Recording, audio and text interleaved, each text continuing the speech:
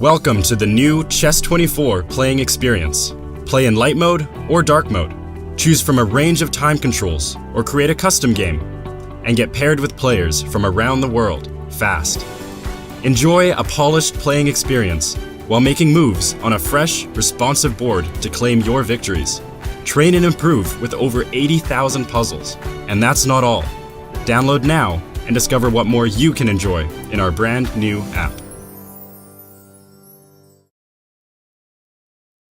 It's time to take control of your journey towards chess mastery. Magnus Carlsen introduces Chessable, the definitive solution for studying chess. Move Trainer uses the science of spaced repetition to identify your strengths and eliminate your weaknesses. There's no need to set up a board, remember which page you're on, or keep track of all the moves you miss. Move Trainer empowers you to go from the opening to the end game with confidence. It's a seamless, effective, and fun way to study chess. Choose from one of the largest online chess libraries in the world, with hundreds of titles ranging from classic books through to our exclusive Chessable courses, including over 100 free courses. Get expert insights from International Master John Bartholomew, Grandmaster Sam Shankland, International Master Christoph Sulecki, Grandmaster Simon Williams, World Champion Magnus Carlsen, and hundreds of other instructors. Get started now and join our growing community of over 100,000 chess enthusiasts at chessable.com. Chessable, take control of your journey towards chess mastery. This is John. John loves to study chess. This is David. David loves to study chess as well, but efficiently. John spends more time setting up the board and figuring out what's on the page of his book than he gets to study. David likes to take it easy and use his time wisely.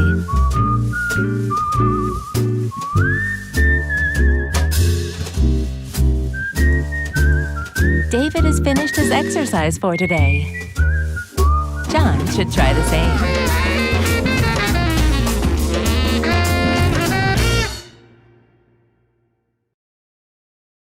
Welcome everybody! My name is Jan Pomnishi, former world chess champion. Are starting a new course here for Chessable. A very special Chessable course. Master your chess with Judith Bolgar. You know what? I learned a lot.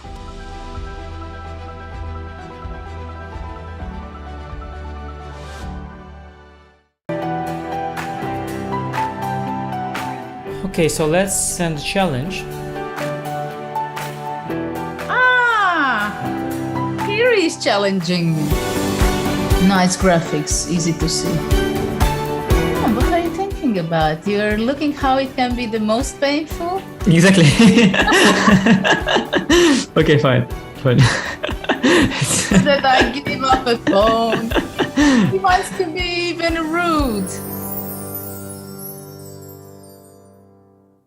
Hi, I'm Grandmaster Judith Polgar, and I'm here to welcome you in the Chessable classroom. It combines a shared chessboard with live video. Teachers get to interact on the chessboard with their students and even run quizzes and tournaments. I really love what Chessable Classroom can offer. I use it myself all the time. Just invite students to your classroom and start teaching right there. No downloads needed, and it's for free.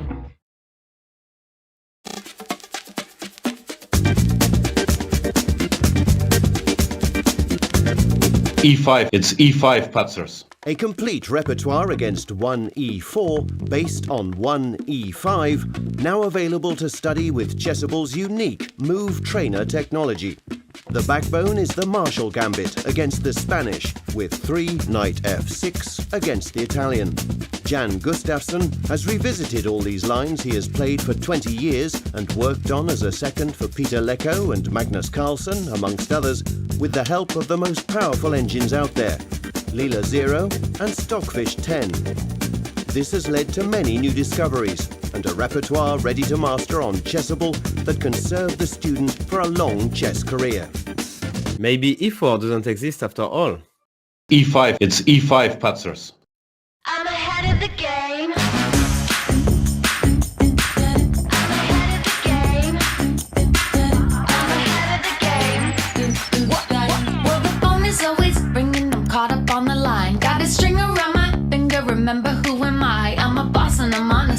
a rocker, but follow me, I'm ahead of the game. I'm ahead of the game. I'm only a butt-slinging, I'm working overtime. Got a song and I'm the singer, the melody, the vibe. I'm a prodigy, logically, I'm impossibly wanted. Then they'll remember my name. They'll remember my name.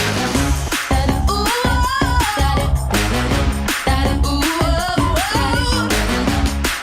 I'm ahead now. I'm ahead of the game. I'm ahead of the game. Ooh,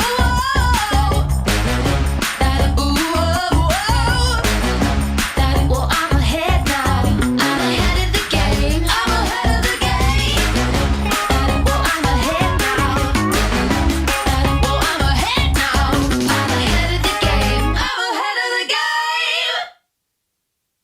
Hello everyone, I'm Grandmaster Yasser Serwan. I do hope that you're enjoying the 2022 Tata Steel tournament broadcasts. Do you want to get my exclusive Chessable video course, Winning Chess Strategies, for free? Today, Chessable is running a promotion. Go to chessable.com/Yasser and see all the details of how you can get my course for free.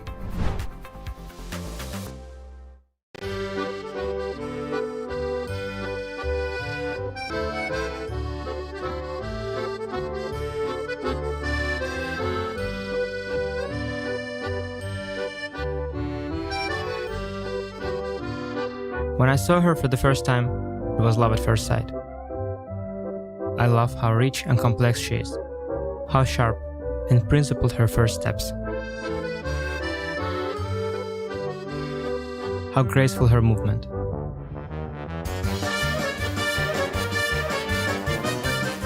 Paris is a city of love.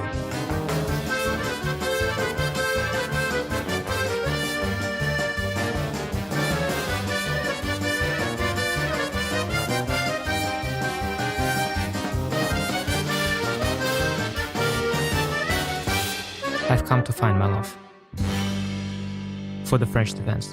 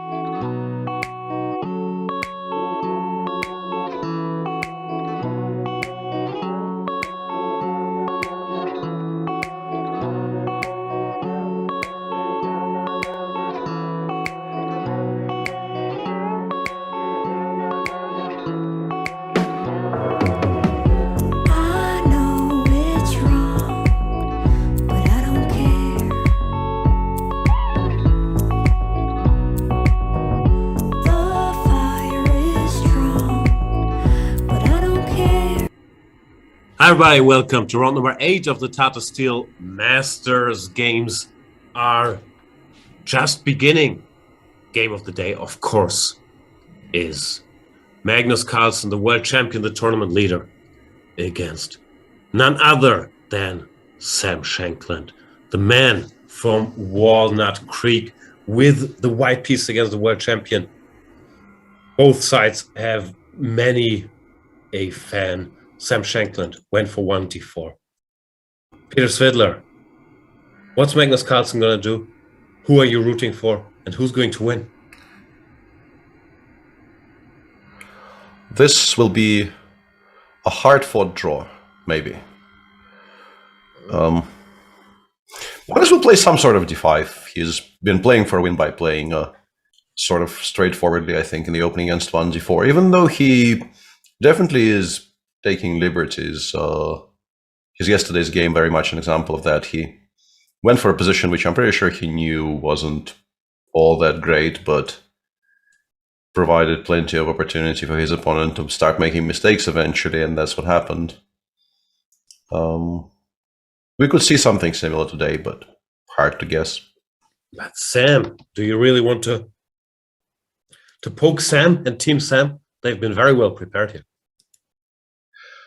Yeah, which is why you play something sort of sideline-ish, but not entirely, because I think he is very likely to be well prepared, even if you play something really left field. So yeah, you go for some of your QGDs, or even as we've seen yesterday, QGAs are not impossible, but some sort of a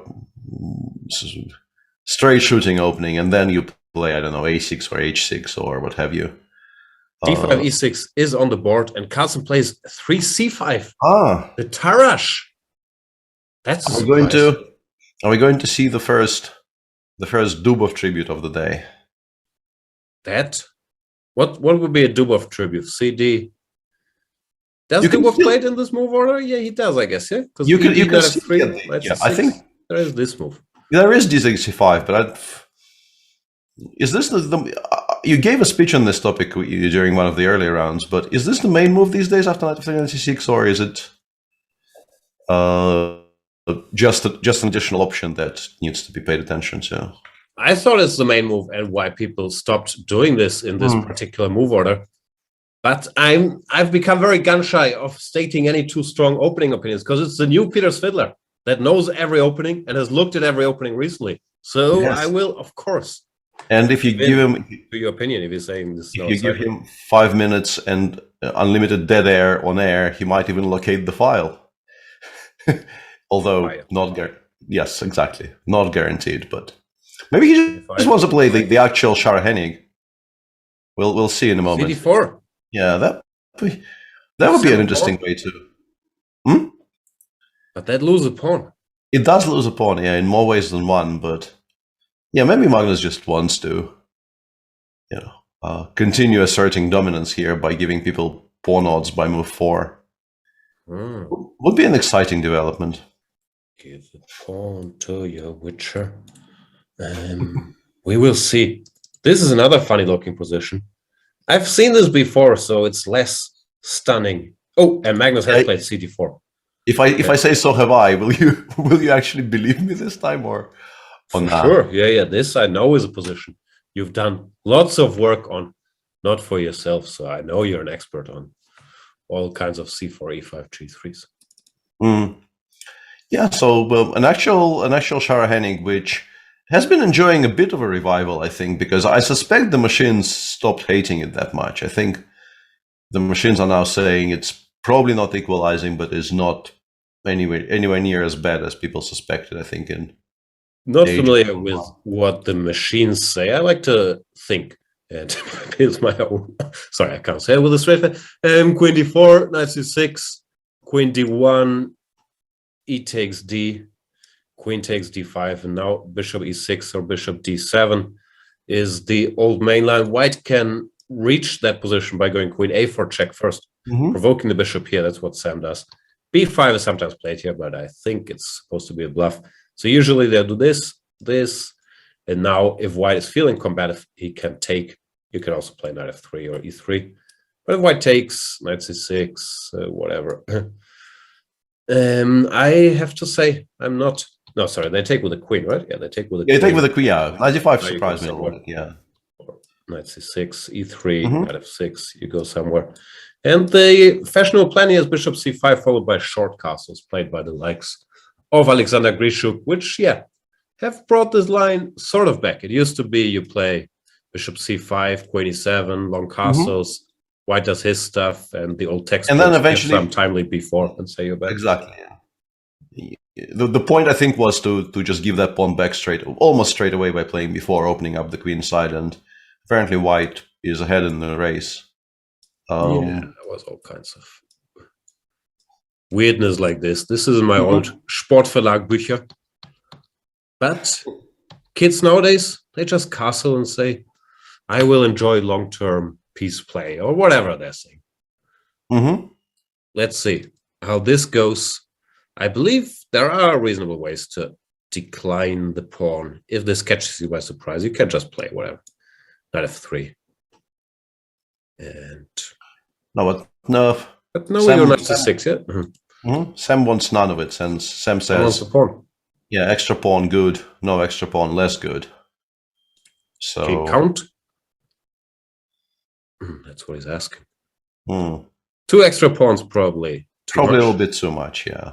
You would suspect this is a little bit too optimistic, yeah. But yeah, Gauntlet has definitely been picked up here, and Sam not stopping for anything, still playing very quickly. But I mean, these days, Sharahenik is not as much of a shock surprise weapon as it maybe would have been, I don't know, 10 years ago. A lot of high-profile traffic has been had in the opening, so someone as well prepared as Sam should be expected to actually have looked at this at some point quite seriously. We might have a lot of potentially gambit positions today, because another line which used to be, I think, I don't know if you can say calm, but like the Garekin Rapport game, I just want to say that in the advanced range, there is now a lot of really weird looking pawn sacrifices, apart from the classical pawn sacrifices which always existed. People now give up the pawn on d4 in so many different ways, and sometimes it leads to really exciting positions. Not necessarily. There's so many different ways. There's all these bishop d3s and short castles, no? Yeah, but they've also started doing kind of weird things with like a3 before, and then not recapturing on d4. There's all kinds of stuff. I think the most high profile example recently was the MVL Pankratov game from Riga, but there's also been some other things. But the way Ricci has replied, I think, very heavily disincentivizes white from giving up material. Knight g7, I think, always has been like the most solid, but the least spectacular of all the options here, allowing knight a3 c2. I used to play this a little bit with white, and basically I studied this variation by creating a database, calling it Grishuk 3e5, putting all of Grishuk's game into it, and going through them one by one, trying to memorize what he does in every single position. It actually, stood me in good stead. It's not a bad method of studying the advanced range. And yeah, the old theory here was knight a3, knight c2, but there are certainly other ways of playing this position. Yep. We shall see Rapport. The new solid Rapport, still not playing main lines, but playing mainline adjacent openings. The Taimanov, the advanced French with knight e7. We have more theoretical debates. Yesipenko against Giri. Come on, Yesipenko. This is not what you do to beat Anish Giri. Now you've scrolled down a little bit. And I feel we're depriving our viewers of an actual game of the day, right? Now that you've scrolled down a little bit, and I can see the position in the Vidit Granzilius game, and I feel like showing anything else makes no sense whatsoever. Now this is a theoretical position. Really? Yeah. This is in my notes. Okay. You go knight b2. You're hoping for c5. I won't tell you why. Maybe I'll do a course on it one day. The boring people play d5 here when you play whatever b3, and you're saying, well, 0-30 according to my machine. But it's very boring. In the old days, they played e3, bishop g7, b4, which. And by the old day, you mean 2017, I suppose. Something like that. Yeah. And bishop g7 is, of course, possible. Then you switch to some sort of Peart's hybrid. Usually, people play d6 here. But if you want to be a little more daring, like Niels, you can go for castles, e5, knight h5. I played knight d8 in this position once, but I didn't enjoy it very much. Yeah, that's sort of begging. Yeah, it's a very risky. I was in the mood to push it a little bit that day, but yeah, I basically had to fight for a draw the entire game. Did not enjoy my risk-taking attempt. Knight h5 is very daring, though. I just want to say that throwaway remark that you play knight b2 hoping for c5, c5 is fine. Just buy the recently available sources on opening theory, and they will instruct you on how to play knight b2 c5 to great success. There's nothing to worry about. Perfectly safe. I'll tell you off air, just so you don't get complaints. g4, knight f4. Yeah, this is a reasonably forcing line. Knight e4, d5, knight to g3. The horse is attacked. Knight e6, and here you can play this funny move, knight f5. The problem is the horsey does not have squares, plus you open the g file for the white rook. So you can't take it. Both sides don't seem to be too surprised by this turn of events, however. Vida with 140, Niels with 135. Blitz out c5. Yeah, really weird position, because like my heart keeps on telling me this cannot possibly be good for black, but Niels clearly has come prepared and is not worried that much. Because it feels like white is doing sort of all the sensible things. The center isn't about to collapse, and you can then start, after trading on g7, just as Vidit has done, you can start, or continue giving mate with h4, h5, and so on. And the absence of the bishop on g7 might be quite keenly felt. But, seems like Niels disagrees. I guess the counterplay will be you play knight c6, you finish, well, not finish, but like continue development, and then you go f7, f6 and start opening stuff up before you get mated on the king's side. That would be my guess, at least, as to how the game proceeds here. Pawn on g4. Still looks good or bad? Pawn on g4, yeah. I mean, depends on how far we advance on the king's side. If black actually stops the attack, pretty bad, I would say, but I don't know how easy it is to stop the attack. For me, this is a completely new position, because I very early on gave up on the idea of playing bishop g7 on move 3. I think d5 is better, and yeah, I still eagerly await your refutation of 3c5. Yeah, but very, very exciting position. Interesting that king takes g7 hasn't been played yet. Is there any point in actually taking with a knight there and creating a threat of bishop takes g4? Which might allow you to take on d4 earlier than white can play c3. Wayne Jones in the chat saying you have to check out the other recent chessable course. Did you give the refutation of 3c5, Gawain?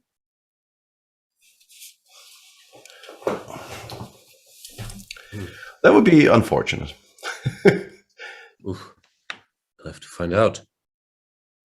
That would be unfortunate. This game looks spectacular, but playing this line against Dutch players is something you can't do. And Gawain is saying no, just Vidit against Niels are still following the course. All right.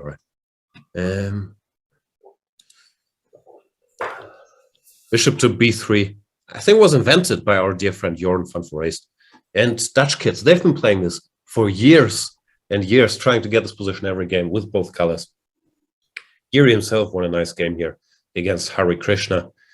So you can't do this, Andre. he knows every single detail about this. And apparently he's concluded that you can actually allow this g4 and go for that position. That was considered to be dangerous. Other moves are legal here. Yeah, I think rook a8 is what people have been doing here, right? I think I lost a game with white against Hikaru here after rook a8, but might be mistaking some move orders. Yeah, this is, I think, the main move when g4 is still legal, but less good, and they usually try queen e2. Yeah, queen c8, and I misplayed that position horribly and lost, yeah. So yeah, potentially a very exciting game. Also could very easily just be some sort of a forced draw, and Giri just shows zero chance of you, or no, of anybody beating Anish here. This is his bread and butter, this line. Okay. So he'll prove me wrong, but no.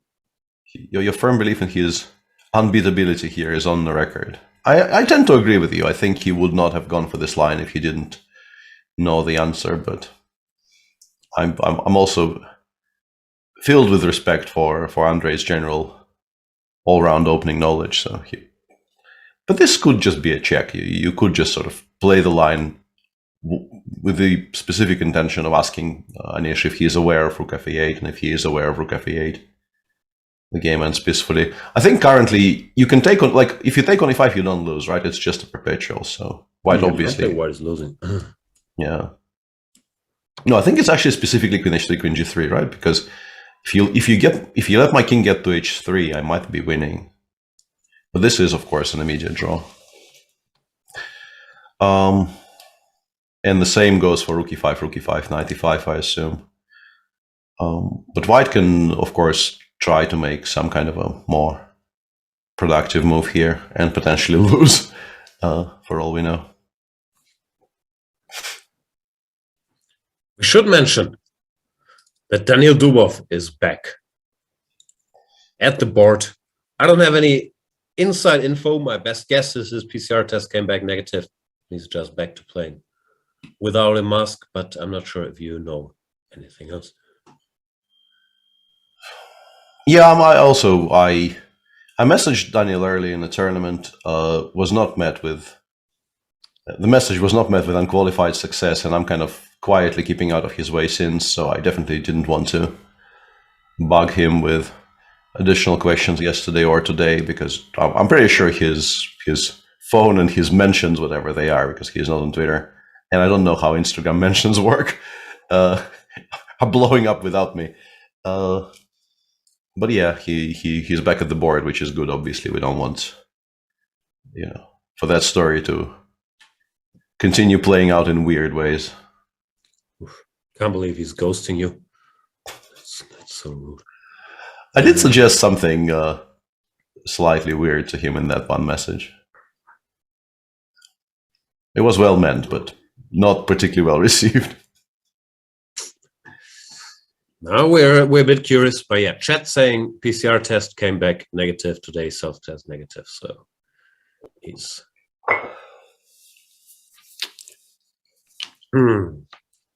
B970 back in business. B970 says, ghosted, Peter is the Russian trend. It's a bit too early in the show to start swearing at me like this. First you bother our boy Daniil, now you're disrespecting Lawrence. What happened to no more Mr. well-spoken, likable, humble Peter Svidler? You're on a warpath. It has always been a myth. The neatest trick the Svidler has ever pulled and blah blah is blah blah whatever. The neatest trick the Svidler has ever pulled is making the people believe he doesn't exist. I think people are aware of your existence. Some people something along those lines, yeah. Such a worth miss, blah blah. Yeah, I mean that's another of the neat tricks Svidler has pulled over. Your English is amazing, Peter. How did you learn to speak English so well? You're Russian, right? Oof. Horrible. I should try to be less of an asshole, but it doesn't come natural to me. Rook d1. What is Dubov doing? Well, he's hoping for queen b6, queen b8 check, but he probably will not be granted that particular. So the Catalan, bishop g2 and c5. By Duda, one of the most direct lines. Castles, knight c6. White has a wide choice here. Knight e5, knight a3, tc5, queen a4. Being the main moves. Nowadays, they usually play dc5 and try their luck in these end games. But of course, it's very little. It's also not that Dubovian to regain the pawn directly and exchange queens. So he goes for this. Bishop d7, queen c4. What was that line where he had this long discussion against Hikaru in one of the online tournaments? There was this weird line where it ended up with some kind of an exchange up endgame, but in the process, black had pieces. Five is, I think, the main move here. Maybe was there. I can't quite. I think what you mean is something else. It was knight f3, d5, knight c3, should be 7, g3. It's in here, yeah. However, this goes. Yeah, I just remember they DC. It's in this line. You're absolutely right. It's in this line. Yeah, because. So queen c4, cd. Yeah, this is the older line. b5 has been the trendier move, but cd, I think, Vichy maybe back in the days made this a thing. Has had a very solid reputation for years and years. One big reason is that after queen h4, if memory serves, you can castle bishop b7, rook b8. This has been played quite a bit, and yeah, there's some rally. Dubov doesn't like it and goes queen f4 instead. Yeah, bishop c6 looks very normal here, in particular because takes bishop g5, which I assume would have been the reply with the queen on h4, is not available here. And nice work by the mods. Bishop c6 takes rook d1. I mean, kind of a typical Catalan where it feels like one more precise move and any kind of a chance for an advantage for white will disappear. But that feeling often persists for like 20 moves in a row, and you have to continue playing precisely, and then you make one mistake somewhere, and the advantage becomes permanent. Do you like queen c7 or queen c8 here? Like if you had to choose. But also rook d6 is bad. I don't like choices. My instinct would be to go queen c8. Yeah, I think I'm also leaning that way, even though I don't really see why queen c7 is bad necessarily. The endgames don't look horrible, and just asking the question might not be the worst thing in the world, but queen c8 does look more comfortable. Yeah, just play rook c6 back, I wanted rook c6, knight b5, knight d5, and I thought, I mean, give me one more tempo to play king e7, and why am I so much worse here? But I guess rook ac1, knight a4 becomes annoying. Yeah, maybe I'm slightly over-optimistic about this for black. And yeah, it looks like maybe the first proper pause here by the Pole. So far he's been playing quickly, but this appears to be a decision.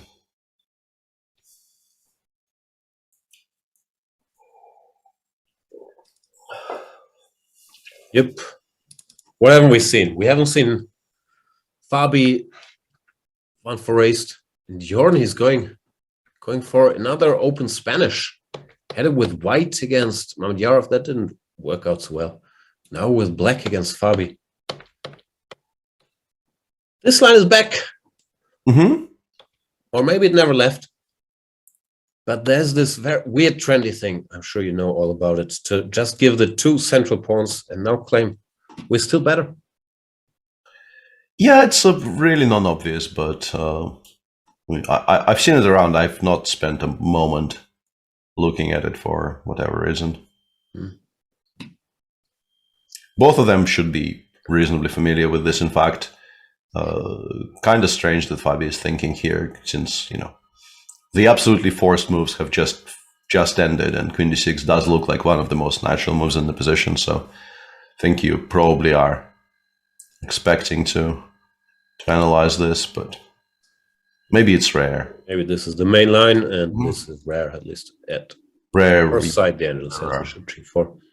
Yeah. And briefly there on our screens, there was the very scary prospect of bishop g4, knight e3, bishop e6, knight f1, bishop g4, draw agreed. But I'm sure Fabi had other ideas. Like he is not the kind of man who would just play this line to make an immediate repetition.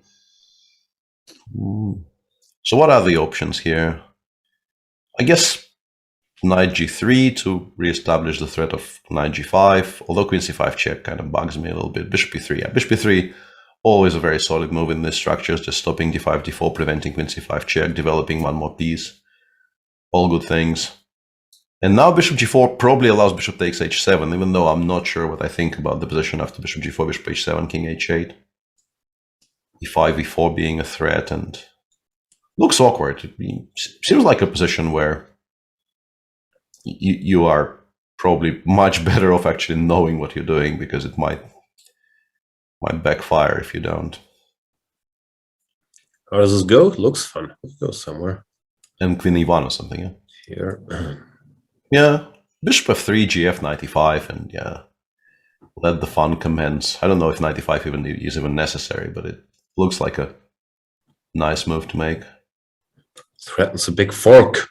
Threatens rather a large fork, and the same fork even with the inclusion of queen h4 check, king g8, which is a cheering thought for black, yeah. And here I guess I go knight f3, rook f3, and I claim that as long as I contain the bishop on c2, my position can't really be that bad. And it seems to be well contained for now. We call it container. All right. Yeah. Theory debate keeps ongoing here. Let's see if Jordan will take time or if he will keep blitzing. The defending champion, 3 wins, 3 losses so far in this event. Always fun to watch Mr. Fun Forest. Less fun to talk to him, but you don't have to during a chess game. Yeah. Organizers might frown upon you talking to him. h4 is kind of a very typical move in all kinds of positions, and in the advanced range, you'll often want to gain that space, perhaps disincentivize both knight g5 and knight g6 and knight f5, because knight f5, I don't know if it's good, but you can at least consider meeting it with g4, since knight h4 is no longer available. Yeah. Very sharp reply. I don't think I've ever looked at this. As I said, my advanced range knowledge is based on Grishuk games circa 99, 2001, or thereabouts. And I think he was still playing knight a3 then. Also stops black's secondary idea. Good. Absolutely. Sometimes I play this knight g6 business.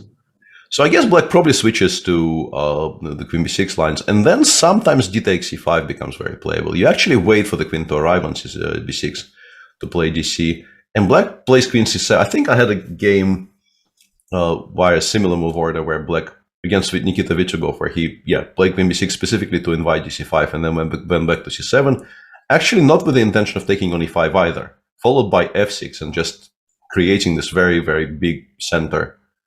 And playing a pawn down, and I was completely lost by move 20. It was a very spectacular game because Nikita missed a very, very beautiful forced win, which was, after the game, immediately pointed out to us by the late lamented Mark Dvoretsky.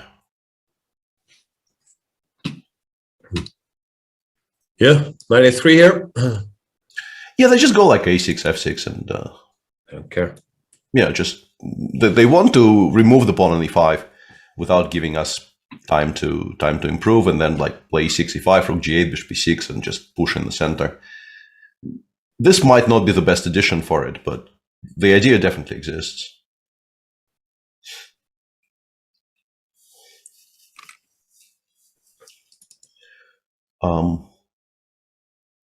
So Sam went to b3 instead of d1, allowing for this knight a6 and c5, which I've also... This is still some Grishuk games, right?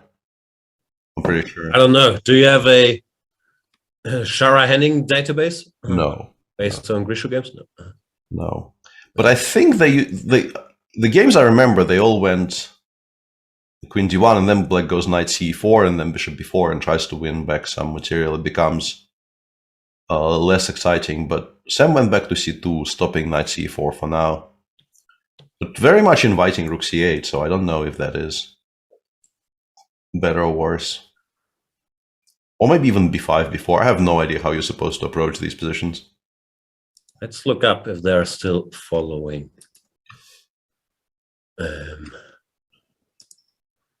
Their great predecessors. There's a game Kasparov-Grishuk, where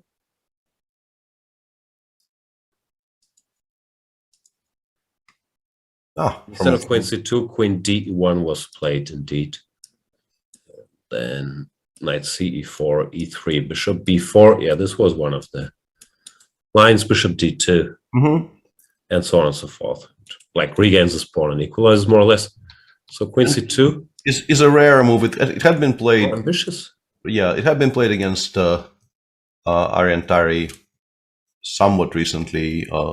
I'm guessing during the World Rapid and Blitz, judging by the December 28th date. It was indeed. By Christian Holm, and Arian won that game by playing rook c8, e3, bishop d6, and then just going. It's a kind of a game people, I think, are aiming to play in the Shara Henning these days, exactly as you described. Just develop pieces, castle king side, not really aiming for anything straight away, just long-term piece activity, open files for rooks, diagonals for bishops.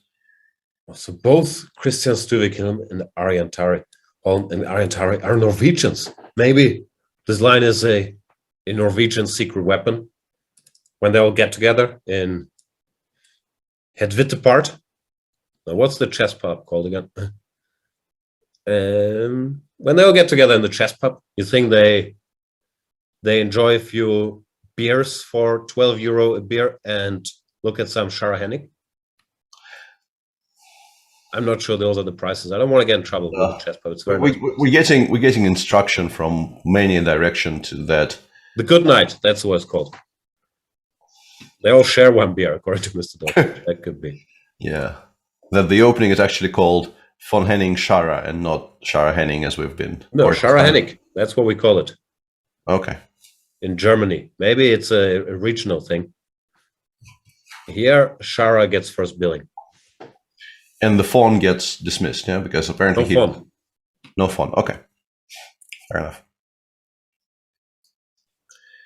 And yeah, it seems like black doesn't have any immediate way to regain material here, but black might not even want any immediate way to regain material, as that game indicates. Something quite crazy is happening in that English.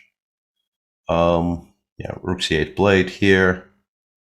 Sam probably needs to play e3, though, to be able to meet knight c4 with bishop d3. Otherwise, knight c4, bishop b4 might become quite awkward. But if white gets a tempo to attack the knight on e4 and finish development at the same time, it's a much less potent idea immediately. Yeah, my best guess is once again. Yeah, something like that. Yeah, bishop b2 castles. Finish style. You know. It's all these modern pawn sacrifice where you don't try to instantly get the pawn back. They're very confusing to me.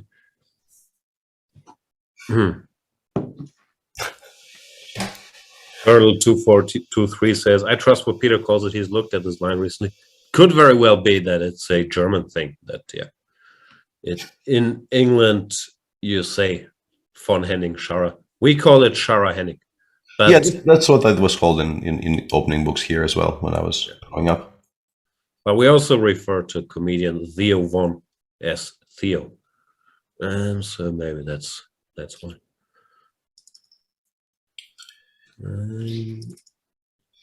Yeah, this is not what I expected, because I thought d5, c takes d5, you're supposed to play bishop d7.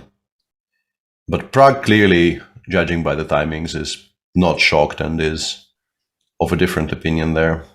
What is this? I think d5 I've seen before. Yeah, I think d5 is the most ambitious move here, and I think supposed to be played. But after c5, I think it's bishop d7. And then white has the option of playing d5, d6 and sort of rejecting the entire concept. But Otherwise, it gets b5, queen b3. It's not in your notes. I think it is, but I think I chose bishop d7 as the best option. Yeah. I also vaguely recall this position, but no more than that. Queen b3, knight f6, bishop g5. Looks like Mamedyarov is freestyling, you know, like. I don't know. 123 is a kind of a midway point, and I mean he definitely wasn't freestyling when he played queen a4. The question is how rare b5, knight f6. That's the question. Yeah. Bishop g5 is very logical, though. You don't want to spend tempi developing black's pieces. So d takes e6, knight takes e6. I think you reject just on general grounds because you don't like the idea of helping black develop. And then bishop g5 becomes a very, very logical move. That pin will be very annoying for black. And yeah, I'm not sure you even regain the material balance here. You might have to play something very gambit-like now. And probably not the best version of it either. I think this might be a bit suspect. Quite like this position for white. I trust Prague. No clue what to do, of course. We trust. Taking his time here. Yeah, I guess you can still play bishop b7 and continue in the same vein, just prioritizing development over everything else. But even, let's say, bishop f6, e3, followed by knight c3, I'm not sure how much I like that position. Really doesn't look like you're winning the pawn back very easily, or at all. Knight c3 immediately also probably not a bad move here, but starting with e3, just making sure we don't lose that pawn. And then going on knight c3 next. Yeah, not convinced black has enough, yeah. How would Dubov play? He would do something like Queen a5 check on b4 as the compy plans as hostalization. That makes a lot of sense, actually, yes. Probably not here, probably in the current position, I would assume, yeah. Stronger than bishop b7. Yeah, I can definitely believe that. That does make sense. Knight c3 b4 is annoying, so maybe we have to go back. And then queen goes to b6 or wherever. Yeah, just generally trusting Prague in the lines that he plays over my vague recollection of some analysis I've done a couple of years ago is a very safe bet.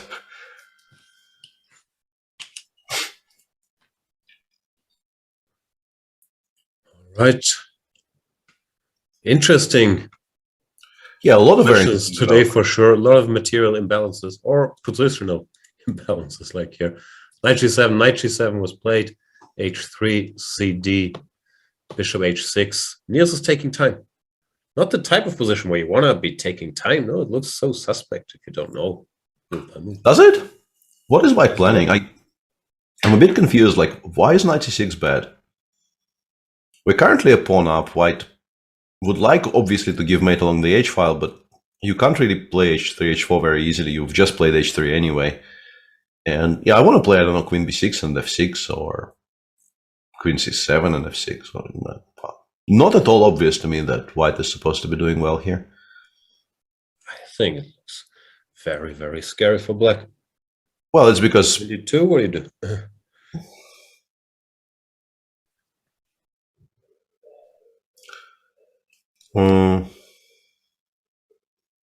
Yeah. Checkmate. Well, checkmate is maybe a little bit strong, but okay. Let's see how that goes. Let's go queen b6, castles f6. I don't know why I'm actually spending a tempo getting you to castle. That's probably counterintuitive, but I guess you just take and take on d4, and you're better, right? So. Don't know. Looks yeah, very, very scary somehow. Yeah, and obviously 138.52 on Vidit's clock here is heavily supporting your theory that this is very good for white. Question is where it went wrong for Niels, because he was also blitzing. I don't think he was surprised by this. I mean, if you choose this very move order and go knight h5, I believe this is the line the computer shows. So I'm not sure what happens. Maybe h3 took him out of the book, or let me switch on the engine, see what it says. No, h3 is also the first move. No, it's straight first moves from Vidit. Not sure. Gawain, is this in your course? We know Niels likes his chessable courses to prepare for Wijk. Maybe that's what happened.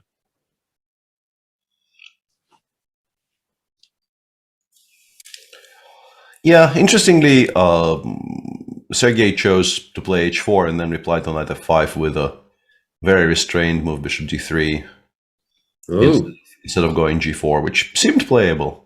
Now you get the standard structure, isn't this supposed Yeah. to be okay for black? Like h6, bishop e6, get this out. It's a really weird structure, and yeah, I think it's a structure which very much lends itself to being better for the person who understands it better. And Sasha used to, you have very decent results here by getting, like, if you get your knight to f4, you play g3, king f1, king g2, opening up the king side harder than it looks, and then you slowly start pushing on the queen side, and the black pieces don't really get as much freedom as it might look like they will. But of course, black is not obliged to just sit quietly and allow all of this to happen. Yeah, I never really understood the structure properly. It's no Grisha games. I mean, all-time Grisha games, and I think specifically, the problem is the knight doesn't reach e2 here, because I think it just needs to be traded off straight away. Like if you play knight c3, black probably just immediately reacts by playing bishop before bishop takes c3. Because if it gets to f4, I think white might actually be a bit better. Do you know the feeling if you find a peppercorn trapped between your teeth because you didn't brush your teeth properly, and then you discover it while you're giving chess commentary, and you swallow it, and you turn all red and have to start coughing? That was some powerful peppercorn. Oof. What was it in? What's your lunch today? I've mastered is strong, but I started to cook Thai garlic pepper chicken. I should go easier on the pepper, and now the pepper even chased me down from my teeth. It's shocking. Yeah, some vengeful pepper you got there.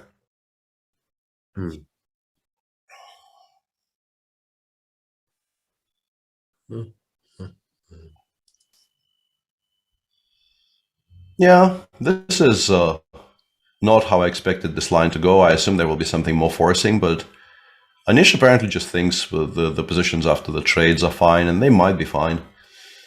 Those are generally, like, we assume that in the current position he just trades queens and takes on f2 in some way, right? And yeah, those are kind of difficult to assess, because 3 for the piece is normally okay, but there's still plenty of pieces left on the board, and sometimes they can combine to create tactical problems. Yeah, he does take.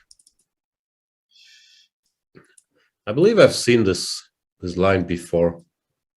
Like I said, I consider Anish the world's leading specialist on this. So if he goes for this endgame, I'm sure he's done deep work even here, and he's sure it's fine. What's your gut feeling? Looks fine to me, to be honest. Black just doesn't have any weaknesses for the white pieces to play against, and I don't really understand how you're supposed to create, I don't know, a mating attack of some sort. Sometimes, if the king is not entirely safe, the fact that white simply has more pieces on the board is a very useful thing to just put pressure on your opponent's king. But here, I will play. I mean, my idea is to play c6, bring the bishop back via the c5 f8 squares, I assume, and then, I don't know, play f6, king f7, and start slowly coming out of the corner.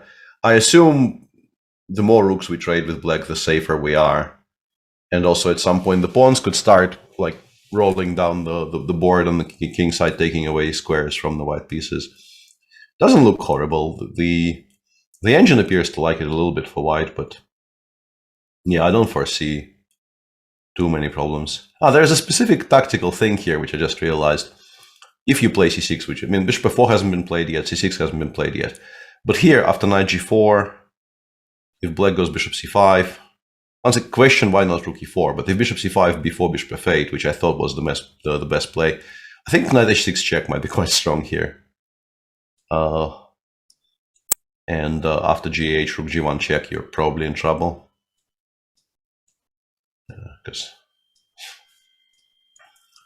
And that obviously is, I mean, obviously it's maybe strong, but it's might be an important line, because if black cannot actually retreat, simply retreat back using the most natural squares, maybe there are some tactical problems. But yeah, Anish is on. He still hasn't spent any time. He's only gained time in this game so far. So I'm not expecting him not to know about the knight h6 check trick.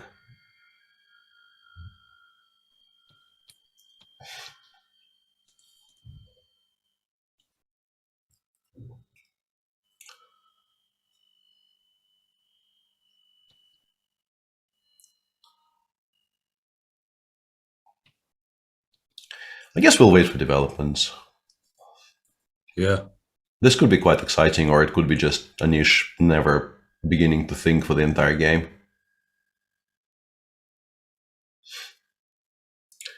The man who knew too much. Anish? Yes. He knows so much that he is now releasing a full-blown repertoire course every like 2 months or so, just to offload some of that excess knowledge. Very impressive. Yeah, he just enjoys sharing. He's all about sharing his knowledge. Yes.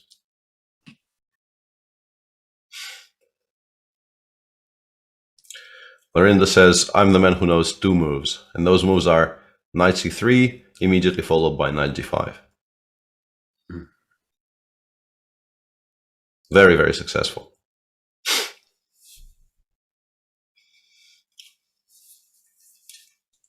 Queen a5 check played by Niels. Really doesn't mind the queen exchange. He goes knight takes. King takes. Okay, knight c6. There's no direct follow-up, so he wants to prepare f4. Yeah, I think it's specifically to open the way for the f-pawn. Once again, just seems to know, no? Yeah, it doesn't look like this is at all clear, but he's still blitzing and is obviously very happy about things. So I guess it's just the bishop on h6 is impossible to smoke out, right? The more I look at this, the more I realize just how annoying that piece is. Even let's say if black goes f6, ef, rook f6, we just castle queenside, play bishop g2, knight b3, and that setup on... Although specifically here knight e6 might be annoying, right? Maybe I've blundered knight e6. Maybe I'm supposed to start with bishop g2 first, to be able to take on d5 here, or castle short, or whatever, yeah.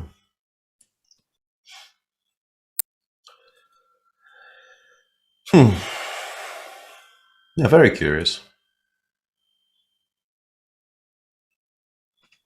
And also, you know, very much sign of the impending apocalypse that, you know, this position after knight 6 f4 is apparently theoretical enough for one of the players in the game to still be absolutely blitzing everything out. Yeah, Viet is a very serious theoretician. He does not play this knight b2 just to play a lovely game of chess without any knowledge. He will have checked all the lines deeply. Yeah, absolutely.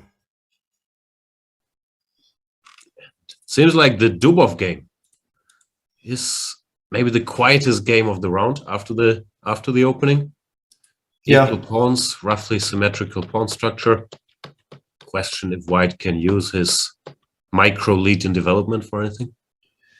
Doesn't really look like that, right? We just take on d4, play a6, and why are we supposed to be worried? Maybe e4, e5 starts starts being a bit of a topic if you take on d4. There's some questions why Dubov is playing today. We don't have any inside info, but we've been told his PCR test came back negative yesterday. The PCR test result was pending, and he was asked to play in a mask, which he refused, mentioning that that was agreed beforehand, and that he feels very strongly about not playing chess in a mask, playing chess very specifically, not about wearing masks in general. And yeah, I would guess, I'm not sure, maybe someone who's seen footage from on site can tell us. I would guess now that his PCR test came back negative, that he's just back to playing there without a mask, like the majority of the other players are as well. I would think it's only Pragnanda that wears a mask for playing. I'm not sure. Yeah, I think Prague, in a very similar spot, accepted that because of his close contact with his coach prior to the tournament. Yeah, they asked him to do it, and he's doing it. But yeah, once again, without getting into the conversation we've had over and over yesterday, there was perhaps an explicit agreement with the organizers that the players will not have to play masked, and Daniel felt strongly enough about that agreement to take a stand. It was specifically a stand about that. I just wanted to kind of, because I've seen some takes over the last 24 hours which paint him as a leader of the resistance. I don't think that's what this is about. He just saying he came wearing a mask, but my best guess would be that's what players do every day. No, like it's the usual procedure at chess tournaments and most places where I've been the last almost 2 years. In Northern Europe, you wear a mask until you've arrived at whatever destination where it's okay to take it off. Like I was at the gym today, and there you wear a mask, and once you've arrived at your machine or at your bench, then you take off the mask to do either exercises, then you put it back on. Peter Svidler. Yeah? How do you feel about these times we're living in? I would probably be okay with them being slightly different times, but it's not up to me, so I'm getting by as well as I can. Fair enough. They aren't my favorite times. I can tell you that for nothing. Rook takes d4 is surprising me a little bit. It does look like, because it felt to me like if you wanted to push for e4, e5, you maybe wanted to prevent black from being able to trade more stuff along the d file. But actually rook d8 is a mistake probably here, because rook d8, we will play rook a d1, then we will take on d4 if that trades, with a combined threat of queen takes a7, queen d8 check, which might be quite awkward. So yeah, rook takes d4 is logical, now that I think about it. Should still be a solvable problem for black with the amount of trades we've already seen. But maybe a little bit of something still remains, as is often the case with the Catalans. Do you want to push e6, e5 preemptively? Like, is rook e8 a move you would consider here? I think I would consider it. Threatens. Pawn to e5.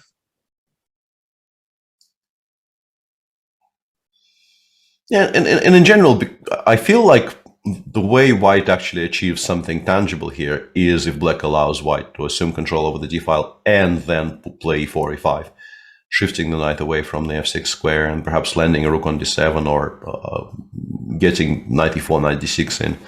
So e6, e5 I think successfully fights against parts of that plan, which might be useful. Feels like it might be a decent move overall. Yep. Also, queen c7 might be maybe the most direct way to try to make an immediate draw instead of rook e8. If it doesn't lose any material, like I kind of refuse to calculate takes, knight beats knight b5, but looks like rook c2 should be fine, right? Why is that even better for white and not black?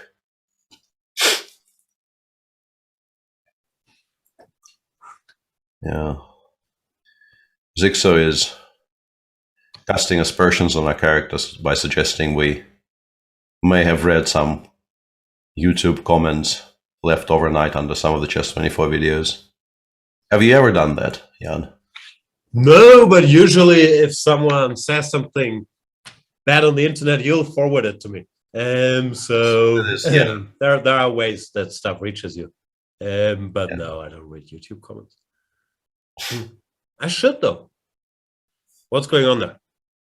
No idea, and I don't particularly want to find out. And Satiris is, I claim Satiris as a witness for like the preface to my apology for the forwarding of that shit.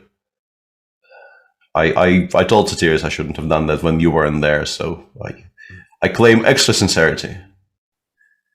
Excellent. Dodgy saying Jan is about to ban YouTube. No, it's a pity because I enjoy reading all the chats and the comments. That since I'm so sensitive, and this is not me being facetious. Sometimes, feel it makes the show so much worse if I get all caught up in someone said something mean about me again, and we want the show to be fun, and I don't want to drag the great Peter Svidler down with my sensitivity. Yeah. So rook to d1 played. Yeah. Well, here, Fabi played. There was a kind of a non-forcing way to continue after bishop b3. Jordan played rook a d8. I don't know if that created the threat of d5, d4, but queen e1 probably solved that. The bishops came off, and does this look to you like white should be better? It's very confusing to me. I have a feeling with black, I'd be very worried not to miss some trickery. If white manages to provoke either d4, e4, or for some weakness, feels like white can easily be better. Other than that, my best guess is, and I can also see this bar in the middle, that it's equal if black is precise, the typical modern arrangement out of openings, but I wouldn't be happy being black here at first sight. Yeah, that's kind of interesting to me, because it's a position where I sort of agree with you that you're worried you will blunder something, but it's also a position where it would feel to me that if white is not entirely precise, and I don't know, if I get enough time to play knight e7, knight g6, for instance, and c7, c6, I might at some point start playing for a win, because this is a very beautiful pawn center. White doesn't really have all that much in a way of, threatening light pieces. They're all kind of contained, right? At least right now, by our pawns on e5 and g5. We don't really have weaknesses. So as long as we contain the immediate tactical threats, I just don't really understand why white is supposed to be doing so well. But clearly, this is now a very principled way to reply to the open Spanish, and I'm just wrong about how this is supposed to pan out. But apart from to lose one of these pawns, I'm not here, boom, pawn gone, I resign. Yeah, bishop f2 is well. I somehow keep on trying to play knight g3 for white here, and that probably is just the wrong square. It's much better on e3, and bishop f2 g3 also might be a very useful little transfer. I'm sure you don't lose one of the pawns, but my general feeling it would be I'd be very uneasy on the black side. Let's see how Jordan does it. In the meantime, Magnus actually did play knight e4, knight takes e3 there, which is why Magnus a little bit chill in these lines, not force the issue.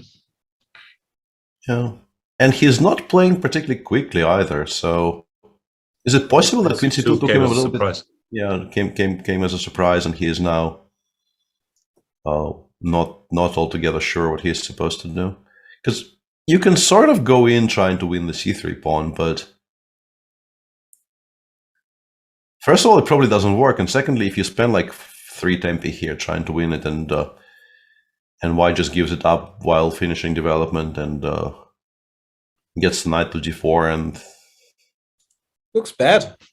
Just doesn't look great at all anymore. Yeah, even if as you say, if you gain back this pawn, spending time, the white pieces are coming But I think that the bigger issue is that you can't even win it, as far as I can tell.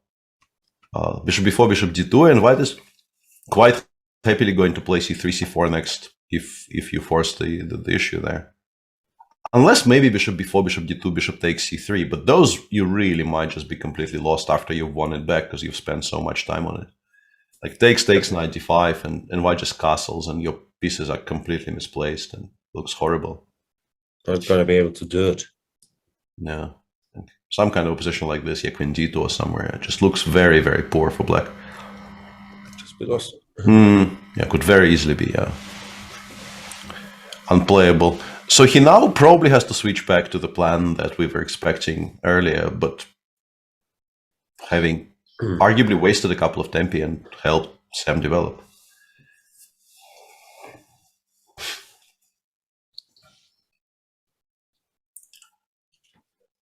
Yeah, not a fan so far of Magnus's treatment of this position.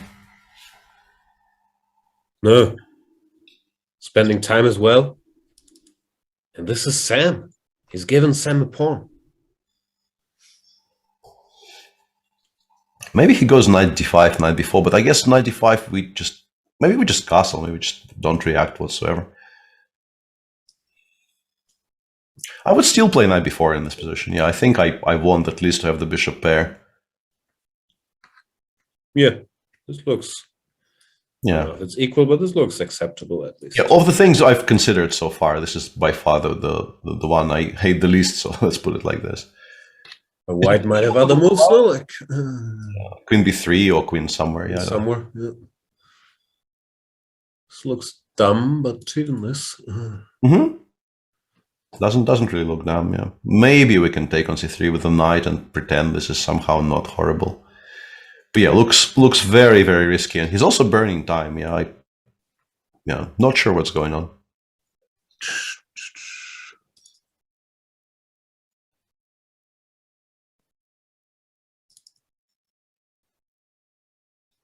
Yeah, something's gone wrong for the world champion.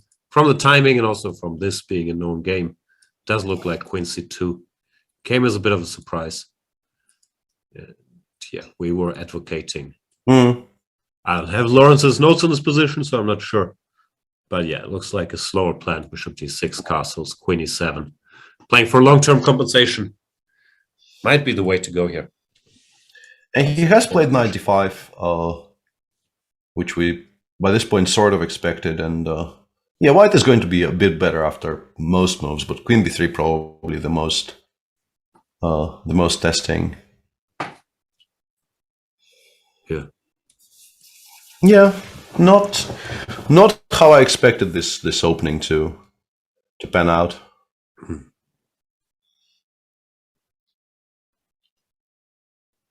And so far, very nicely done by Sam, playing quickly, playing, coming with like a half an idea in a somewhat topical line and actually getting it to stick.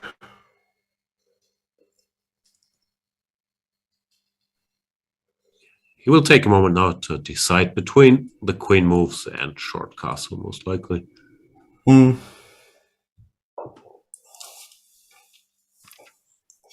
the Yespenko-Giri game, they have this end game where Giri was still blitzing. As I mentioned, Giri is one of the big experts of this very line, this move. Bishop b3, which became a move a couple of years back. Before that, White would usually play bishop to b5 or pawn to b4 here. But this is a critical line, bishop b3, queen d3, knight takes e5. Queen g3 doesn't work, and after queen f5, knight back to f3. It took computers a while when this first started to appear, but it's actually a tricky position for black to play. If Anish goes here with black, I was suspecting he knows every single detail. He's deliberately gone for this endgame. Apparently arguing is fine. And he's already won basically an hour on the clock by doing that, so pretty much already an unqualified success. Shouldn't be hard to imagine this being better for black, but should be fine with precise play is my feeling. And yeah, Andre clearly burning a lot of time here trying to figure out something that very annoyingly you're sitting there expecting your opponent to continue blitzing for quite some time yet, but it's a complicated position. There might be a difference between bishop f4 followed by knight g4 or knight g4 straight away, so you're kind of supposed to try to work this out, and your opponent is just taking a leisurely stroll somewhere. Not much fun. Still a bit surprised. Bishop f4 looks like a move you could also blitz out, no? I mean, you finish development, attack a pawn, how bad can it be? Well, it gives the additional tactical detail there would be that after, let's say, c6, knight g4, there is rook e4, which wouldn't have existed otherwise. Yeah, and you have to assess whether you dislike it or like it, or what do you think about this trade. But yeah, you definitely, I mean, from a practical standpoint, I think maybe making a move quickly here is just fine, and you will need that time later. Having said all that, they did make 21 moves already. 21 move. So he is probably unlikely to be in horrible time trouble. He can probably still afford to invest some time into this. Sure. We just keep jumping. Every position looks interesting. Pragnanda has gone for queen a5 check. Navdyarov went knight c3. Navdyarov not a fan of retreating here. Pawn to b4. Now he has to knight to d1. What do you do now? Knight takes d5? Default setting must be knight takes d5, because allowing bishop takes f6 looks weird when it can be avoided. And then white, I guess, goes for some sort of bishop g2 or queen c2. No, queen c2 b3 check, maybe not immediately. So my guess is bishop g2 probably. And maybe knight e3, although knight e3 you probably have to calculate very precisely. And in response, black probably doesn't need to even defend the pawn. e4 bishop e6 looks very prone. This is I missed that, and that is very, very clever by Shah. Bishop h3. Yeah, stopping bishop e6 is just a huge big deal here. Preserving the b3 square for the queen. I like this move, yeah. This move I definitely did not see. Very sharp position. Very, very sharp position.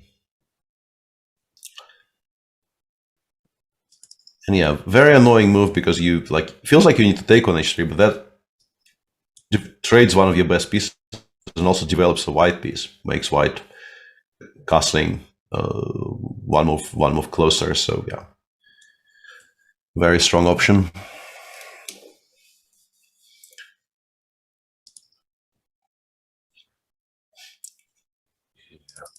The Kayakin rapport game, one of the quieter ones we have left now that all these things happened.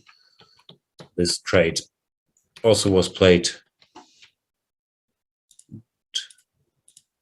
Yeah, to me, black just looks fine. Computers slightly prefer white. But what can white do? Like, you shuffle the knight around, but even if you reach everything, what's your break? Without the setup with the knight on f3 and f4, as I was saying, and it's just very difficult to figure out how you're going to make any progress whatsoever. You can maybe even just castle kingside, kind of abandon the more ambitious plan of pushing g5 and giving mate on the queen side, on the king side. This being rapport, though, I wouldn't be. He's probably bad, but I'm somehow kind of rooting for some weird queen e7, king d7, rook a g8 type of continuation here, which, generally I think is just completely unplayable and should not even be entertained. But if you give black 3 moves here and all that happens, maybe black stands extremely well. Clearly, Sergei will have something to say about that, though. I believe it's the new solid Richard. He would just castle and say, yeah, castles, I don't know, something. Queen e7, rook fc8, and exactly, yeah, just kind of your turn kind of a sentiment.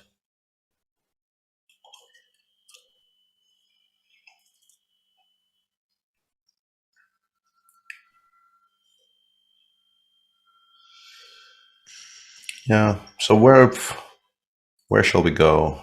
f4 f6 played in the vivid game. Yeah, Vidit finally thinking. Yeah, interesting point to stop, because EF really does look like a much more forced move than many of the moves he's already made instantaneously. So a bit curious why he's stopping here. Usually you stop when out of book. No, maybe this is it. F6 also the computer move. But sometimes also this line is better for white. Sometimes your file will just end. No, F4 070. You're on your own now. Yeah, pretty much. So many lines out there. You can't cover everything till the end, especially the ones where white is much better already. Oh yeah, he should take. We assume this. You said bishop g2. Yeah, suspicion is bishop g2 is a good move, but I'm not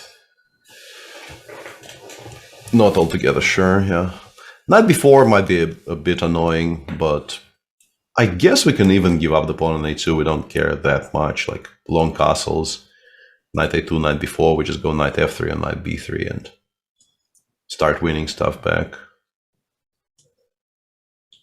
Even this position, if I have to choose, I'm probably picking white, despite the fact that I will be a pawn down even once the pawn on d4 falls. You can also play short castles maybe, but then knight c2 and it gets to e3. I'd much rather give up the pawn on a2 because, yeah, this square is...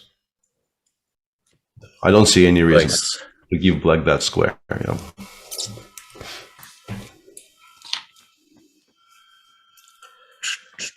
If we wanted to avoid that after ef rook f6, you can play knight b3 kind of preemptively to really discourage knight b4, yeah. But it allows other counterplay, knight e6 specifically, so... I play rook c1. That's how we play in Germany. But you even have knight a2, bishop d5, bishop e6 maybe. No, then we take b3. Yeah, you take and play b3 and you claim that the bishop is gone, yeah. Sorry. You know.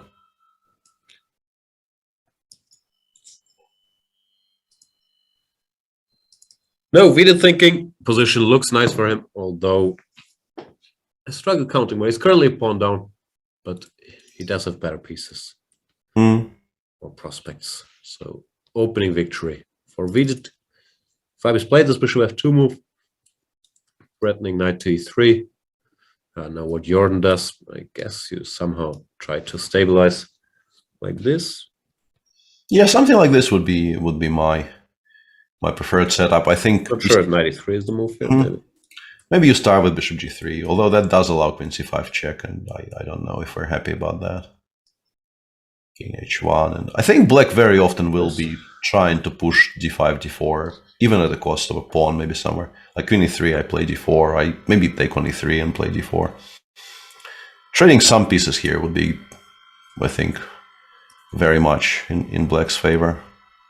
In particular if the rooks come off. Like if the queens and then the rooks come off, black is much, much happier, I think, with those trades.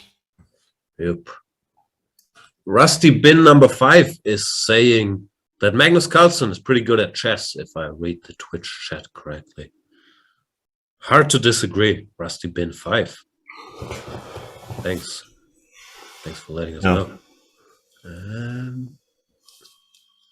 Kaz Lowering is saying Carlsen best have some super GM trick up his sleeve. Yeah, does he? Let's see. Well, Sam did allow knight before. I'm pretty sure taking on c3 here doesn't really enter into the conversation very much for Magnus. I'm pretty sure the idea is to go knight before and then hopefully finish development. And with a weakness on c3, black definitely will have some, yeah, let's egregiously use the term martial compensation for the first time in the stream. Yeah, black will definitely have some martial compensation here. Shouldn't even be that bad, right? Let's say knight b4, knight d3, queen d3, bishop b7. The only thing that bugs me a little bit is the move rook d1, or at least it used to, but then I realized bishop a4 exists.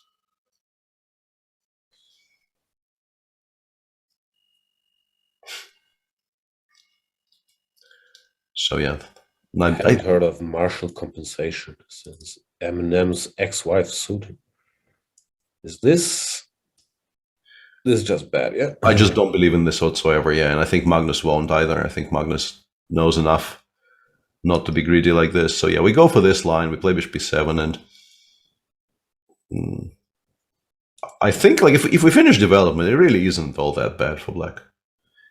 And the only way I could think of that stops black from finishing development was that move rook d1, but bishop a4 immediately takes the queens off after bishop b7. What's your move here? Bishop b7, I'm pretty sure. And yeah, rook d1, I just want to play bishop a4 and take the queens off. And yeah, I don't think black loses this position. Probably also doesn't win this position, but... So he draws this position? Yeah. He probably draws this position. A white can start with some other move.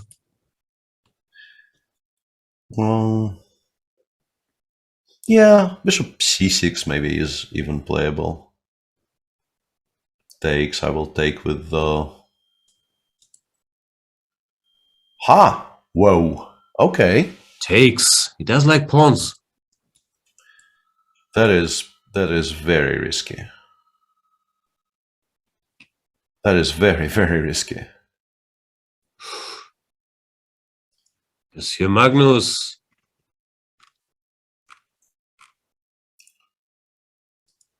So I guess he's banking on bishop a4 next move being strong enough to bail him out, like bishop a4, queen d2, bishop b4, and then we finish development.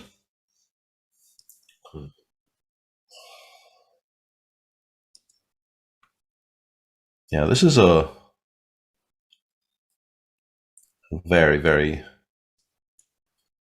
committal decision. Yeah, I think maybe even bishop a4 in this position, because I don't know if we should be allowing queen b3 here. Possibly the idea is to play bishop a4, queen d2, bishop b4 that way. Although rook c1 might be very strong, yeah? Rook c1. Honestly, just, yeah, I don't know why we're doing this to ourselves.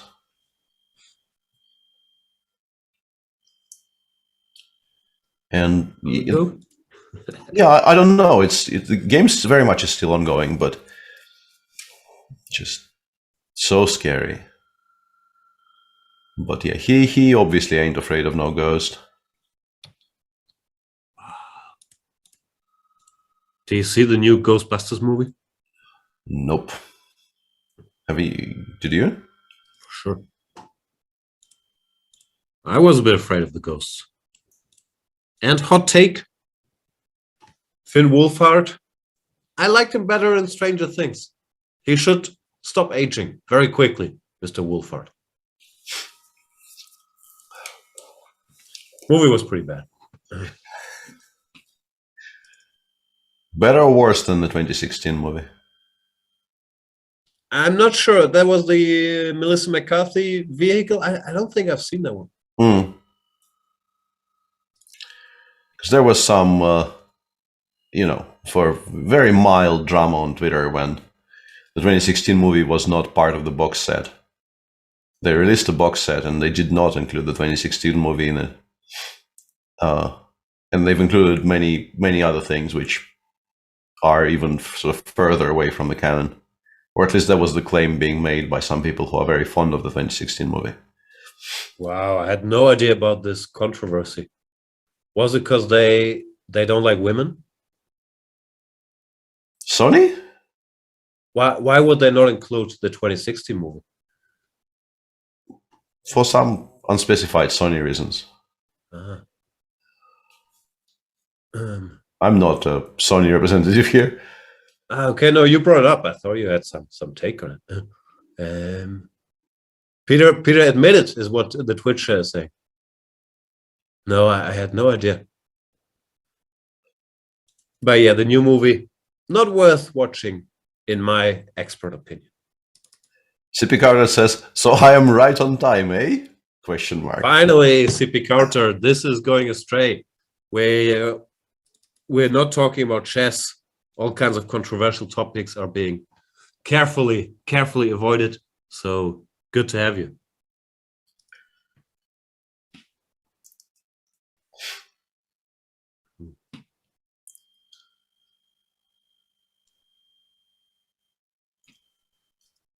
So takes yeah. C3. What do we think about this? Bishop b2 does seem like the most natural move in the position, but maybe there's something better.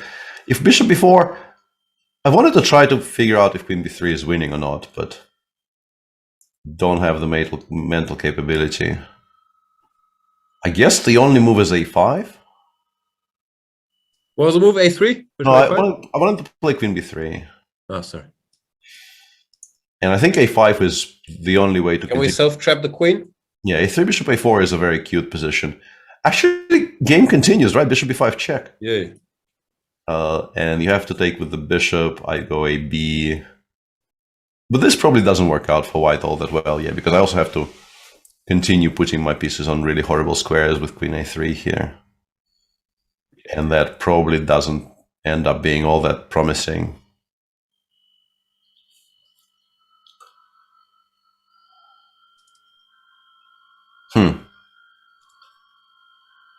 Chad is saying, can't trust Jan about movies. He lost a movie negotiation to a 5-year-old. Yeah, she's been out negotiating me since she's 2.5. So, but that was an excellent movie, Lion King. My daughter still doesn't trust me in movies, although I'm a great advisor to her. So I think you can trust me. And if you don't, knock yourself out. Watch Ghostbusters, whatever it's called, Reloaded.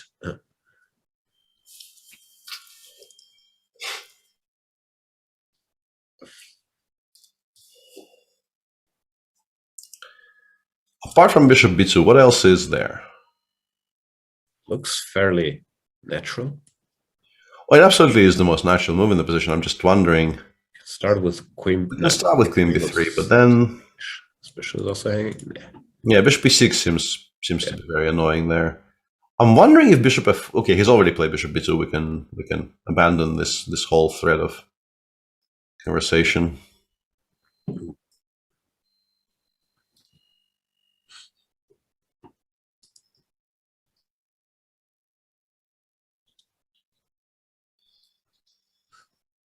Is knight a4 ever playable?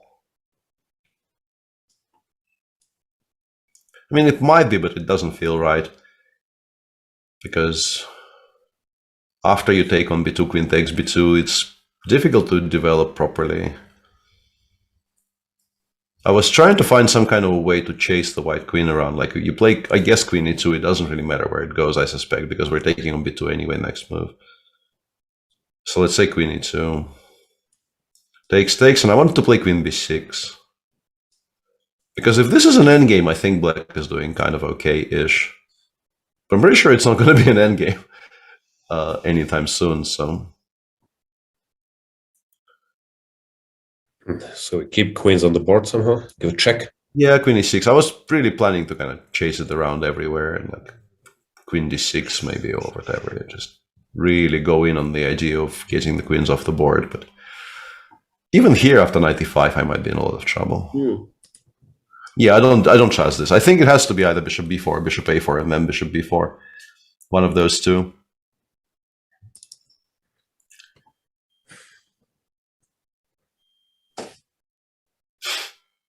Kenneth Lovering. Is it Lovering or Lovering? Is saying, how come the GM narrators can't see knight e4, knight c5?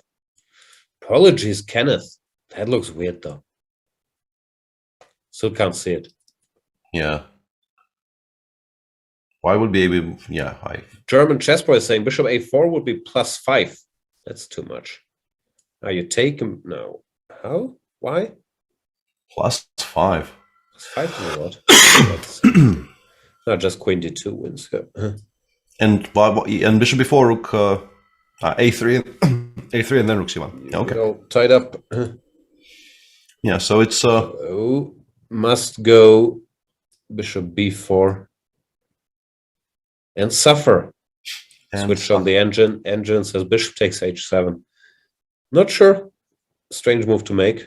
But yeah, queen b3 also legal. Doesn't give too much though, as you can also see from the engine bar. I'll switch back off. Says white is slightly better, but nothing dramatic happened yet. Yeah. 94, 95 just doesn't look right. Whenever chat berates us for not seeing some possibility, I immediately assume it's the machine's first line. But I think it's also I guess just bishop c4. Yeah, I was going to say Yeah. bishop c4, and you kind of resign because you never finished development here. So I was a bit surprised by that particular beratement. What's the verb? What's the noun from the verb to berate? I don't know. I've never berated.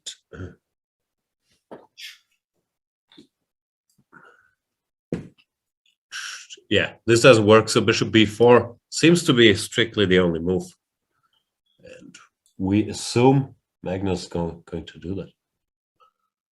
Yeah, still looks shaky as all get out, but the machine doesn't hate it anywhere near as much as I suspected it would. EF in the video game. Curiouser and curiouser.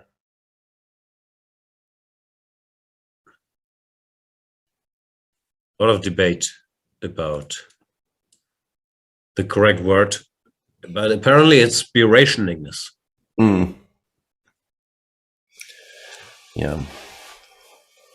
Nah. EF. You just said that, right? Yeah, that's surprising. I guess maybe he wants to play. That's a really weird idea, but maybe he wants to push f6, f5, and kind of try to force white to play g5, and then actually kind of play against the entombed bishop on h6. But yeah, I'm not sure if f5 actually forces g5, which I think is the biggest potential drawback of that plan. Like if we castle long here, f5, we just go bishop b2, or rook g1. Rook g1 probably the way to go there, or that. Yeah. What's the noun for entomb? Entombment? Yeah, I think that's probably entombment. Yeah, entombment. Yeah. Entomb was such a toxic card.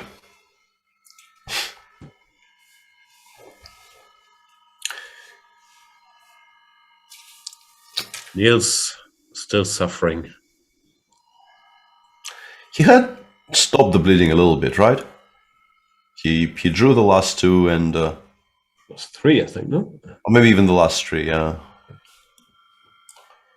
But yeah, clearly not a fun tournament so far for him, and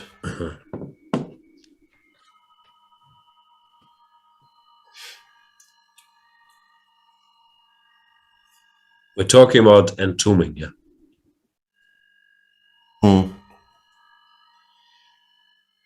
Yeah. On the subject of entombing, Fennel is saying, wait, you played MTG2, Peter? I haven't actually. The game existed in Hearthstone. I mean, the card existed in Hearthstone, even though I now realize I probably misled some people by that comment.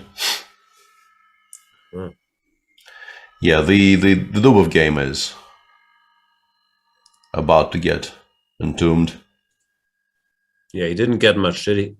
No. Rook e8 had been played in the position where we discussed it, and he kind of gave up at that point, because if you have to play Rook d6 here, it's a very good indication that you don't have anything and aren't really pressing very hard.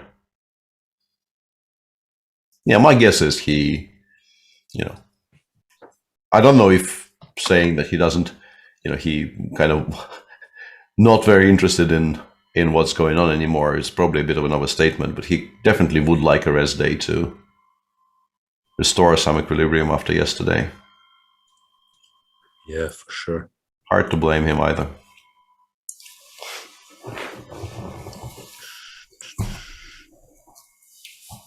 Sometimes, maybe these guys are too good. Sometimes I worry when I try to make a draw with white in such a position. You still have to make moves. Yeah, yeah. Maybe three plate. But specifically in this tournament, you don't actually have to make moves. You can just extend the pipe of peace. And pipe of peace. The peace pipe. Peace pipe. Yes.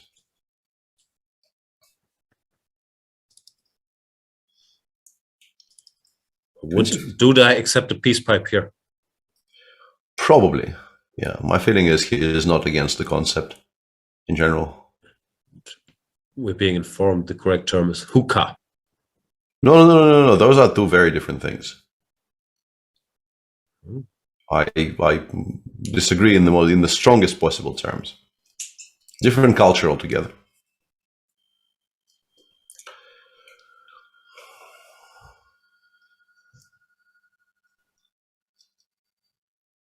I do know what hookah means, and I unsuccessfully searched the whole city of Patong Beach looking for a hookah bar, not to be confused with a hookup, for Daniel, because he enjoys those, but I couldn't find one. I worked very hard. I had varied tasks and responsibilities, but was mainly finding appropriate hookah bars, and I failed. I didn't have any. But Daniel, I think he once played a round of the Champions Chess Tour from a hookah bar, no? Absolutely, yeah, that was a very famous incident, yeah. Chat, I already made the hookup joke. You can't make it now. That's not how it works.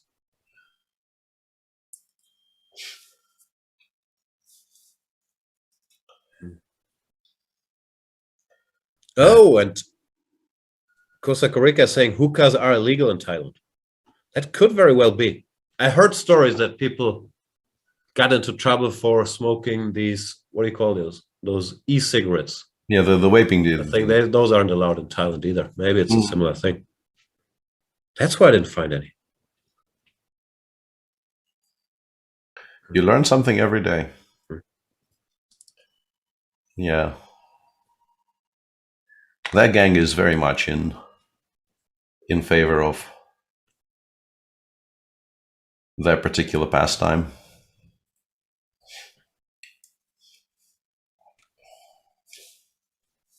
So what's going on? Anish, we have some moves? Anish is finally thinking, yeah. Because Andrei played before in Rook d2, and somewhat to my surprise, Anish actually took him up on the bishop trade, but maybe it shouldn't be so surprising. Just getting pieces off the board should be something that Black wants to do anyway.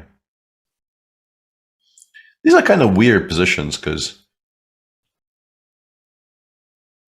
depending on like how much progress is being made in the next few moves, I think I can very easily imagine either side being better, which probably means it's about equal and nobody will be better ever, but I don't know. Very hard to judge. I quite like knight d4. To my mind, if we don't get attacked by the many white pieces on the king side, should be fine, no? Like, yeah, so I think kind of like the bishop. But do we not get attacked by the very many white pieces on the king side? Like white clearly wants something like rook g1, rook f2, knight g4, knight f5, and jumping commences. That'd be unfair. Let the jumping commence. No. Where do you jump? I wanted to start with here. I probably start with knight g4, right? I guess I go somewhere where I don't blunder rook. Here. Fair point.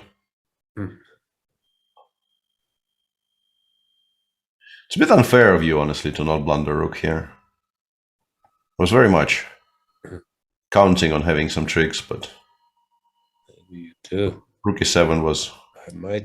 I might still blunder rook, but it feels like Black being careful for some moves should be okay, no? Yeah.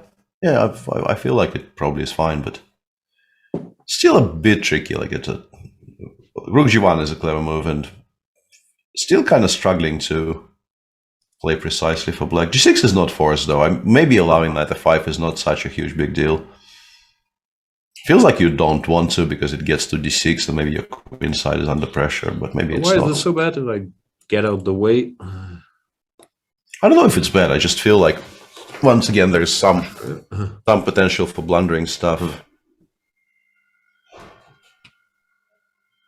Yeah, no. It's importantly the rook on the 8 is protected. I was briefly excited by the move knight f5 here, but you can actually take, and after knight h6, I do get to give one check, but that check is not decisive. Magnus has played bishop b4 in the meantime, I have to handle this daily. What do you call this? And I'm not sure if this says too much about my personality, but who cares?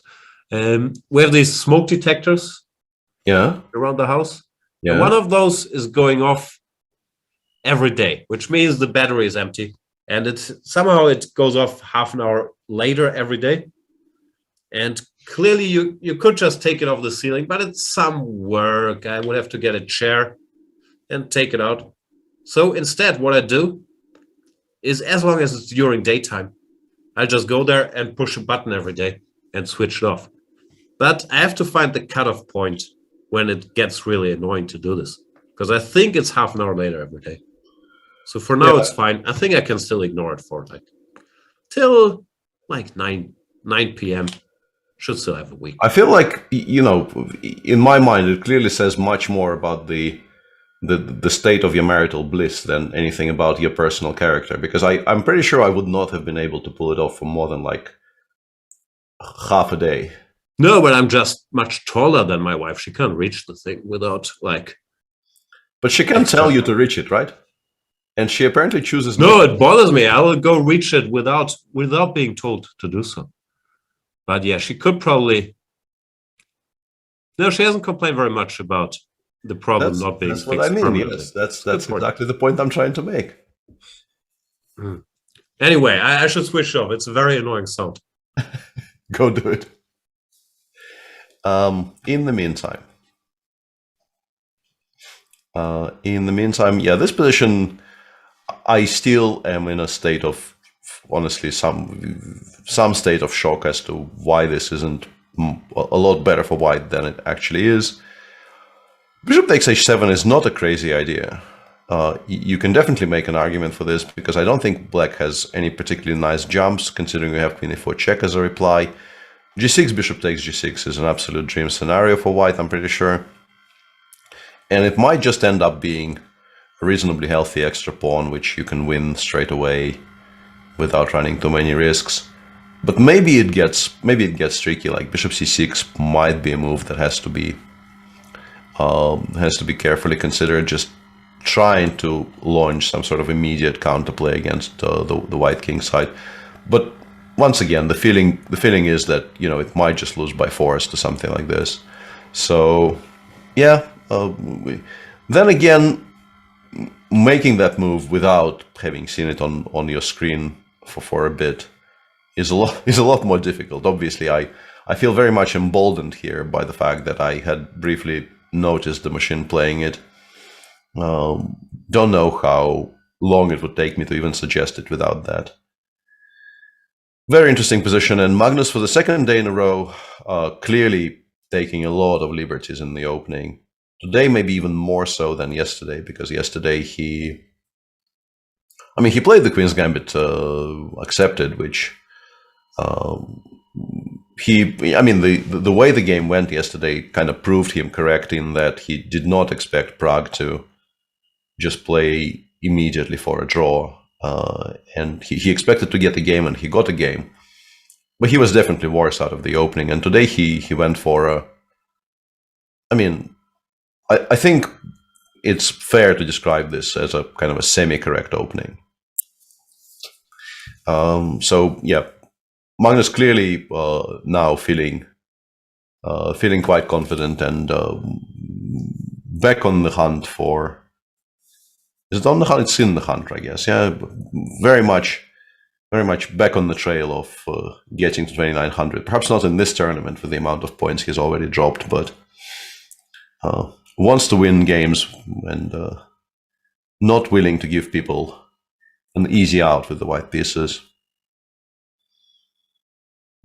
Sam generally is a very, very good calculator, so if there is a forcing solution at some point during this game, you can trust Sam to find it more likely than not, but this is a very confusing position. What is the most semi-correct opening in chess? That's a good question. I think that kind of varies, and I probably will upset a lot of people if I list the Benko.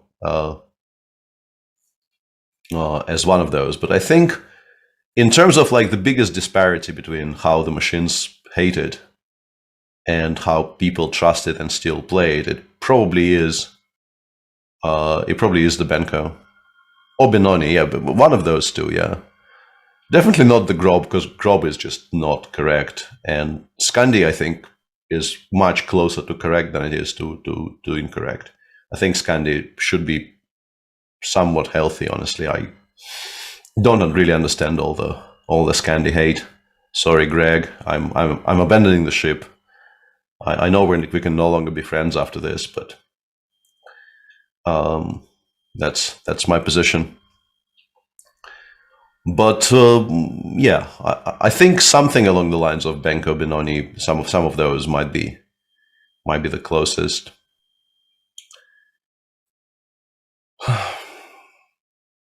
Old World Tarash opening is played, yet sketchy.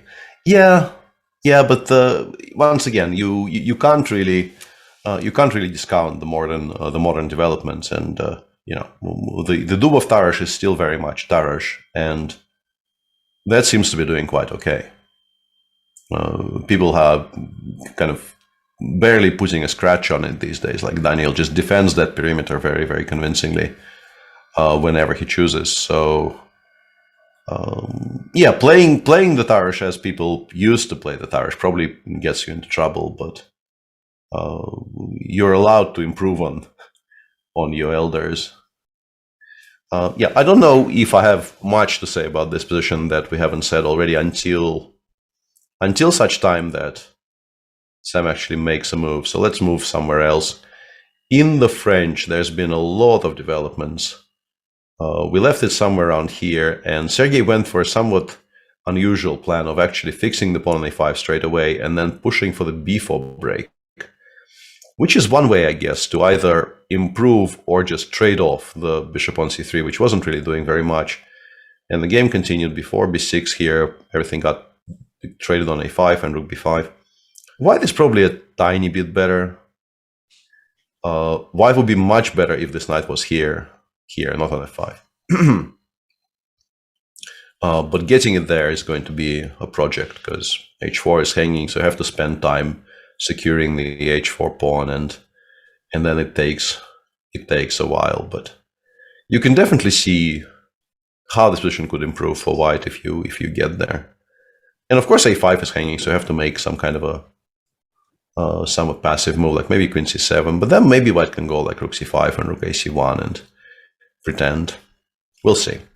And Jan is back, so I'll hand over the reins. And here, yeah, we've had one repetition. I'm pretty sure Fabi, if there's anything at all that you can play here, he will not repeat. And it doesn't look like a position which is already dead, so not expecting bishop g3 again. What can he do? Poor Fabi.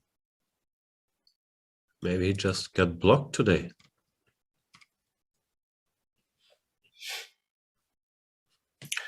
But yeah, 93. Knight e3, queen e6, as we've described. I think e6 is the absolute best square for the queen here. And this is why h6 was such a useful move earlier, stopping all thoughts of knight g5. And yeah, d5, d4 might already be an idea for black here. So you probably have to start looking for squares again. Maybe h3, knight g4 is something you can try here.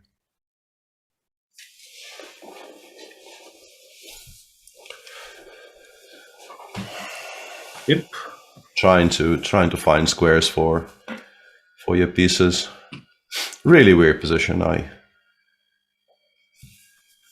keep on having to fight my instinct to start kind of quietly preferring it for black. I've almost succeeded. Like I don't think I really believe that anymore, but I just like this center so much. It's such a beautiful center.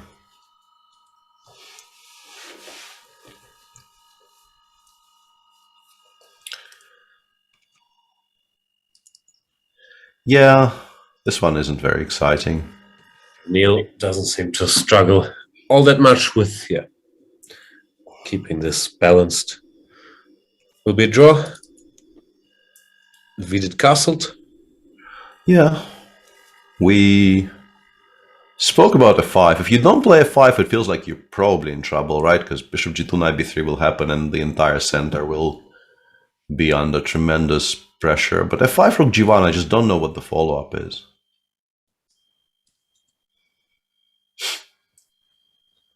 It's just a bad position.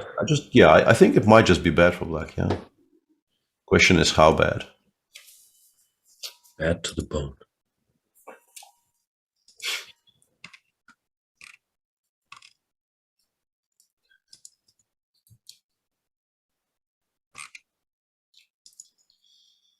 Yeah. So what's going on? Do we have a lull in the action? Magnus, what's happening?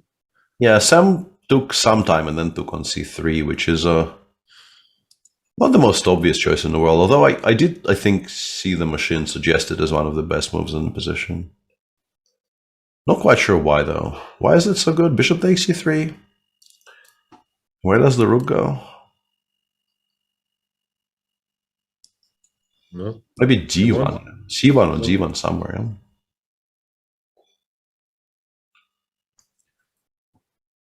c1 looks logical to threaten something, or do you have to, no, castle we can take. Castle, yeah, this is, I think, the point that we're still keeping the king in the center by keeping an eye on the h7 pawn, so black has to play precisely. I'd like to start with bishop f6. Like I want to bring some pieces home. Queen somewhere, I don't know, b1, b3, I don't know which one you like better. Yep. Still some pressure. Yeah, absolutely. It's still not that obvious how to equalize. Yeah, all of those. I have to take with the bishop. Rook c3, takes, queen b2. Yeah, even I guess. It's annoying me. Yeah, I'm not sure how I want to react to queen b2. Queen 7.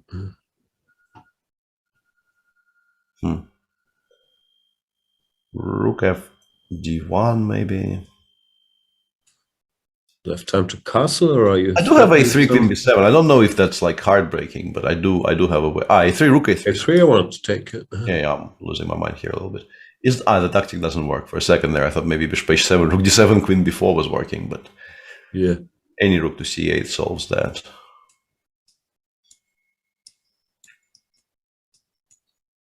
Yeah, not great.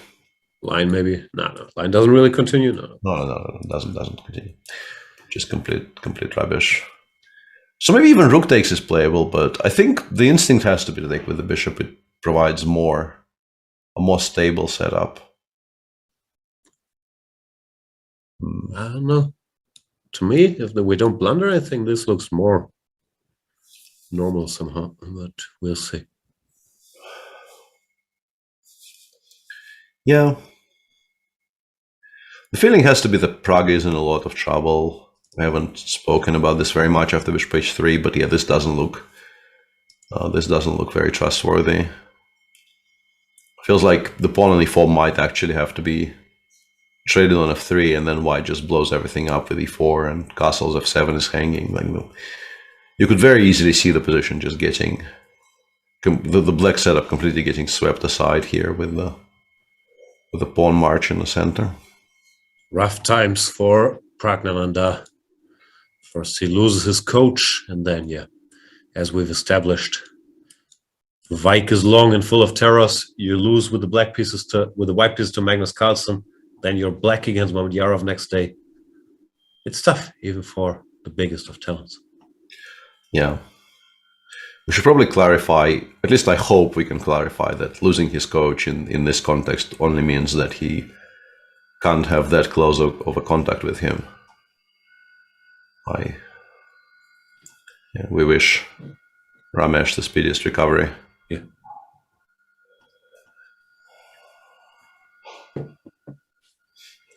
Krulicha is saying, I get the feeling that Prague is just not at this level yet. So it's very hard to be at this level when you're 15 and you've never played, or 16, never played in a super tournament. No, it's about getting on the level. But yeah. Look up Magnus Carlsen's first Wijk and say, not saying Prague is Magnus necessarily, but even Magnus scored -4 his first time around, I think. Yeah, that just isn't the expectation, and he's already won a game, and I think generally he's handling himself quite well, but it's a very strong field, and he's also not been helped by external circumstances, obviously. Starting the tournament emotionally the way that he started it with the pandemic situation and the all that is clearly not good at all for your first Wijk. Yeah. Okay, so is Karekin Rapport about to be a draw? Because they've already repeated once.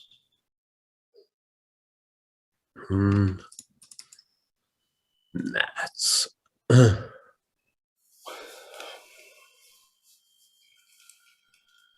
seems actually kind of reasonable, because if you give Black a move after Queen C7, they might play like Queen C3, and arguably the pawn on A4 is weaker than the pawn on A5, because Bishop D7 might happen eventually. So maybe you just don't have anything in this position, and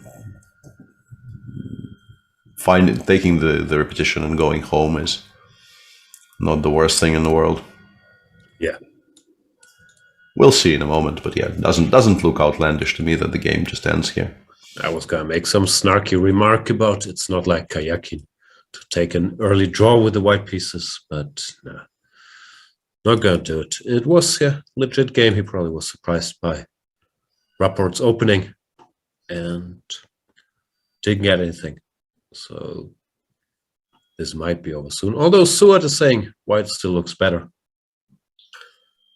Yeah, but I'd also bet on Rook C5 played, yeah. And Fen Beingold says 91 D3 C5 looks promising. Sure, if you can get it there. I think 91 Queen C3 probably creates enough of a problem so that you never actually get to put it on C5. If we could just teleport it there, it would be much better. But yeah, I think it's a bit unrealistic. Yeah, probably, yeah, very likely to be a quiet game, very likely to just be kind of over soonish. Fabi, unsurprisingly, did not repeat with Bishop G3, just made a very, very calm, restrained choice with Queen E1, E2.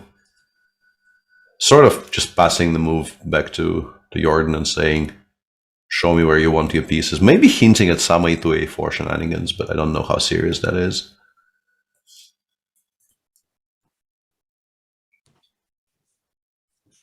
Do we ever want to play E5, E4 in these structures? Oh, if we get C5 in and all the pawns start rolling, it's a bit tempting, right? Well, I was looking at some E4, 94, 95, trying to get it to D3, but I think Bishop G3 is a big problem. Oh, you want to take this after C takes D4? I don't really like at all. Yeah, I think this blockading structure, white eventually just gets pieces to good squares, and the entirety of the black center is now completely immobile. So we can go like Bishop E3, Rook C1, and then I don't know, H3, Knight H2, Knight G4, Knight E5, and then it really becomes very unpleasant.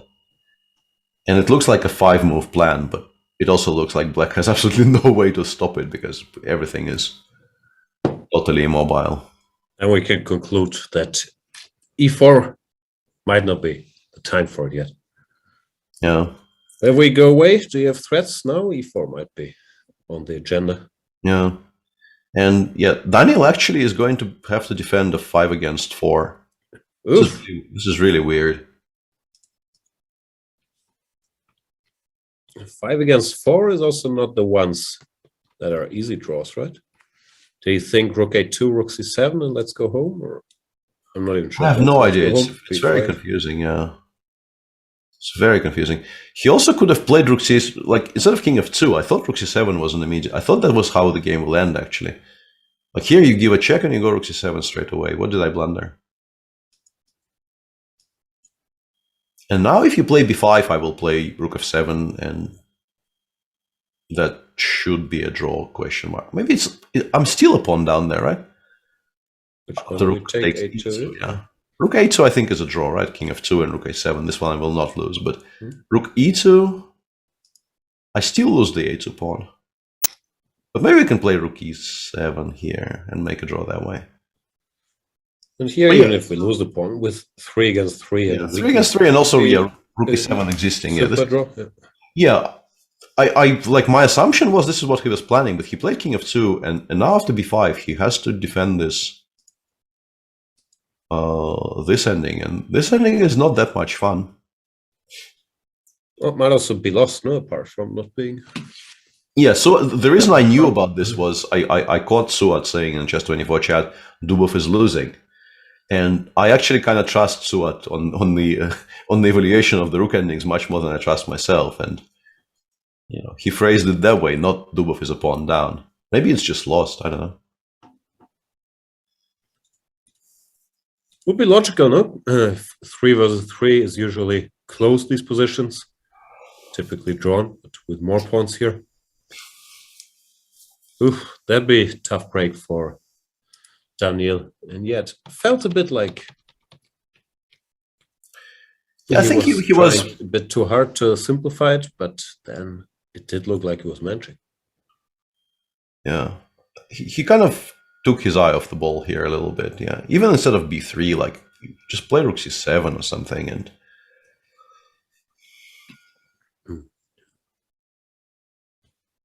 yeah, that will be if he actually ends up losing this game, it will be very, very painful. Because we have Ben Feingold and Fan Beingold both in the chat. That's very, very confusing. Welcome, both of you.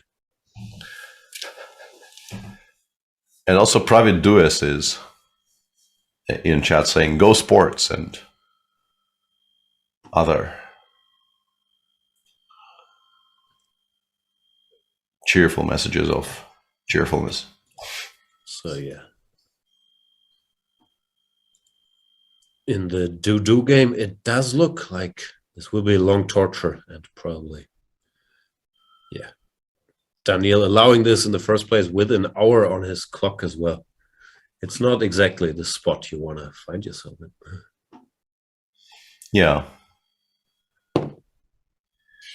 Losing games with white where you've actually come to the board with a very specific, seemingly, I mean, once again, we're reading maybe a little bit too much in his opening choices, but it did look like he was just planning to trade everything off and go home and have a long rest day. Sort of much of today and tomorrow. And instead he will be set there for however long this takes and might not make a draw. Extremely unpleasant. What would you say the odds are, like, of black winning versus white drawing this? I don't know, 60-40. Maybe even higher than that. I really don't know. What I would think, yeah. Yeah. I mean, the B pawn is supposedly better than the A pawn, right? I think. That's the claim, because it's easier to find shelter for the king eventually when you have to make the king run towards your passer, but yeah, 5 against 4s, I just don't know very much. I'm also trying to figure out like what my shape should be on the king side here for white. Like, do I want to push for h4? Do I want to play g4 and then try to play h4, h5? Which of those things are? But because it might actually be quite crucial to try to gain some space on the king side now. It might be, the difference between, a completely lost position or a position with good drawing chances, or perhaps even a difference between winning and losing. I mean, drawing and losing. But I have no idea. Like in the 4 against 3, you're supposed to, as a weaker side, you're supposed to not let your h pawn get blocked on the starting square. But here, probably the same. But yeah, no idea. In the meantime, yeah, the Karekin Rapport game has been drawn, so no particular shockers there. Good stuff. Yesipenko against Giri. Yeah, he's achieved his immediate objective here, which is to make Anish think about moves. Anish. Yeah, don't know if he's better though. Probably not. Bar starting to like black a little bit here, from what I can see. If there are no targets, hard to believe white could have anything. Yeah. And Magnus seems to have equalized. This is what the chat is saying, and also, honestly, this is how the position is now. Like, that would be my guess even without the chat. I went for bishop takes and Sam played rook b1. Which, yeah. What do we have? Rook c1 or whatnot? Yeah, I would have chosen either one of the other two, yeah. And queen e2. Now h7 is not hanging, so I think we have time enough to play.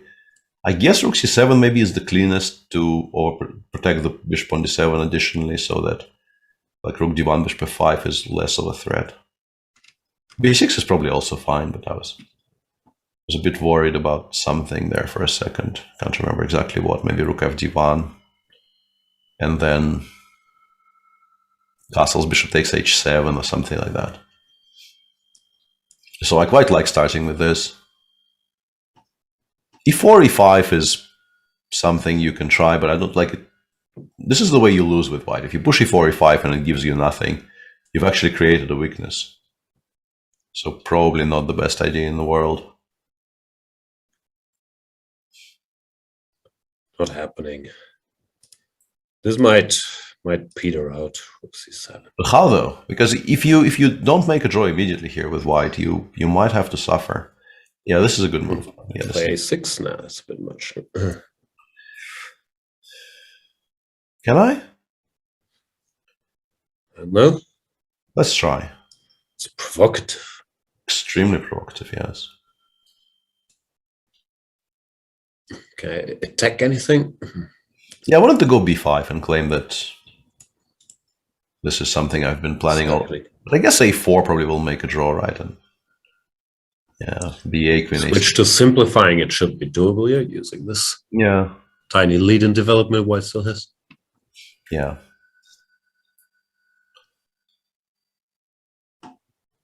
And knight d4 is a good choice there, because it does feel like if you just make a couple of, you know, quote unquote common sense moves there, you might be a bit worse. Takes running saying he gets the people going. Very much so. No one knows what it means. Yeah, so Magnus maybe dodged a bit of a bullet here, but it could also be that Sam didn't want too complex a position against the world champion by playing. So reasonably priced suit says bishop rook c7, knight d4, castles, knight b5, bishop takes b5 exclamation mark. What are we talking about? Yeah, in this position apparently castles, knight b5, bishop takes b5 exclamation mark. Yeah, that line I spotted, but I thought I was trying to equalize with white, and this looked like a... We're actually a bit better here with white. I think people have lost positions like this in the past. The bishop gets to b3 and then you start attacking on the king side. Yeah. Yeah, because it just seemed like I've spoken in the past about how easily amused I am these days. The exclamation mark at the end of that comment absolutely sold it for me. You know, that's nice. How much should a reasonably priced suit be? That's my question. I think depending on where you are, Central Europe maybe, or let's you know, just choose a location and then we can discuss. I'm in Hamburg, yeah. So in Hamburg, it probably, we went shopping for suits at some point. Like it's sure. 300. Yeah. Ryan Edgar is saying in Phuket 200. I'm never that tempted, man. I should do one day by these Thailand tailors where you can. They're very famous, right? Extremely quick, quite cheap, and I think that's the extremely quick, quite cheap thing Thailand is known for.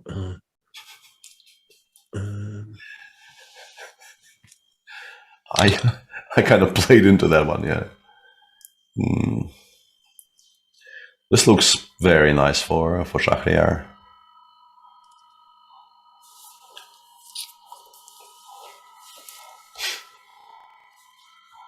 Take on f3, castle, knight e3, knight f5, give mate.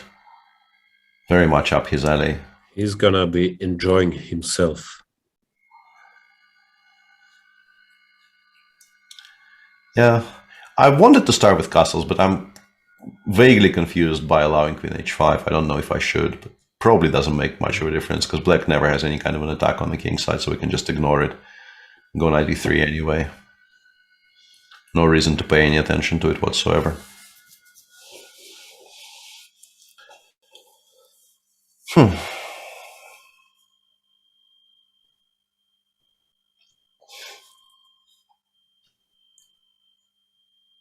Yeah, Mamedyarov does look like he's just gonna crush. Yeah. Partner on that today. Very much in command here. Black is a number of tempi short from where they want to be. Somehow the round feels slow today. I don't even know why. Maybe it's just general tiredness on this Sunday, and I mean me, not the players. The games are interesting, but somehow I don't know. I'm not feeling it. Even the one we thought was very, very boring is now very much in danger of keeping us in work for hours to come. That's nice. Yeah, Daniel did go with h4, which I think is a very sensible choice because now Black can't actually play h6, h5 because rook c5 makes an immediate draw. So you have to allow, well, you can play g6 maybe if you want to not allow h5. Otherwise, you take on a4 and white goes rook c7, and that's a bit awkward. Because you probably don't want to be touching the f-pawn, and if you play king g6, h5 check is probably an improvement for white, I would assume. Getting this pawn structure, and yeah, playing g3, g4 here, I'm guessing this is an improvement. Chains are good, no? You can't. Yeah, like establishing this chain, and also the king on f6 is just so awkward that it probably forces black to trade a number of pawns here. This looks like we got significantly closer to a draw here with white. So the way to avoid it would be to play g7, g6 right now. And then Why g6, not h5? h5 rook c5, and that's an immediate draw. Yeah. That's an immediate draw. So g6, yeah.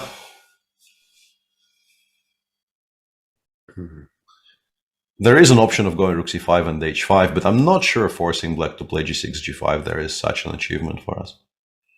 Might be counterproductive. I am very much floundering in these types of positions. No idea how to assess all the structure changes. What does floundering mean? Is it based on net Flanders? Also, legit question. I don't know that word. Floundering, I think, means kind of semi-drowning, kind of. How do you spell it? F-L-O-U, and then I think you can manage.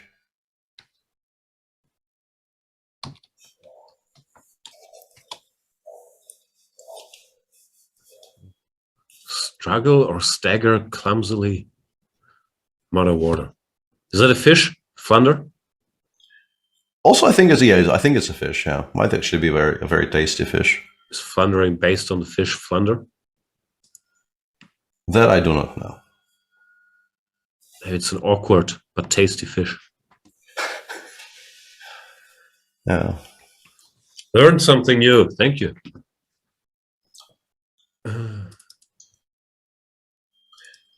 So okay, played by Jordan. So it's actually the opposite of drowning because it's what apparently what a fish does out of water, which is very much not drowning.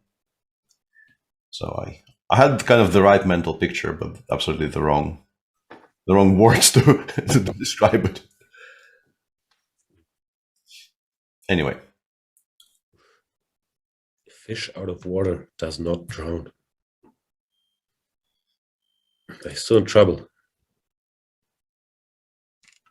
Unless he's developed breathing apparatus to fight lions. Yeah, Duda has gone with king g6, which allows the same setup, one tempo up for white, because if you want to have the same idea, you have to play rook c5, and then h5 check, and then rook c7. So it's the same position with the pawn still on g3, which is probably not that relevant. Yeah, either the pawn on g3 or the rook on c5 instead of c7. So it's an improvement, but still feels like an achievement for white. Feels like this probably is easier to draw now.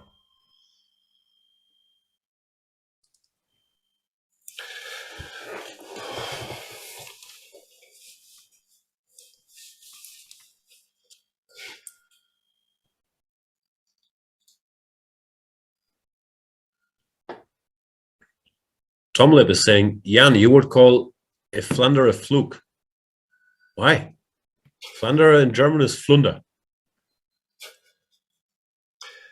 Yeah. Blunder is blunder.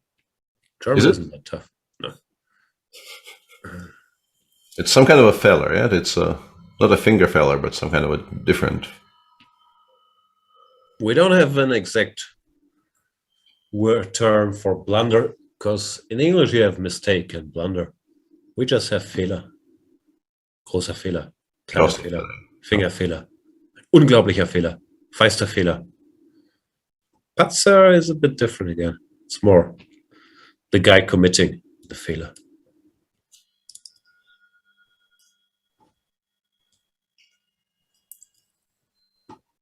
Große Schlamassel. Yeah, that sounds like something they would say in the movies, no?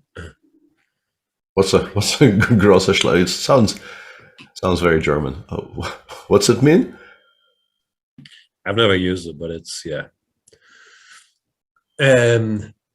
We find ourselves in a bit of a pickle. No, it's a big mess. Ein großes Schlamassel. It's like... I don't have any examples. Yeah, 93 looks borderline winning, but I'm kind of annoyed by the move g7, g6 to the extent that I'm wondering if I should actually take on f3 first, but probably not. Yeah, 93 just looks... Not how Schach does it. Yeah. So, yeah, I was looking 93 g6. Maybe you can go like knight e g4 and go for mate that way, or knight f g4, whichever. E g4 probably looks more logical. And... yeah, it seems actually, now I realize what I missed there. It seems winning, actually. Because I thought takes h5 forces you to blunder a piece with queen takes f3, but knight e5 is just immediately winning. Kind of resigns. Type of winning.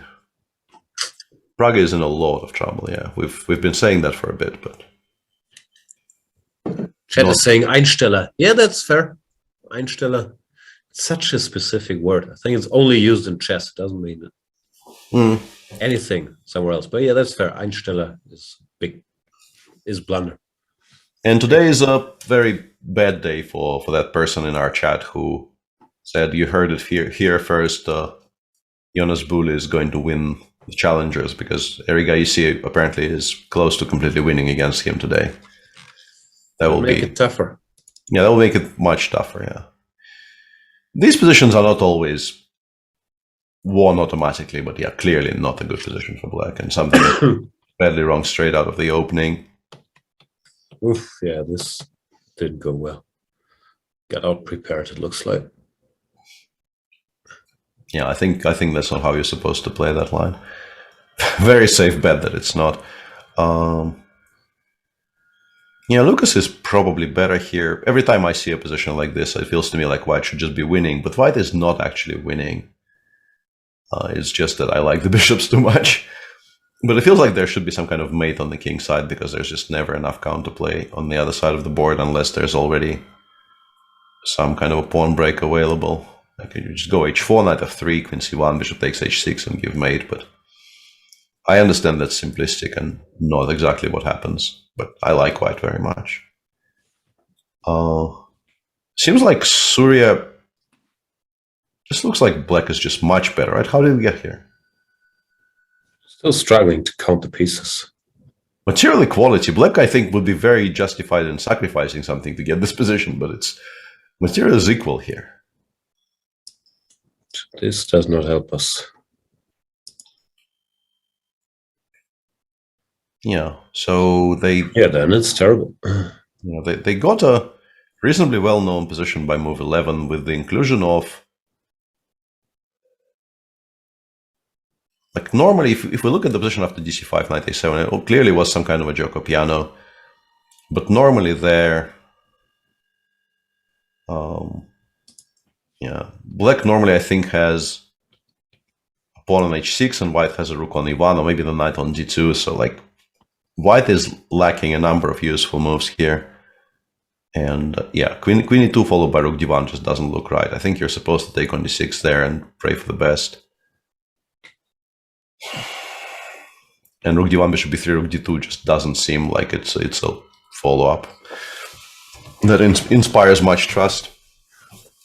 Yeah, very rare for Ganguly to get in trouble in the opening, but looks like here's something just went wrong. Maybe the millions of Italian move orders even confused Mr. Ganguly. It should be said that a4 here, unprovoked, usually you only play with a very specific reason. Typically, going a4 in the Italian you do after black played a6. Well, here he did it. This is actually the Grishuk line in which we lost the full tempo. Yeah. This is why we're not doing so well. I finally realized what the problem was. We've actually gifted black a full tempo in a line which wasn't that clear to begin with. I mean, sometimes I do this having something very specific in mind, but as a rule of thumb, you don't play a4 until black played a6 or bishop b6 or something on the queen side. Yeah. So a bit surprising because obviously Ganguly knows this. But yeah, today this just looked bad all the way. Not sure what happened.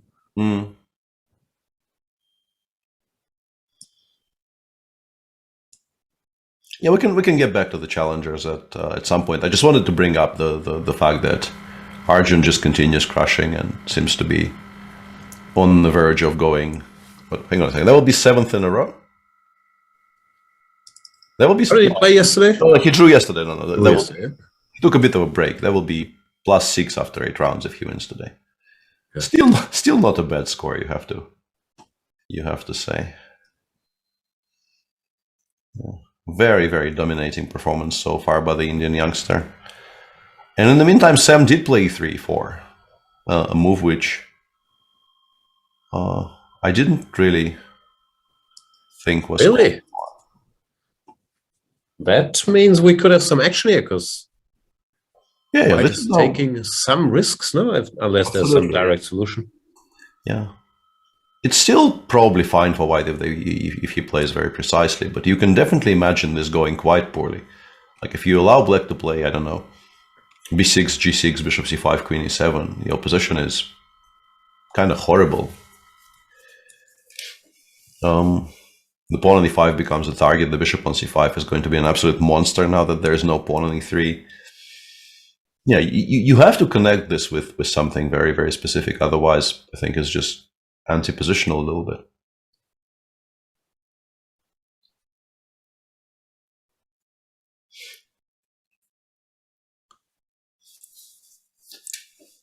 Tom is saying, Jan, how many days is this drilling going to go on and on? I'm starting to have nightmares. I don't know. The drilling was only 1 day, 2 days ago. So it might be in your head now. It might be too late, Tom. It got to you. Yeah. Apologies. And the exactly correct answer has already been provided by Mr. Monopoly. The drillings will continue until the moral improvement. Yeah, I think there's no more escaping the drillings. Sorry, Tom. Yeah. Damage has been done. And Yarov is... what's wrong with rook takes b7 here, asks Zenbit. It loses the exchange, right? Because I have bishop f5. I assume that maybe what was missed. Honestly, I don't dislike this as a sacrifice. As long as this is not a blunder, I don't dislike this idea. Just play queen e4, put the bishop on b3, and claim that you actually kind of like the idea of not having to play against the bishop pair. But yeah, you just need to... Yeah, I understand. I understand it's not. It's just a kind of a funny idea.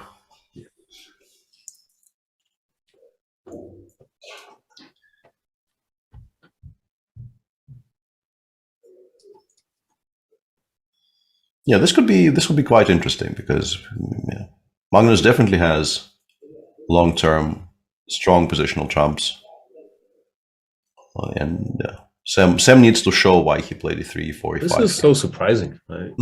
Because it doesn't feel like you have that much of an attack. But maybe he was worried if he does nothing that it could also be tricky long term. But then why take on c3 in the first place? It's okay, easier said than done. Looks like if anybody is better now, it is the world champion, at least practically. Yeah, I'm picking black any day of the week now. still probably okay if played very, very precisely somehow. I guess we start with rook f1, force the queen to go somewhere, and then like queen c8, we go knight d4, and try to generate some immediate activity. But yeah, I'd be quite unhappy here with white.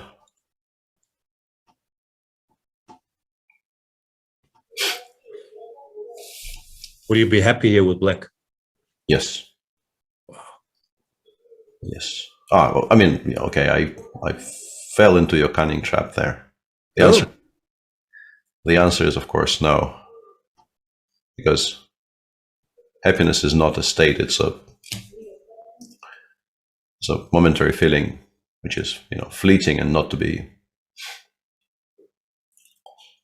not everlasting, is what I'm going with. It's all right. 93 played here, yeah.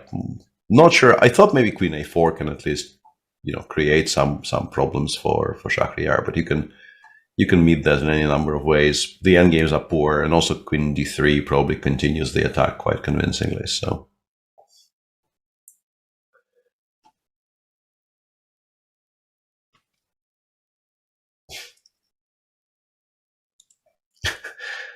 yeah.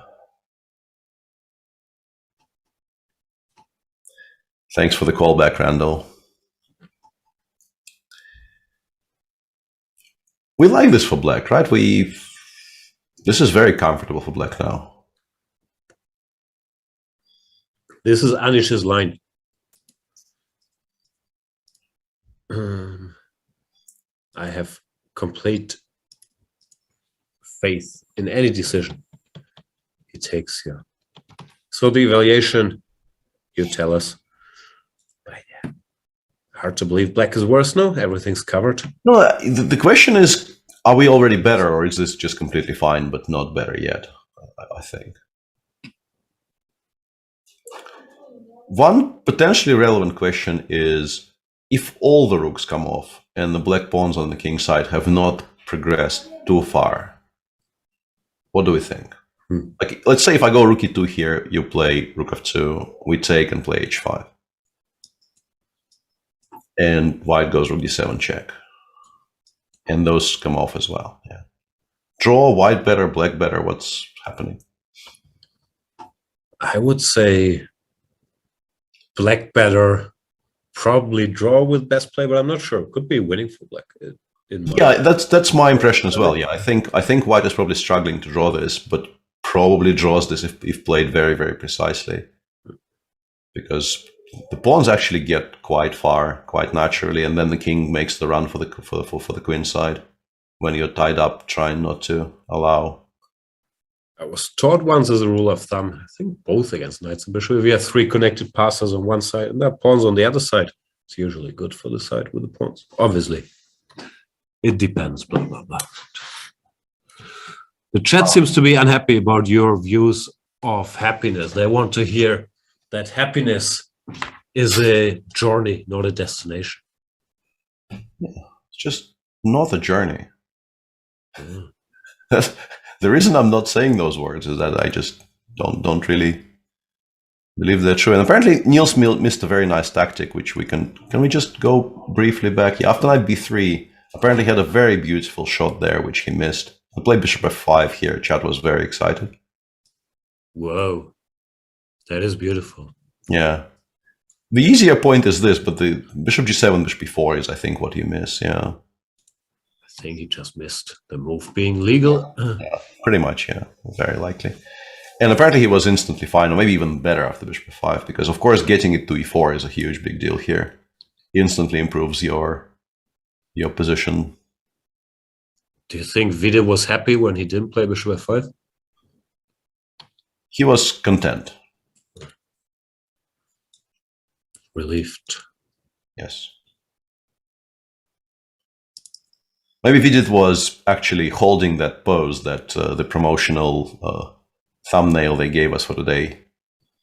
Maybe he was, all the time that he played knight b3 and Niels was thinking, he was just holding that prey G pose.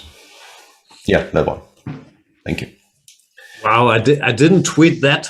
I didn't look at the thumbnail. Had I known that he has two buttons opened, I would have instantly.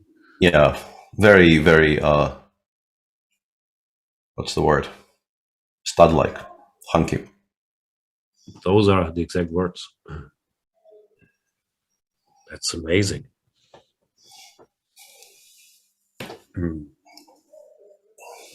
Sorry, I can't stop looking at that picture. I lost myself in Vidit's eyes there. Yeah, I can relate. And we're back. That made me very happy. Yesipenko, we've seen.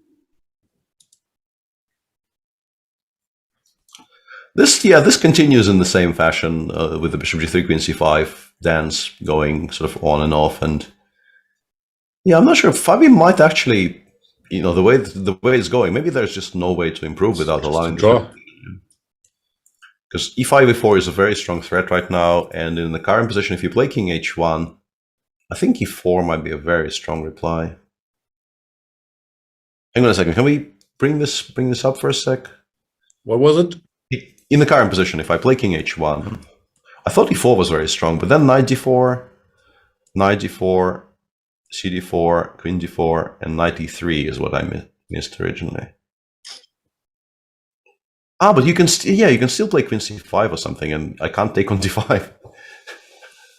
Stupid thing. Okay. Not what white wants. Once it becomes 3 pawns. Question withdrawn. d4 here. No, it looks like Jordan studied this deeply. Yeah. Knows what he's doing. Bishop f2 played, and he's either not at the board, or perhaps no. You don't really consider queen c4 in this position, do you? That seems wrong. No. Chad is saying hunky is more of a journey. Yeah, you would hope so. Tom131326 is saying, Jan, I have the over-under at 10 as far as how many tea and coffee mugs you drink during these streams. You mean total or per day? And also, are we talking about the quantity of tea/coffee or the amount of different mugs? Because I think the mugs have stayed very, very... You have to be more specific. Yeah. Also, we've already established you believe there is still drilling in my house bothering you, Tom. So I'm not sure we should trust your counting skills. Per day, all right.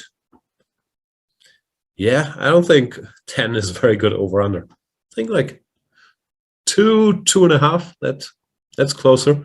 But you also have to keep in mind that I am very messy. So often there are still mugs from yesterday standing here that I will desperately turn to when looking for drinkable liquids. Also, if we have any scientists in the chat, my observation has been milk goes bad if you leave it standing by itself for like a day, but if you leave it standing as part of a flat white coffee, then it doesn't really turn sour. What's up with that?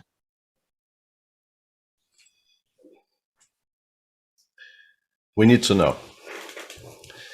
And Mangold says those are the best. Day-old coffee is delicious. It is, right? Less acid. It does feel better. No, but that's coffee. That's not coffee with milk. I do believe that about coffee. If you What's don't with mind the milk. Yeah, but like, why doesn't the milk go bad? Is the question being posed. Yeah. We summon the Twitch chat chemists, and there are many polyphenols in coffee to preserve the milk proteins. There you go. I will now have to Google that word, but I trust you explicitly, Fen. Coffee pH kills the bacteria. Wow. When I was a younger man, I used to mix vodka with milk. It has a very strange effect on the milk. What? Oof. How do you call it? It clumps. Is that a word? It's probably not. Yeah. Cultural. It does clump. I want to claim cultural. I did it more than once. Wilk, exactly. What? It clumps up into chunks. That's exactly what happens. I can recommend it. Wilk. Jesus.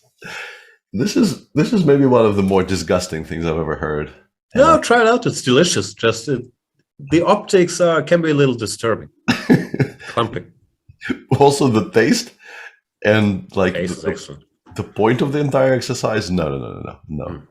I don't like vodka and I like milk, but yeah, no. My impeccable Russian credentials are being horribly offended right now.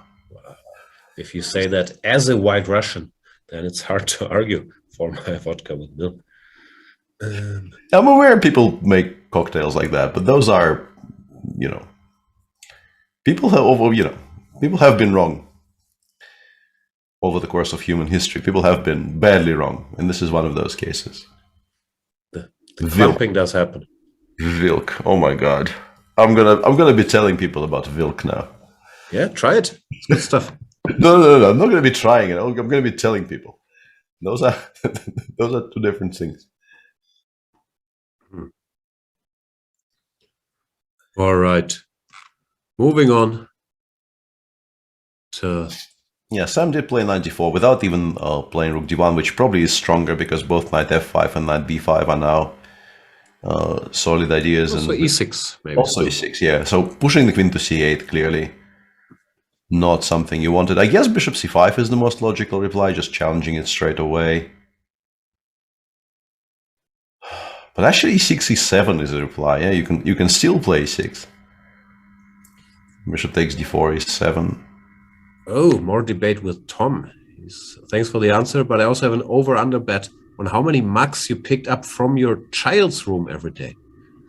Now you have to be more specific. Are you calling me a child, or are you wondering how many mugs I pick up from the rooms of my kids? Because I have a feeling you're calling me a child, in which case I think we've lost the base for our friendly conversation here, Tom. Because I'm very, very old. Childish, maybe. But I don't have a child's room. But how about the inner child? Have you... Inner child, I don't know. I feel it's dying a little bit every day in the pursuit of happiness. What about you? I've tried desperately to stay in touch with the boy, but if I feel him slipping away, sadly, more and more each day. Even though, petting the dog helps. Corpsing so much over this. So, just to be clear, you try to stay in touch with the boy, and petting the dog keeps your inner child alive. Yes, that's exactly what I said, yes.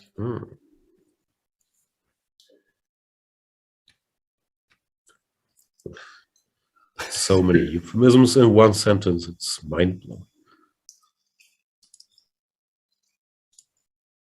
Daniel looks like he reached a good construction given the circumstances. And sure, yeah, this looks like a draw now, honestly. Pawns will be exchanged here. Should be fine. Yeah. E3 with the idea of G4, G5 is actually quite a legit threat, perhaps.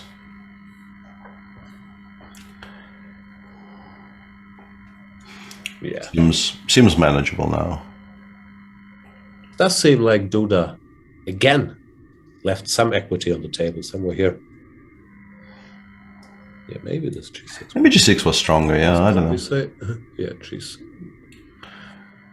Compi not very impressed either way. Yeah, Compi is not saying this is winning at all, but I don't think Compi is supposed to be able to recognize how good this is until much later on. Compi knows stuff. Yeah. Okay, maybe we exaggerated the danger to begin with, but yeah, certainly now with the pawn on H5 and F4. Pretty much making sure whatever black advances, there will be exchanges and weakenings. Should just be strong. Good job by DD. Yeah, Anish made a ton of progress in the last two moves, actually. He found a very clever way to continue there by He pushed h5 with the rook steal on f5, which was, I think, a very clever idea. He's so smart. Yeah, depriving the knight of the g4 square, and obviously rook takes h5, rook e2 check is not something that white enjoys all that much. Although maybe that was the better choice compared to what Andrei has on the board right now, because he went back to f2, and now after g7, g5, the pawns are sort of in motion now. And once they start rolling, it gets very worrying, yeah. Not really liking where this is going at all for the youngster.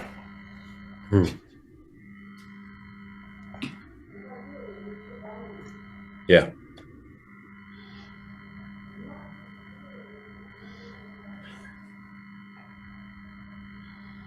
Seems like a very unpleasant endgame now.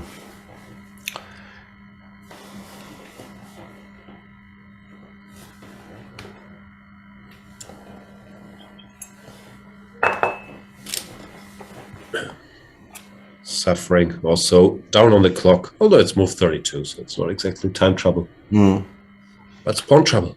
Yeah, mainly it's just a position that is quickly becoming very, very dangerous. Did Anish win yesterday? I have a fantastic memory. He did, right? Well, yeah, he played Dubov. Ah, yeah, that's why I can't remember the game. So, because I'm reading, it would be a third win in a row, and I could not, for the life of me, recall his yesterday win. Ah, okay. So yeah, it would be 3 in a row after starting very, very slowly with -1. Yeah, kind of a, technical hat trick, like a hat trick you take over 2 innings. So it's not a pure hat trick. Well, I mean, those are actually count as hat tricks, so pure enough. But pure is if you score them all in one half, and technical if they're in different halves, or I don't know if in the games you follow there are also hat tricks. Yeah, I was referring to one of my games. I have no idea what the rules for counting them are in other games are. Still, you get the feeling that maybe White can defend this with very, very precise play, but position became worse, and like very significantly worse in the last 3 moves for White. So yeah, coupled with the fact that Giri was the first one to play a fresh idea, which always is, exerts a bit of an additional pressure on your opponent, and it's just so much easier to play here with the pawns. You know what you're aiming for. You know exactly what the goal is, the end state you aim for. Yeah, very, very annoying position to try to defend. Very much so. Speaking of very annoying positions to try to defend, Pragnananda might be beyond. Yeah, this having a position that's defendable. Yeah, that's just bad. He did manage to get the queens off the board by playing queen a4 as suggested, and following up by queen d3, queen d5. But queen d5 is just such an ugly move to be making, because you have to spoil your queenside structure. Now the e5 d4 pair is completely unopposed. Both f3 and b4 appear to be in horrible trouble. So yeah, probably just out and out lost position for Pragg now,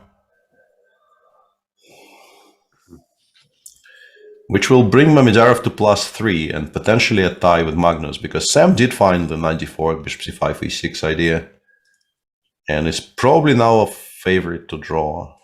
Although, yeah, bishop e8 maybe is a clever idea. But yeah, you still have to take with the bishop. Otherwise, can I take rook cf7? Why is rook cf7 not a move? Rook c. Oh, yeah. This also wins. Yeah, I was wondering if I can do bingo. Yeah, I thought rook takes f2 might be working, but apparently it just loses to a number of things. So yeah, Magnus took with the bishop. And yeah, this position has to be very, very equal. Takes, queen takes, king h8. I thought queen e4 was a clever move here, but apparently it's not required. Given the amount that Magnus has, the amount of respect that Magnus has for Sam, I don't think this game will last much longer. I think he will just see. There's nothing to do. draw. Maybe dodged a bit of a bullet there in the opening, although apparently it was never too bad. And moving on. Magnus Carlsen in the lead, half a point ahead of Mamedyarov, who looks like he's winning. So if Carlsen were to draw, it would mean that Mamedyarov would join him there. Mm. Who plays tomorrow? Nobody plays. Well, I mean, some people definitely play tomorrow somewhere. Tomorrow's a rest day. Yeah. Who plays on Tuesday?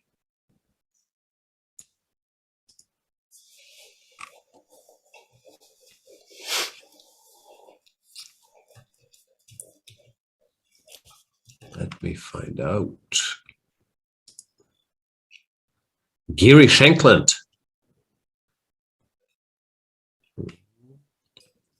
And yeah, that's what I thought. Carlsen with the white pieces against Mamedyarov. Mm-hmm. So that could be fun.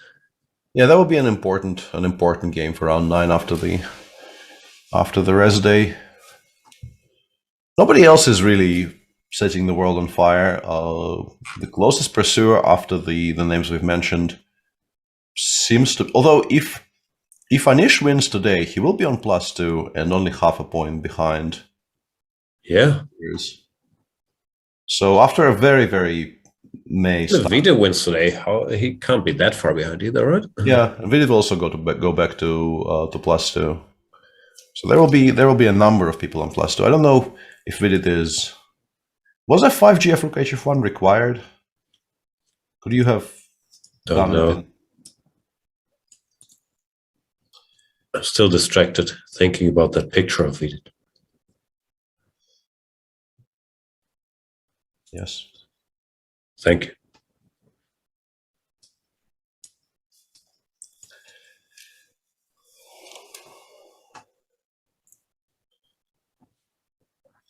It seems like it's an attractive sort of attacking idea, but if there's no immediate mate, you might regret having traded away the entire king side. Like if black can actually go g takes h3 here, which appears to not lose, at least not immediately. I don't know how excited I am about the whole operation. I mean, it looks scary, but if I have to give up a number of pawns here just to not get mated, at least all the remaining pawns are on one side, so it provides me with additional security as black here.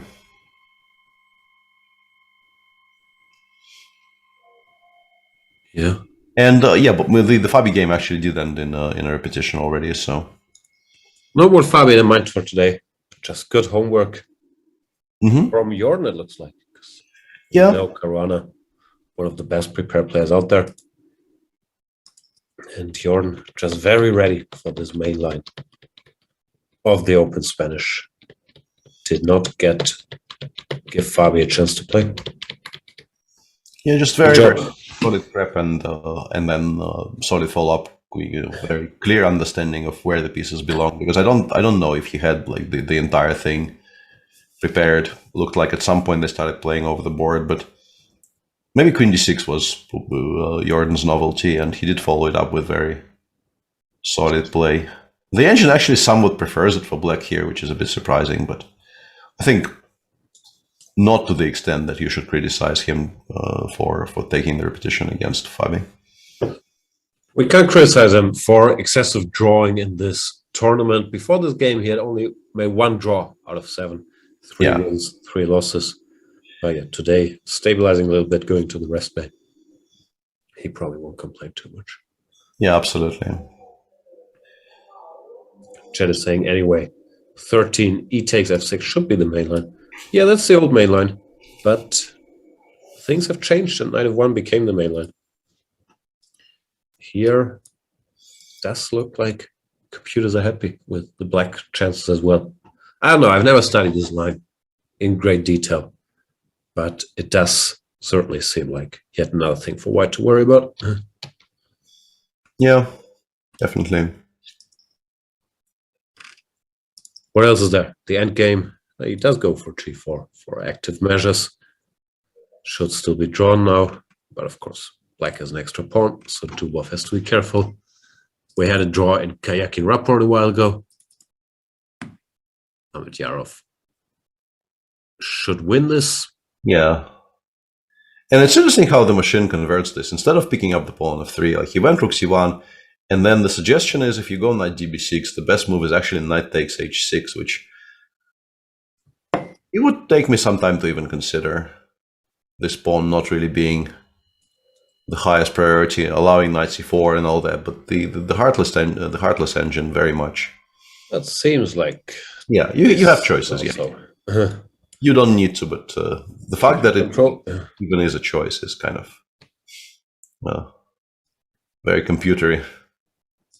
Yeah.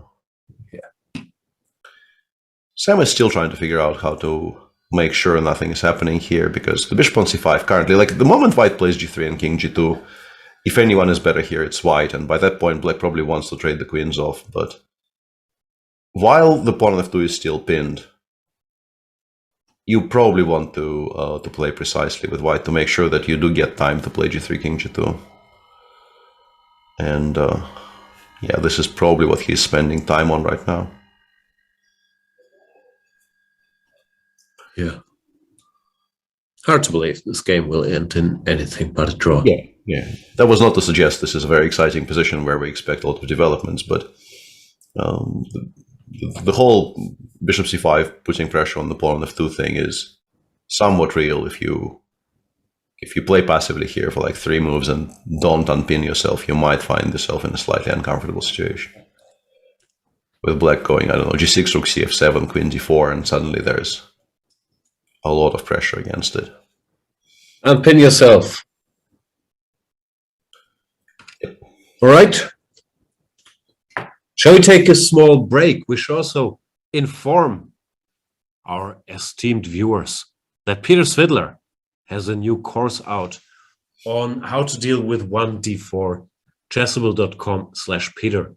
You can find all of Peter's courses, both of them, the Grunfeld Part 1 and the Grunfeld Part 2. Now, if you only want one course, you can, of course, either get the Grunfeld Part 1 or Part 2, but together they will cover everything you need to know.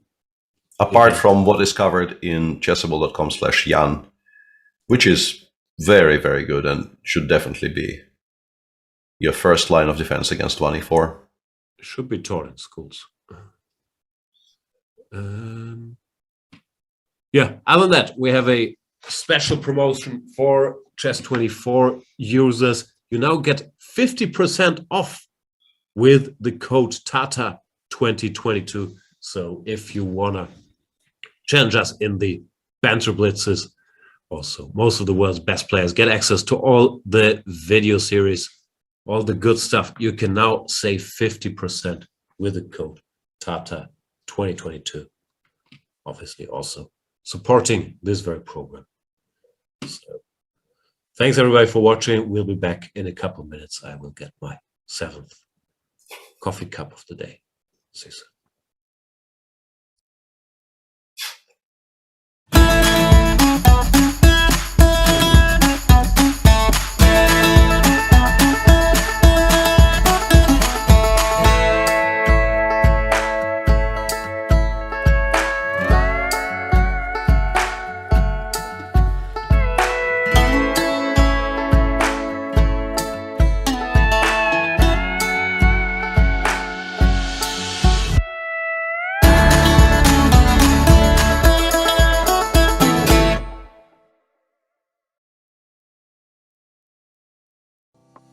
Welcome to the new Chess24 playing experience.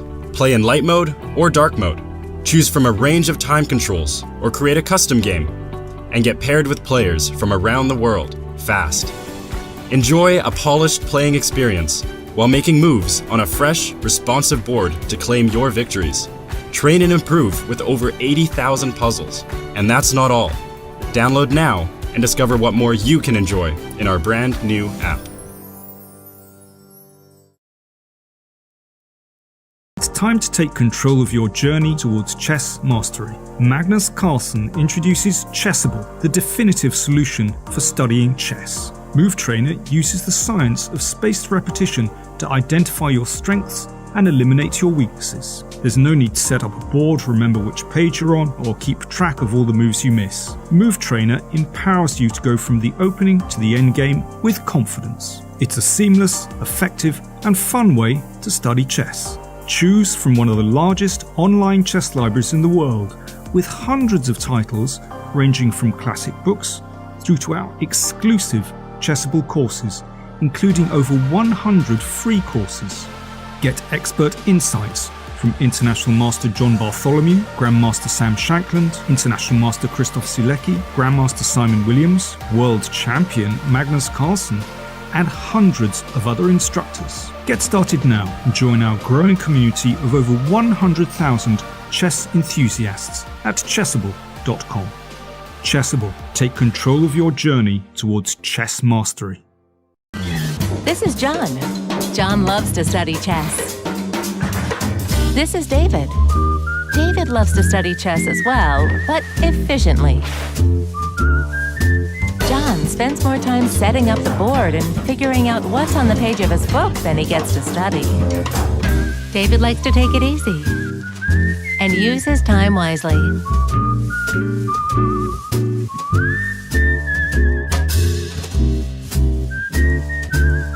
David has finished his exercise for today. John should try the same.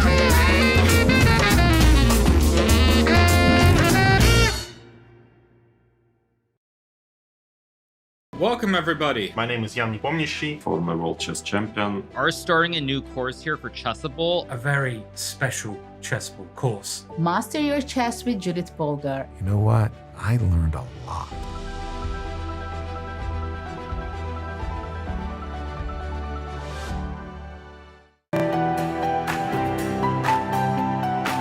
Okay, so let's send a challenge.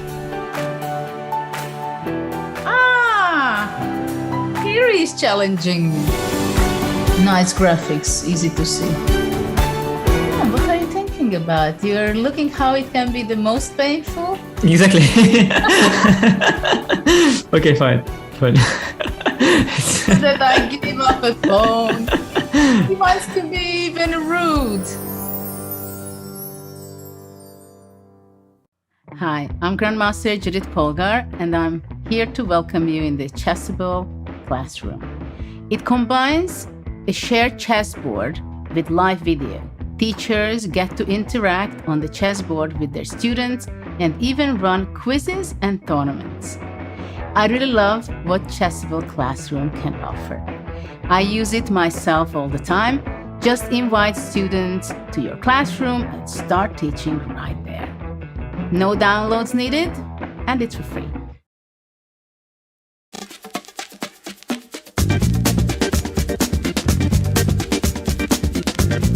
E5, it's E5 Patzers. A complete repertoire against 1E4 based on 1E5, now available to study with Chessable's unique Move Trainer technology. The backbone is the Marshall Gambit against the Spanish, with 3 Knight F6 against the Italian. Jan Gustafsson has revisited all these lines he has played for 20 years and worked on as a second for Peter Lecco and Magnus Carlsen, amongst others, with the help of the most powerful engines out there, Leela 0 and Stockfish 10. This has led to many new discoveries and a repertoire ready to master on Chessable that can serve the student for a long chess career. Maybe E4 doesn't exist after all. E5, it's E5 Patzers. I'm ahead of the game.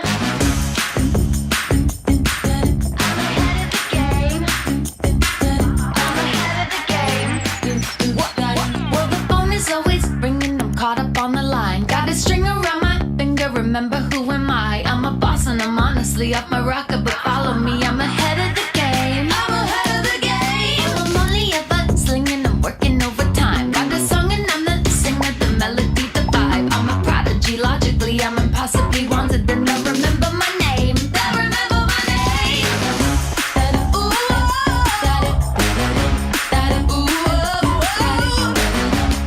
well, I'm ahead now. I'm ahead of the game. I'm ahead of the game. Ooh,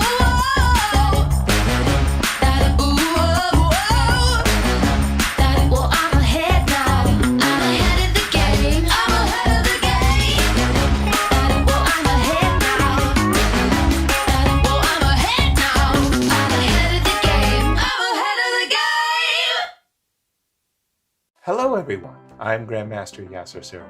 I do hope that you're enjoying the 2022 Tata Steel tournament broadcasts. Do you want to get my exclusive Chessable video course, Winning Chess Strategies, for free? Today, Chessable is running a promotion. Go to chessable.com/Yasser and see all the details of how you can get my course for free.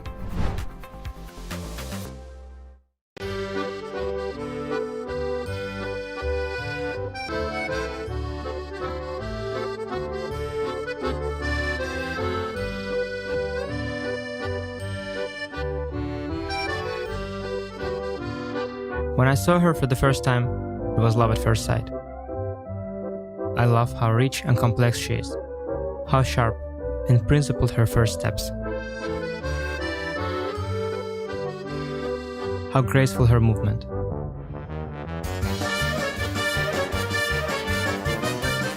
Paris is the city of love.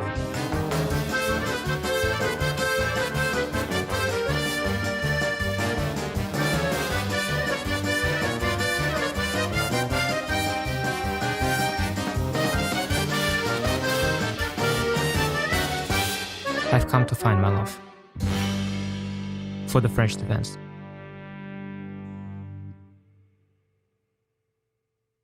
All I ever wanna be is eyes for your eyes, lips for your lips, skin for your skin, sin for your sin. Eyes for your eyes, lips for your lips, skin for your skin. Sin for your sin. Feel it now, now, now, now. Think about it later. Feel it now, now, now, now. Think about it later. Feel it now, now, now, now. Think about it later. Feel it now, now, now, now. Think about it later.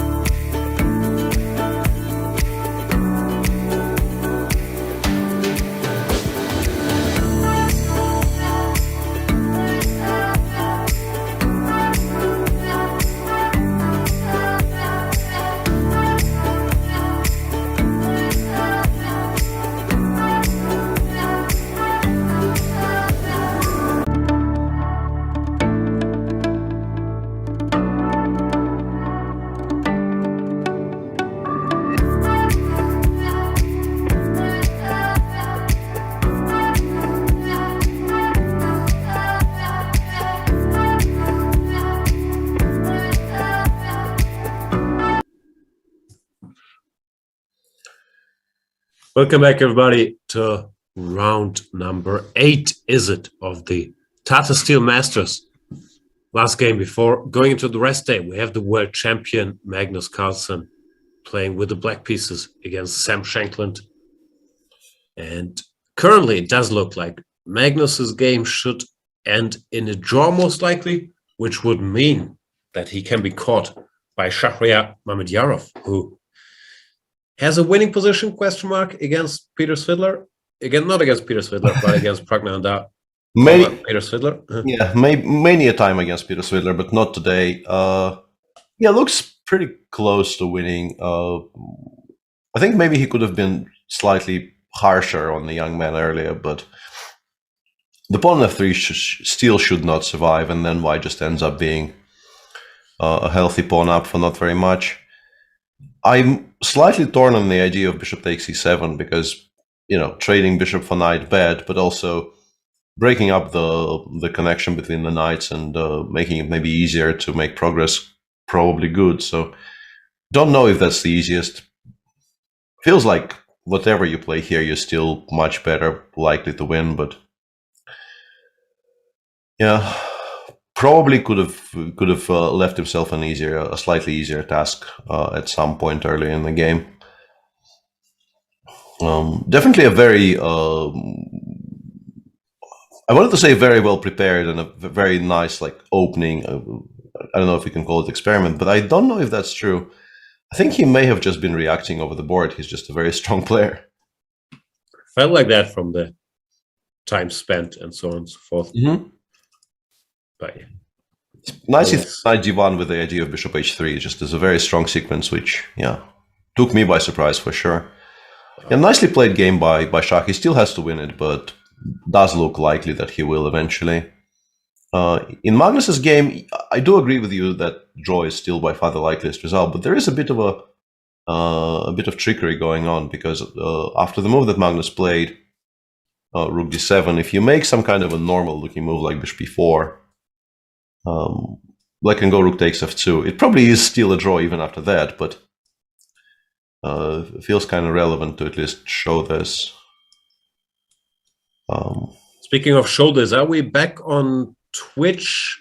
And I also can't see our little show. Are we doing all right there? There's been no mentions of the stream not restarting, but yeah, not seeing what we're streaming out into the world is a bit to refresh. All right. At least, obviously, obviously bishop b4 is not forced, and also you kind of have to wonder, even if you allow this after rook f2 and you go king h1 in that position, that probably is still a draw, though.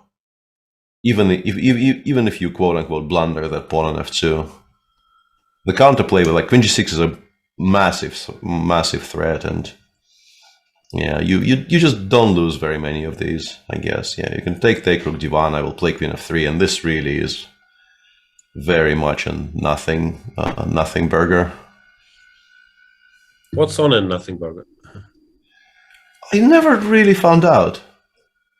Doesn't sound very impressive, but I don't know exactly what goes into a nothing burger. What's the reference even from?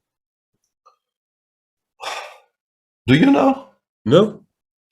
Because I see it mentioned on Twitter quite a bit, but I don't know where it originates.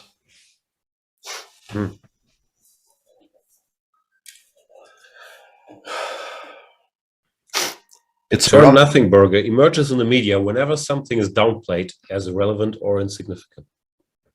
Although the term itself is not new, it has taken a new life in recent months as the au courant way of saying there's nothing to see here.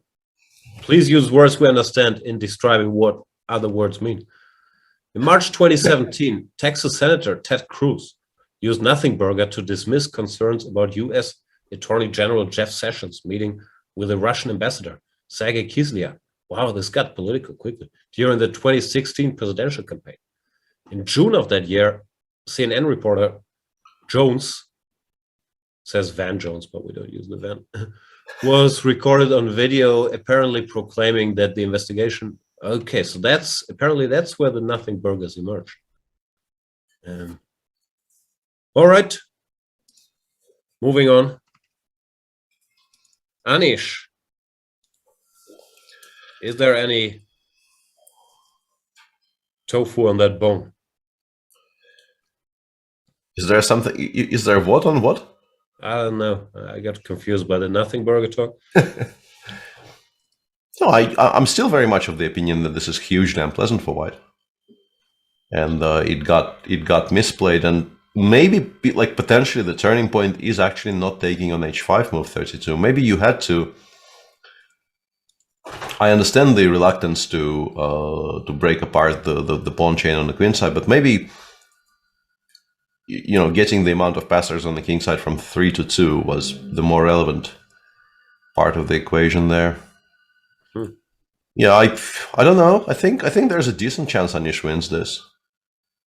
I wanted to say that Andre is also somewhat low on time, but there are only 4 moves away from time control, so that's probably not a very relevant part. Hang on, some updates. Spirit Tapper saying Officer Barbrady has said it for decades. Nothing burger, I guess. And Jason Sunshine saying Nothing burger is often attributed to a 1950s gossip columnist named Luella Parsons. They have a very knowledgeable Parsons used the term in a number of columns to refer to minor celebrities she deemed unworthy of public attention. She sounds lovely. As gossip columnists, gossip columnists often are, I think. I thought some of them are quite unpleasant. No, this can't be. The foundations of my world are being shaken here. Pawn to g4.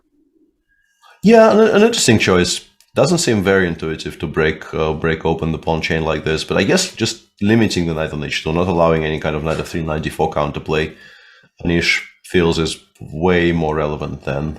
Mr. Dodgy, that was just for you. Yeah. Anyway, I interrupted your relevant pawn chain talk. No. Pawn chains, never relevant. Obviously, considering the origin of the species on pawn chains, like I dare not even mention the pawn chains at all, lest we have to discuss my system. The origin of the species of pawn chains? Sorry, my head is too slow today. It's Sunday. It's been a long week. It definitely has been a long week, yeah.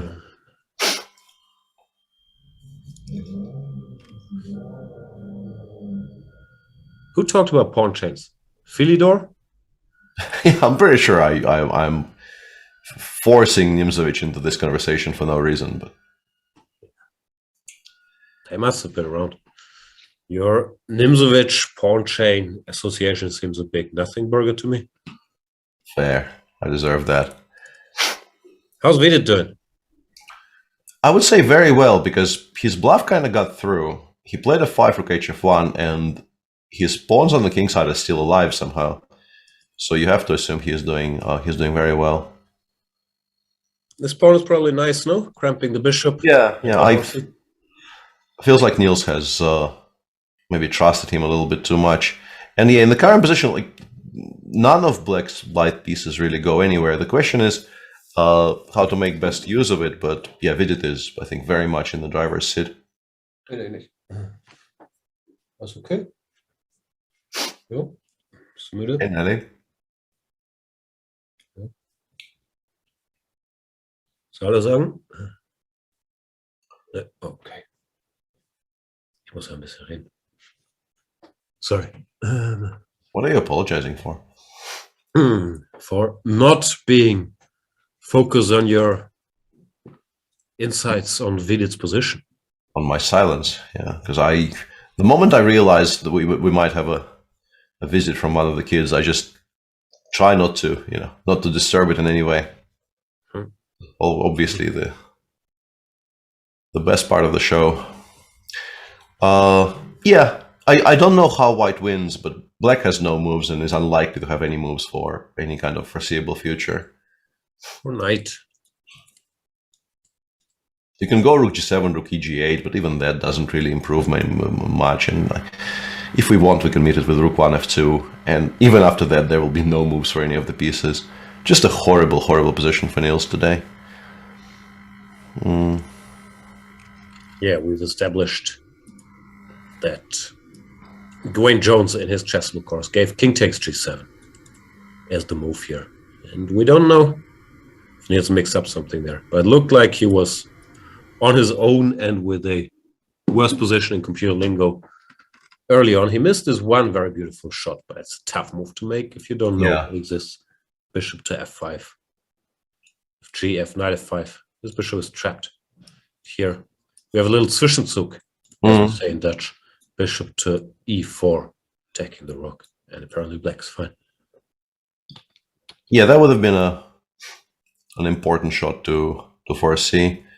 There's also the rook ending, which really should not have been there, the feeling is, but I thought allowing g4, g5 check in the Dubov-Duda endgame leads to an immediate draw, but I think Jan Krzysztof found a way to allow it without letting the game end on the spot, because g6, you take, you go a3.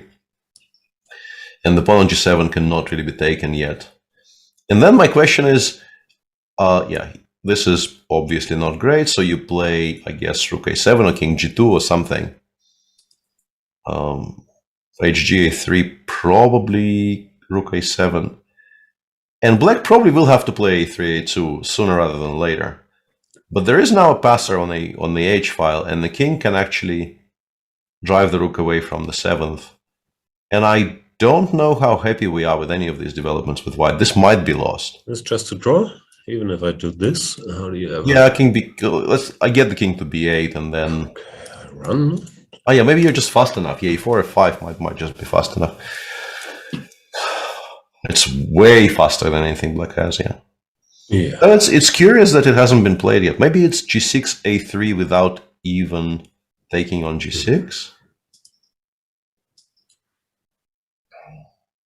But then we can go rook c8 check and it's an immediate draw. Question mark, question mark. And check, and you can't really avoid the perpetual. Huh. Why haven't we played any of this then? Maybe he's thinking about it. Fair. It is move 38 and he still has time, and it's kind of an important decision which either makes an immediate draw or potentially loses. So it's kind of understandable he wants to make sure it's one and not the other. Yeah. Looks like he's gonna save it. Yeah, he's played g6 now. Mm-hmm. One of those things is not like the other.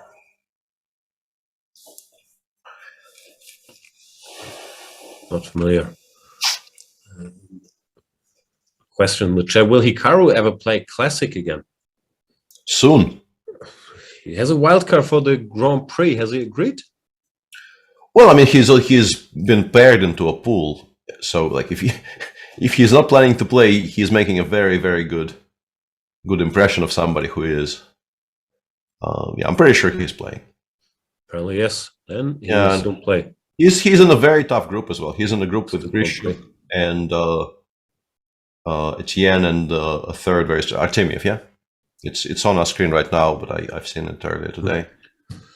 How do people get in? It's mostly by rating plus the top 8 of the Sochi World Cup that haven't gone in by rating. So Chirov, Oparin, and Etienne, for example. Yeah, and those from the Grand Swiss. Yeah.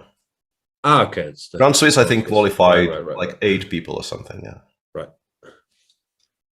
So yeah, there were a number of ways to qualify. Vincent Keimer is in there, which is exciting news for the German chess lovers, obviously. Sure. And yeah, just a very nice field. 24 players, 3 tournaments, 16 play in any single one. So people play 2 out of 3. I'm not sure how the final point count works, but it's in the regulations somewhere. I'm not supposed to know. How many qualifiers for the candidates do we get? 1, 2? I think it's 2, right? I think so too. I think there's only two spots left, and they both go to people from the Grand Prix series. Starts on February the 4th. February the 3rd is the opening ceremony, which these days often is on Zoom, which I think is generally just an improvement. Yeah. Hated it when they used to have those on Discord. H3 played by Mamedyarov. Is this just winning? Like, he simplified. Vishy once told me to do some name dropping, that Mamedyarov was excellent in, taking a good position and converting it into just a winning endgame. That Vishy felt he was very, very good at feeling what needs to be left on the board. Yeah, I've lost games like this against him more than once. Yeah, exactly. I've not heard that Vishy quote, but it instantly sounds true to me. Because I can name a couple of games specifically where I thought, okay, this is a mess. I'm probably losing, but there's tactics. Maybe I can find something, and then woof, and all the pieces are gone, and the endgame is indefensible. And it's a very useful skill. Incredibly annoying to play against as well, because it really drains all the joy out of already a joyless task of defending a bad position. So, doesn't make you happy? No. It looks like, once again, he has a good feel for how much stuff can be exchanged. Yeah, this probably is a little bit too much stuff. Yeah. Question mark. I don't think this is what will happen. I think he probably has a cleaner solution here. F6 is a good try, though, by Prague, because it looked like the move was just completely unplayable because of some EF6 and then Rook C7, but we don't actually win any. Well, I mean, we don't win any large-scale material by doing that, because King E6, King D5 exists. Yeah, this would have been good for White. This would have been very promising, but King E6, King D5 annoys me greatly. Maybe we can take on this, and now we go King F2. Yeah, this doesn't look bad. But still, like, how sure you are of winning after Rook D8? Not sure at all. Yeah, I would prefer to keep the knights on the board somehow. Let's see how he does it. Maybe no. I wanted to suggest knight takes f6 and then Rook C7 check, which he actually loses, which is quite impressive. So yeah, both this and knight d7 I missed altogether. Knight d7 is.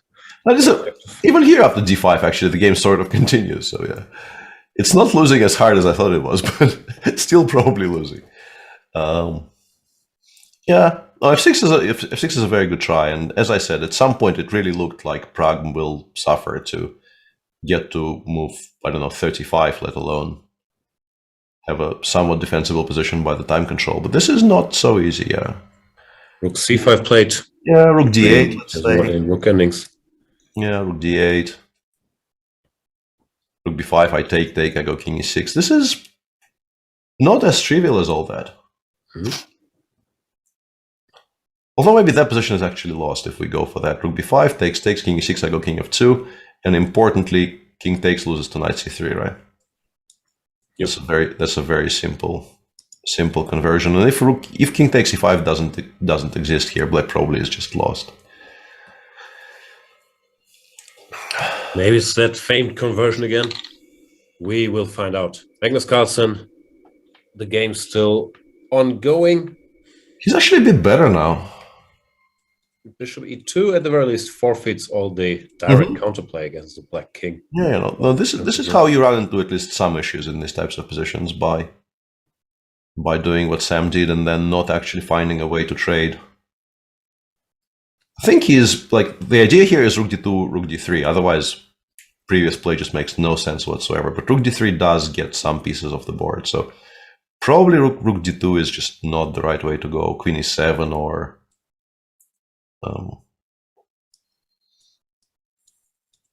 something. Queen e7, rook d3 anyway is what is annoying me. Feels like I can't actually avoid this from prevent this from happening. Sorry. Yeah. Life is a box of chocolates. But you always get rook d3. That is a very, very suboptimal box of chocolates, I have to say. If that's the only actual chocolate you get.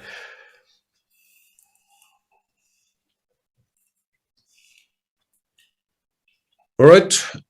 What is maybe Magnus with some micro chances, and we all know how dangerous he is with micro chances or microwaves. But for now, it looks most likely Magnus will make a draw and Mamedyarov will catch him.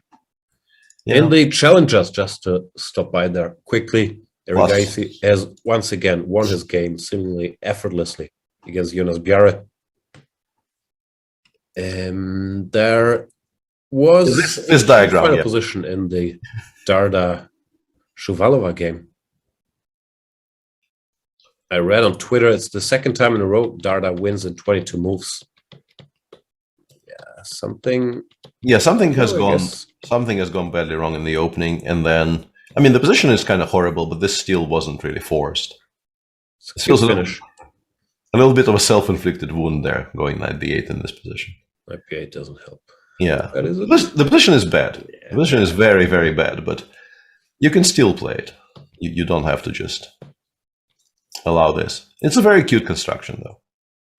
Little variation on the smothered mate. No, Pazaran is saying a Darda Duda match would be fun. I agree. Although Duda probably still an overwhelming favorite. We'll see with Darda gaining more experience. And apparently, we've been gone for a while and have now been discussing chess to the shock of many in this chat for a bit. And sorry.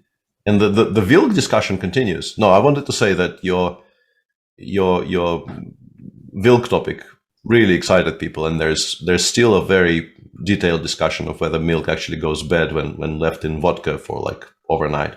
I've done it many a time. Sometimes it just clunks directly when you put it in. And then the going bad I've also experienced, but I think it might depend on the vodka and the milk. It's maybe a bit small sample size theater. I didn't do it thousands of times with thousands of brands, but I've had mixed results on that topic. I'm sure.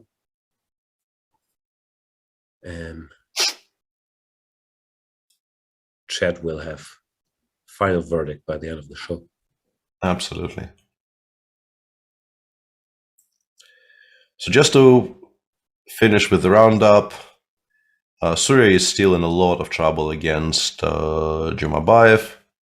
Position continues looking kind of horrible. I don't know whether it's just outright lost or simply bad, but it looks like it might just be outright lost by this point. Just the whole setup is very untrustworthy.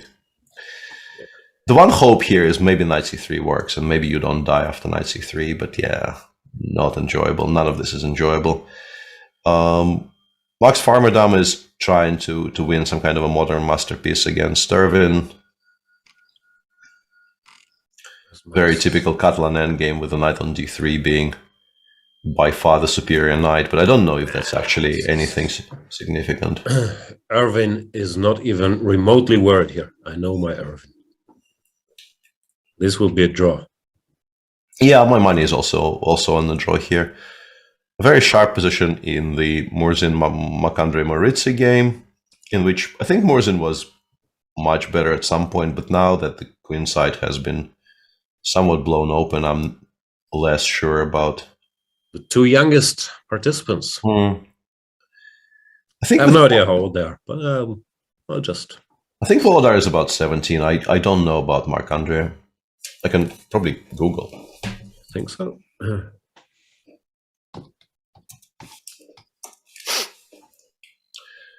Yeah, he is 15. maybe even 14, considering it's only January. Very, very young, younger than Volodar. Volodar is also 15. He's like a solid, well-established, mature 15, and yeah, he's a very well-rounded 15-year-old. Yeah, and in the meantime, Jinarju, I think, wins a very cute little. The final position is very cute because I think this was missed. Maybe it was lost anyway, but this is a cute combo. The point being Rook G2, Queen G2, Queen G2, Rook D1 check. Tough break for Vogel. Yeah, he's not having a particularly good tournament. I think it's a second win for the Chinese player. Let me take a look. Yeah, that will be her second win, and she will actually jump over Rovin in the standings. Rusty Bin, being the prophet that I am, I do agree with your thesis that it's likely that Eric Geisey's rating will be higher a year from now. Yeah. Not as controversial a statement as Rusty Bin seems to think it is. I'm not sure if I thought it was very controversial. Yeah. Do you get medals for Russian championships? Yeah. Yeah, you do get physical trophies for Russian championships. Nice. Yeah, all right, back to the Masters. Yeah. Whoa. Magnus taking a very dry approach to this position. Probably he just did this better. Because this is just a draw now. Takes, Rook D1. This is just a draw. Rook F6, Rook D2. There's. Yeah.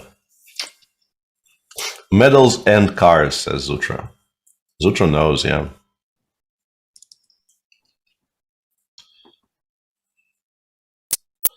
Yeah, this is no longer very exciting.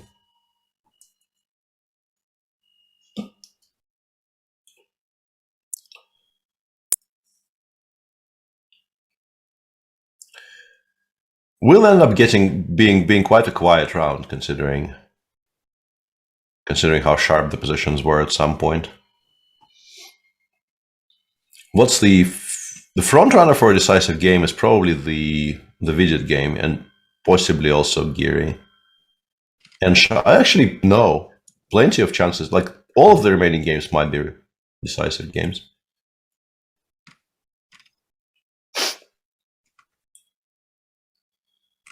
So what's the order? Mamedyarov first, then Vidit. Probably Mamedyarov, then Vidit, then Anish, then Duda. In terms of winning chances? Mm-hmm. Then Duda, yeah. And yeah, this is just such an annoying position to play.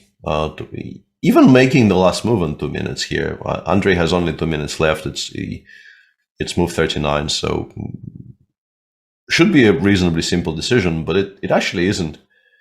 Because you have to somehow meet the threat of h5, h4, and none of the moves I can see so far do anything against it. Like knight f1, h4 doesn't really improve your position. Rook d2 doesn't create a threat of a check. King moves. Looks borderline lost by this point. Yeah, despite seemingly, we have one active rook on f8, and the rook on g7 is performing more or less strictly a defensive function of preventing rook g8 check, but the knight on h2 is such a horrible piece. Yeah, very nicely played by Giri from a certain point, and Andrei might kind of regret picking up the gauntlet and continuing to contest the theoretical knowledge of the giant of the Dutch chess. Yeah, I did mention it here. You don't play this line against Anish. This is home turf.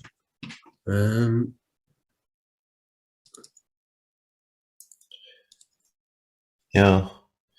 This just goes from bad to worse. Feels like there should be some kind of a forced win already for Vidit.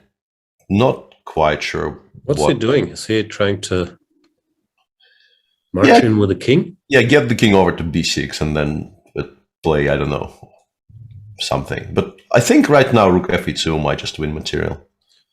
Yeah, might make sense to take something before 96 Rook E8. Yeah. And after Rook E7, I have a feeling we might be able to find some tactical solution somewhere, even though I don't see it yet. But yeah, I wouldn't be surprised if this position is just winning by force for white now. Mm.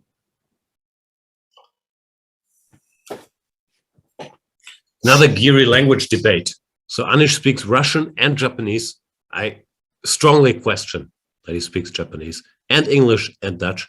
He does speak Russian, English, Dutch. For sure. Yeah, some debate ongoing about his Nepalese skills and his Japanese skills and his German skills. I'm not sure we'll get clarification by you. We can confirm the Russian, English, Dutch part.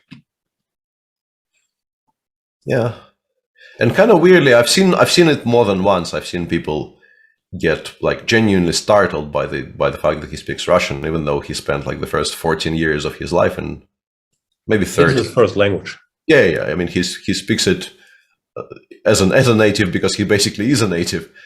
But I think by this point he is, in people's consciousness, he is so much a Dutch player that I legit saw Russian speakers kind of do the whole startled deer impression when he just says something in Russian. But he never speaks Dutch. He never speaks Dutch? I think his Dutch is completely fluid, but he prefers to speak in English, as far as I know. Hmm. I'm not sure what people think his first language is. But it is Russian. He was born in St. Petersburg. Yep, that's what I said. His Dutch is fluent. He refused to speak Dutch with me for whatever reason. Yeah. That has to be the conclusion that we draw here. I'm just, trying to make chit-chat. Hey Anish, wat heb je vandaag gedaan? Lekker een broodje gezond eten, of niet? And he says, Jan, shut up. That's usually how it goes.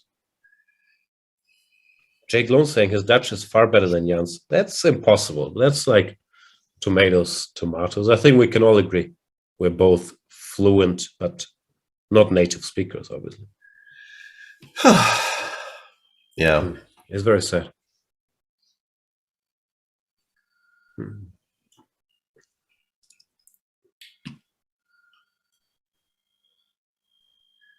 Somehow sort of hanging on by a thread here. We're not really successful so far in finding a forced win here for Vidit, which is... I can try harder. What about c4? I thought I can take, but apparently I can't. Oh, yeah, c4 is... Apparently you can't. Knight c6. Yeah, now that I realize I can't take, I quite like c4. c4 is a strong move. Let's play c4. Matthew is asking, does most speak German? Need some context. Dutch people? Not sure. I usually speak English when I'm in the Netherlands, but yeah, from my experience, they can at least speak good troll German if they want to. Like your average Dutch grandmaster troll German is probably better than my troll Dutch, which is upsetting, but I'm working on it. Yes. I'm not sure if... By this point, my working theory is that this entire series of shows, Jan negotiated for it just to work out his troll Dutch without telling us, and this is not what's happening. No, I'm always working on my troll Dutch, but yeah, it's not easy without studying any Dutch. Speckcook is saying most Dutch people are rubbish at German. Is it changing? Are older people generally better at German? Did something change about what's being taught in schools or stuff? I don't know. German, Dutch, just different dialects. Nah, words are different.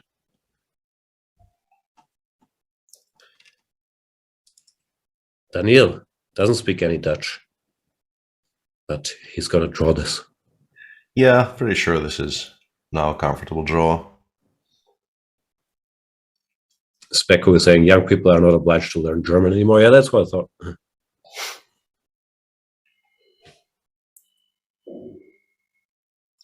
Yeah. Dodgy saying this entire tournament is just a lead up to Chess 24 NL, headed by Jan. That'd be great, yeah. I think I'd be the most qualified person to lead it.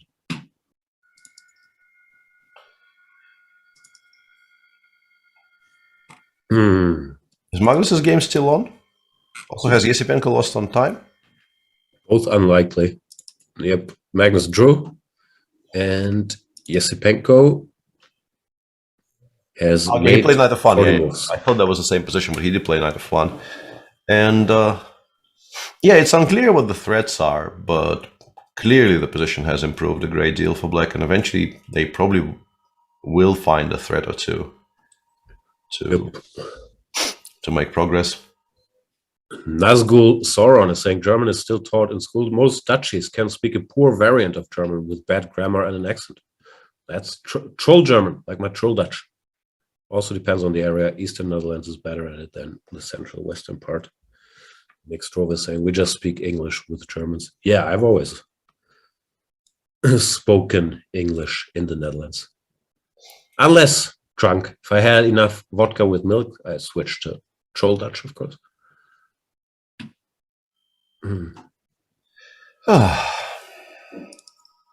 Maudyarov. Yeah, he does his thing again. He's exchanging stuff and then he wins. Yep. People disrespecting my cultural heritage is very, What very... happened? Who shall I ban? Mods cannot be banned. Who's modding the mods? Mods check, yeah. Nobody's modding the mods. So Primal 11 is saying, how did each of you learn English? I learned in school. And Peter, I think, has a touching story there. Absolutely, very, very touching, yeah, in all the wrong places. Why do you seem to be like inspiring this more and more? I don't know, because this hasn't used to be the case somehow. Just trying to be nicer. Yeah. Basically, blame video games. Video games are obviously the scourge of modern life, and in this case, just as in many others, video games are to blame. Video games are to blame for me improving my chess. C4 played, what a move by Vidit. Breaking through. Poor Niels. Can't stop the Vidster today. How does this end? BC, we just take. It takes bishop c6 is just kind of end of game. Not great. So you have to go knight c7 back right now, completely abandoning any hopes of getting the knight over to d6 and d4. And the position, I don't think it actually collapses yet. It just kind of goes from bad to worse. Can we see the Vidit pick to celebrate c4?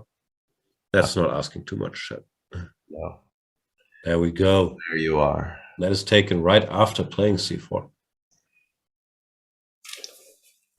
31 c4. I should tweet the diagram and say the delayed English opening, smiley. How many likes? 231. That's not bad for my standards.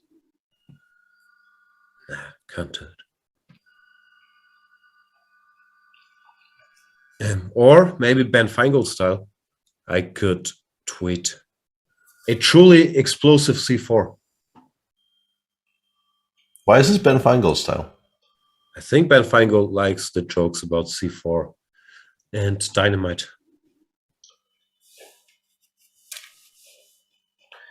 I have so much to learn yet.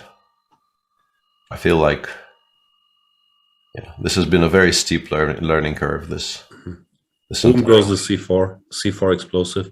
There you go.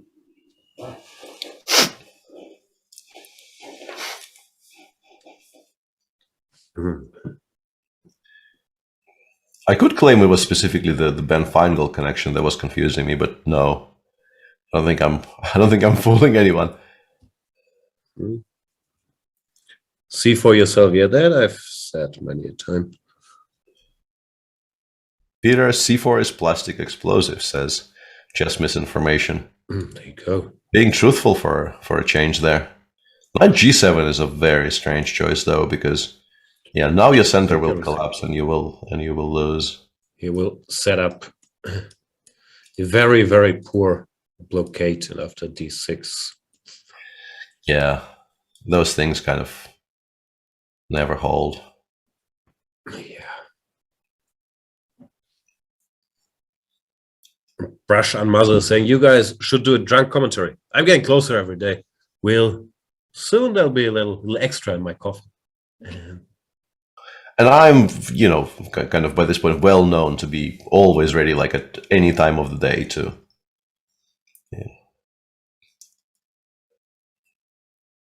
pour a dram and nurse it for the next 3 hours, pretending I'm a serious drinker. Huh.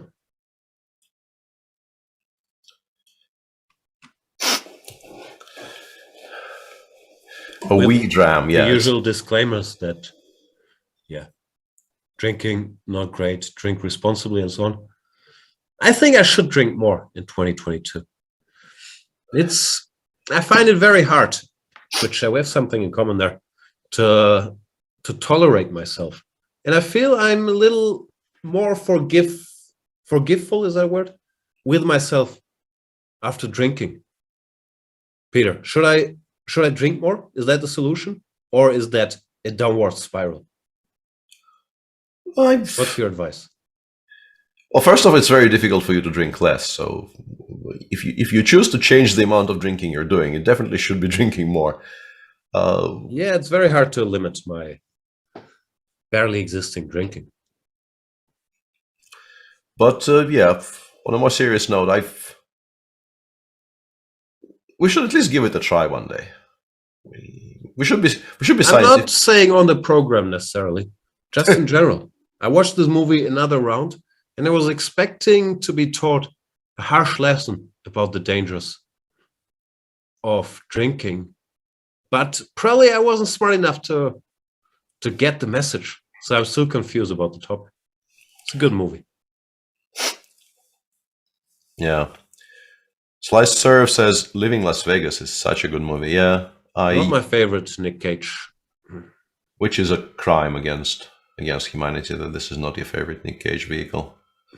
He did Con Air, The Rock, Face Off, back to back to back. The greatest trilogy of all time. We had this conversation. And it's not enough, apparently. clearly not enough, yeah. And Niels didn't even set up the very, very poor blockade. He went rook gd8, and now after d takes c6, the pawn will cost him everything. There is no limit to the amount of things that this pawn will cost black here.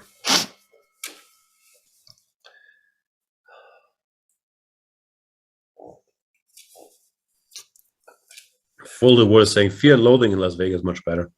I agree, although I haven't really had the urge to rewatch it ever. I have a feeling I still have it on VHS. Probably DVD though, probably not VHS.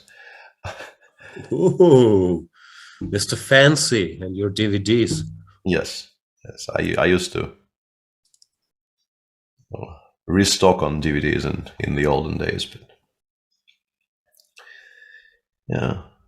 I recently encountered a kind of a weird problem because I wanted to basically completely reformat some old computers before giving or perhaps throwing them away because they are very, very old, and even the pawn shops will not take them. And for that, you often need a boot disk, which normally would be like a CD or a DVD disk, and none of the drives work anymore, and it makes the task of reformatting a machine much more difficult. So I'm kind of stuck now, and letting some people down in the process because there's all pieces of junk still standing on the floor somewhere, and I'm not fulfilling my filial obligations by getting rid of them. Niels decided to get rid of this game. Yep. After DC. Vidit continues his strong play in Wijk 2022. Wins a nice game here. And Niels, after, catching a bit of a break with 3 draws against 3 very strong opponents, goes down again. And now he has what, minus 4, minus 5? Minus 4, I think, yeah. Rough tournament for the Swedish number 1. Dubov Duda should be a draw. This one might go on for a bit, because Black doesn't really have any kind of easy way to make progress. But White has absolutely no way to equalize, so there's going to be some shuffling back and forth, I expect. That has some advice. That is varied advice. Just hit the disc with a hammer is one idea. Yeah, DVD USB drive another. Format C. Yeah, Format C doesn't hard drive actually and throw away the computer. do enough, yeah. And we probably don't want to be discussing this in any kind of great detail, but why not? Generally, if I were allowed to throw the machine away, my life would have been much simpler. But why aren't you allowed to throw the machine away? Because my mom is very, very set on the idea of using it as a gift for somebody, despite it being sort of older than my kids potentially. I tried many a time to explain to her that this is not a very good gift, but she just hates the idea of giving stuff, just like destroying stuff instead of finding a new home for it. But if we are to find a new home for it, I would like for the machine to be wiped entirely clean, because there's like decades of my parents' life on it. I understand. There's some interest in the chat.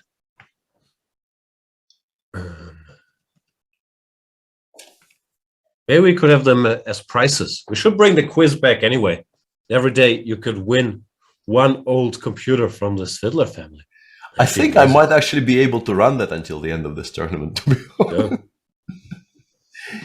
The way things are right now, I have a feeling with 6 rounds to go? 5 rounds to go? 5 rounds to go. I might be able to do that. If maybe one round we can replace an old computer with like 3 completely unusable cell phones, then I definitely am in business. Sounds doable. I think I have some stuff in this basement. Lifetime repertoire, Grunfeld Part 3 is on the disc. No Part 3. Have mercy.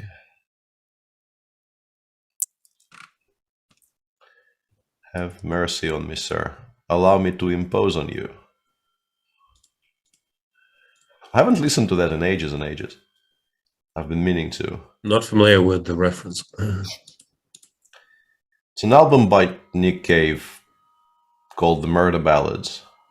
There's a very, very long song on it, which starts by "Have mercy on me, sir, allow me to impose on you." Nice.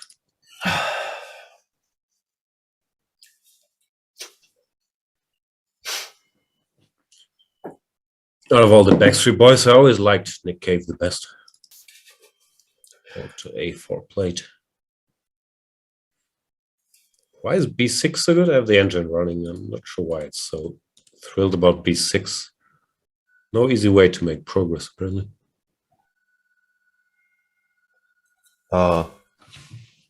I like the book very much, Sisir Processor Primal 11. The foreword is complimentary and the book is excellent, and there's going to be a part 2 coming out at some point. So, yeah, very much recommended. A very in-depth look into both the life and the games of Vasily Smyslov. Sorry about that. Needed to plug somebody else's book for a moment there.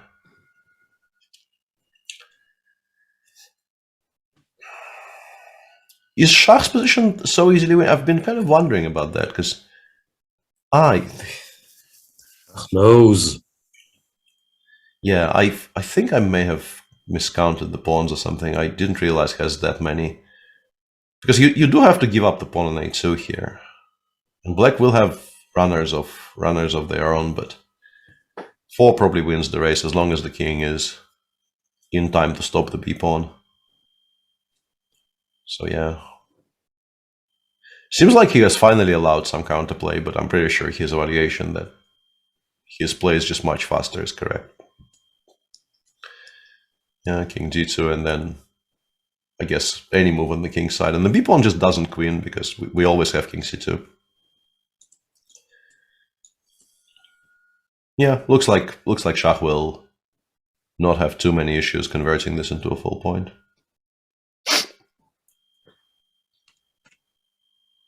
Good old Shah.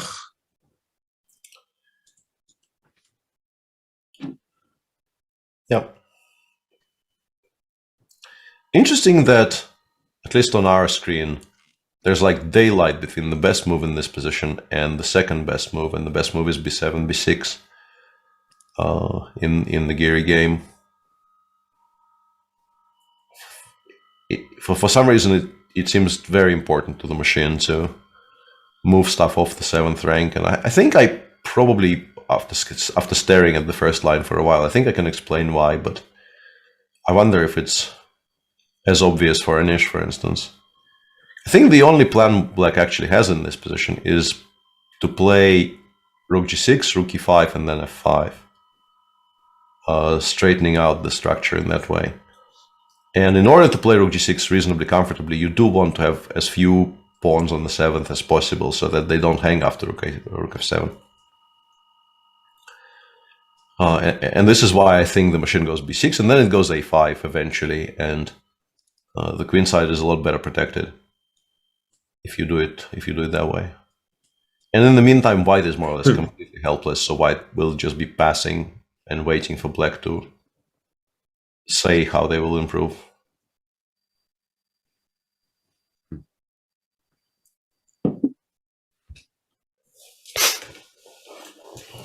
I'm not entirely sure which engine we're using. It is Feathers, but it's a better than usual engine, I think. For these shows, we were given a pretty decent cloud engine somewhere. Really? I think it's just Stockfish 14 running on the computer, but these bars, they're I think done by a good cloud engine. Okay. I thought it was the other way around, but okay, I misunderstood. Okay.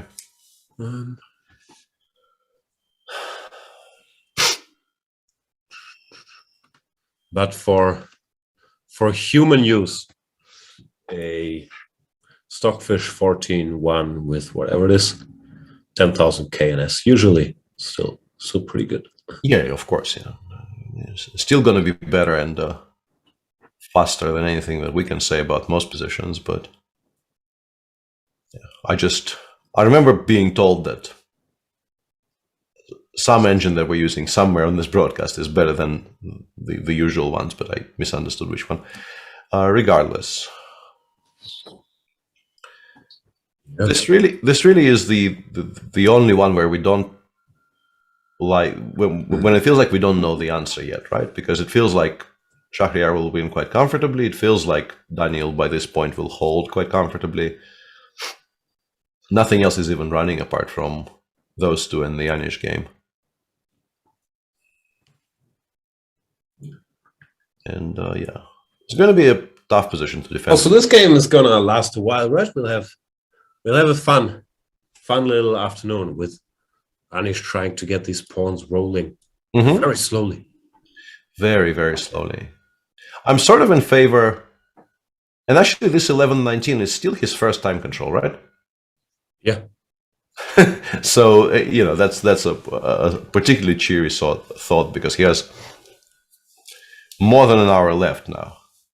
But yeah, I'm sort of very much in favor of them kind of thinking about the next two moves for like 55 minutes and then a 19-move time scramble, but it's probably unlikely to happen. Da kannst du es ja endlich machen. Ja, viel Spaß. My daughter informing me she found a puzzle that's 5+, and since she is 5, she can do it. It's math. Math. Simple mathematics. Anish, we can't stare at this forever. Daniel. Yeah. Can we stare at this forever, though? This we've had, more or less. Yeah, I think more rather than less, and yeah. Looks like black is a tempo up compared to what we had, but it doesn't really change anything, does it? Here. Yeah. We're still in time to... This is still easily fast enough. Yeah, 5 f6 comes extremely quickly. Go here. And this is a draw. Yeah, if the black king was closer to the f6 square here, maybe there would have been some problems, but it's so far away that white isn't even remotely worse, feels like.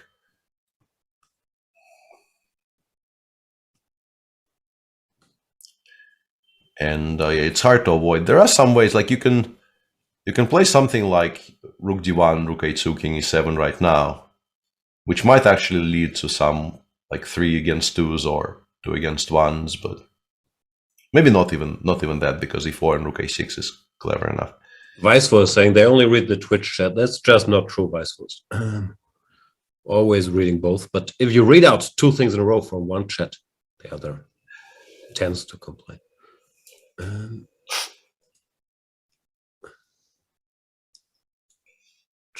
So king e7. Yeah, this is just a draw. But even if you do lose the g6 pawn, it's still a draw. It's just a draw that will take you some time, and you might occasionally lose. But yeah, seems like black can't even get there.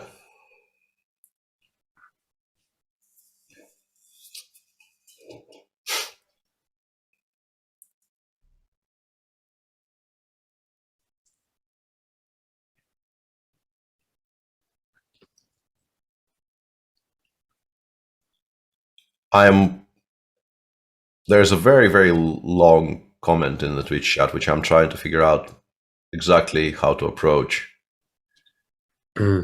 Most people not athletic could still play chess. So chess should be bigger, so we should be rich, if I understood correctly. Yeah, but there's this bit in the middle which I'm struggling with, which goes, so why then have you all negated chess to only the world where people feel uninvited?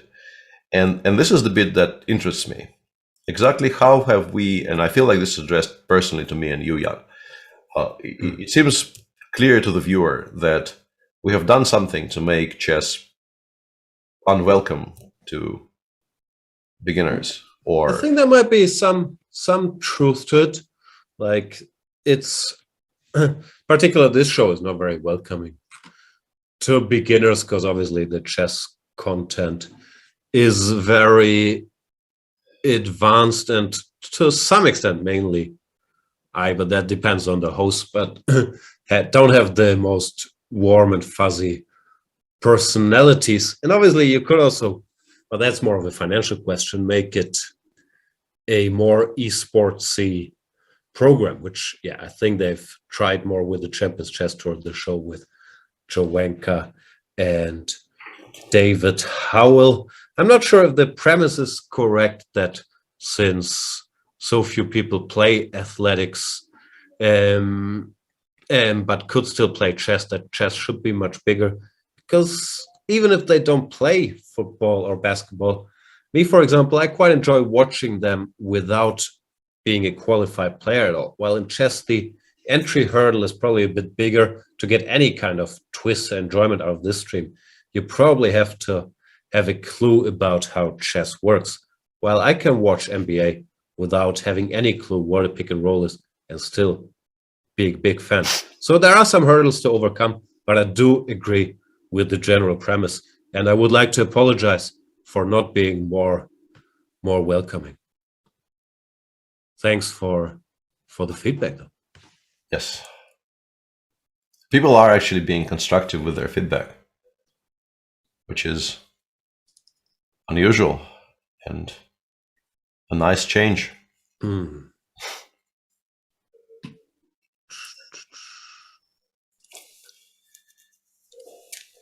Pragnananda, he's trying to hang in here.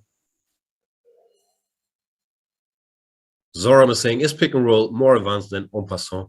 Frankly, I've heard like pick and roll being brought up a million times on the various basketball podcasts I listen to. And I very often hear they can't defend the pick and roll. And you get it. The pick means someone stands in the way, and then roll means that someone who stood in the way goes towards the basket, rolls to the basket.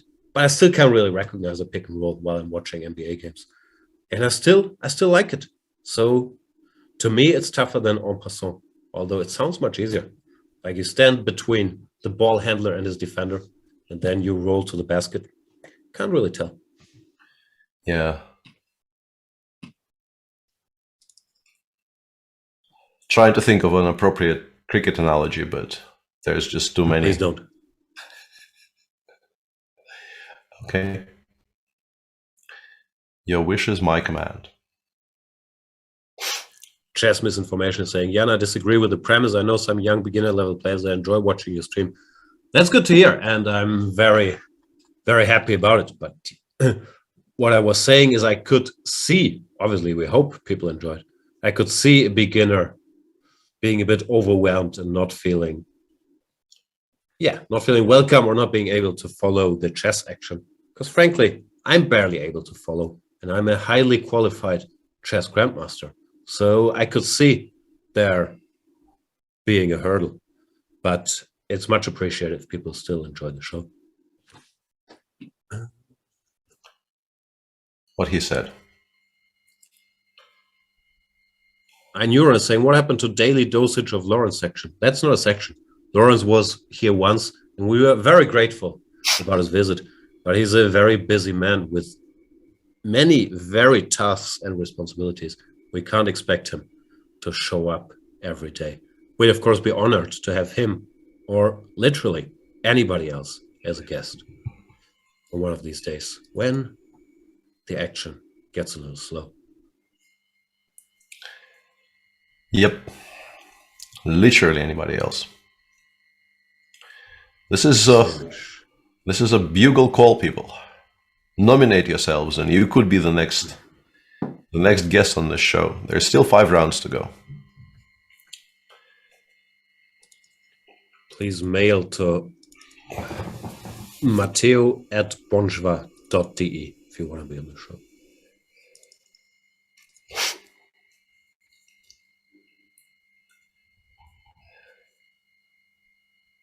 Oh, Yaro's just winning, isn't he? Yeah. That's the... He was choosing between King E1 and King E2, and I don't think there's much of a difference, but he wanted to be as clean as possible here, chose this. Yeah, it's going to be the same position anyway. Knight E3 doesn't change anything at all. So you still go after the A2 pawn and you still lose.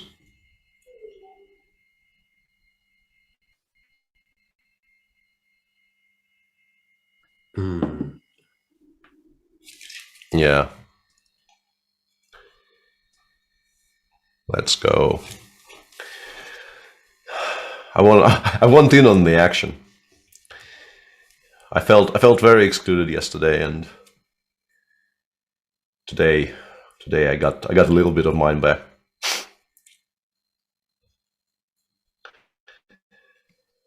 I think we really should be watching the Geary game if there's any game we should be watching. This one isn't. He's not moving. We're eagerly waiting.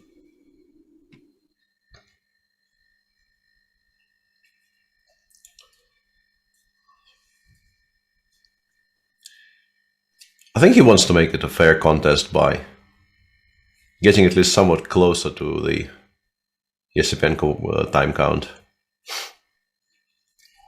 I don't know. It feels like it's a complicated position, but it also feels like he's been in the tank for about half an hour already.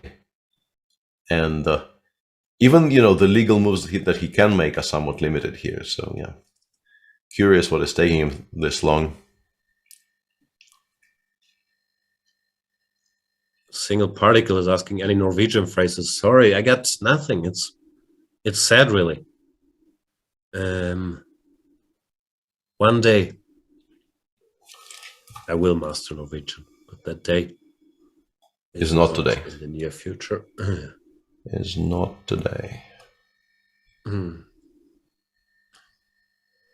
Ponziani's scheme is saying, wait until Jan discovers the term 3 and D. Ponziani's scheme, I've literally listened to thousands of NBA podcasts and followed NBA very closely for the better of 20 years. You don't think I've heard of 3D? That really hurts my feelings. Like all the chess and character stuff I can live with, but 3D, come on. Knight takes a2 is on the board, but yeah, we've discussed this. The king just goes here. This pawn never queens by himself. Yeah, you could even start with h5, wait for b3, and go king g2. I don't think it matters. So yeah, just a completely winning position, and also winning in the most straightforward way possible. You just push your passers, and they just queen faster than your opponent's passers, and that's about it, really. Yeah, nice game by Shah. I feel like with him, you actually are somewhat confident that it hasn't all been prepped, so that makes it even more impressive that he was able to work out all the things in the opening. Hast du schon das fertig gemacht? Alle drei oder nur das eine? Nur das eine. Willst du die anderen auch noch machen? Nein. Ne, keine Lust? Was willst du machen? Einfach nur hier sitzen und warten, bis Mama kommt. Nur hier sitzen und warten, bis Mama kommt. Aber ich muss noch ein bisschen Englisch Quatsch reden. Ja. Anish spielt. Kennst du noch Anish? Weißt du, wie der aussieht? Wie? Soll ich dir ein Bild zeigen?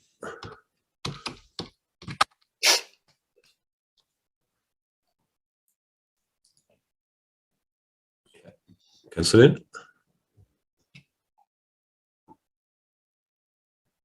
Er war schon mal hier. Er hat auch kleine Kinder.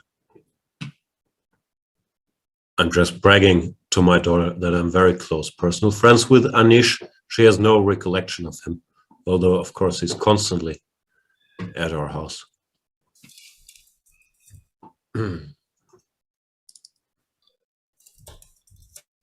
Welche Schachspieler kennst du?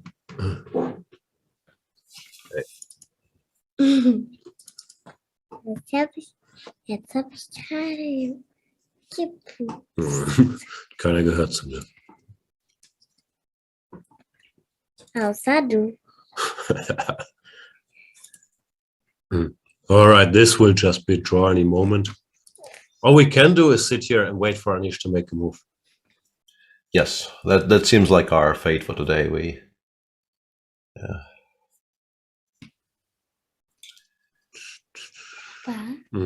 Wo ist das alte Brot, das wir eigentlich den Enten geben wollten? Das alte Brot? Das haben wir schon weggeschmissen, oder?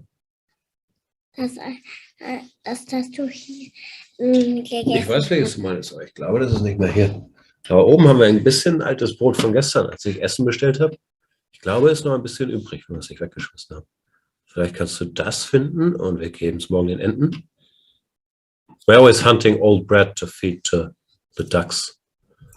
And she's rightly complaining that I had old bread here some days ago and now it's gone. Because I'm very tidy.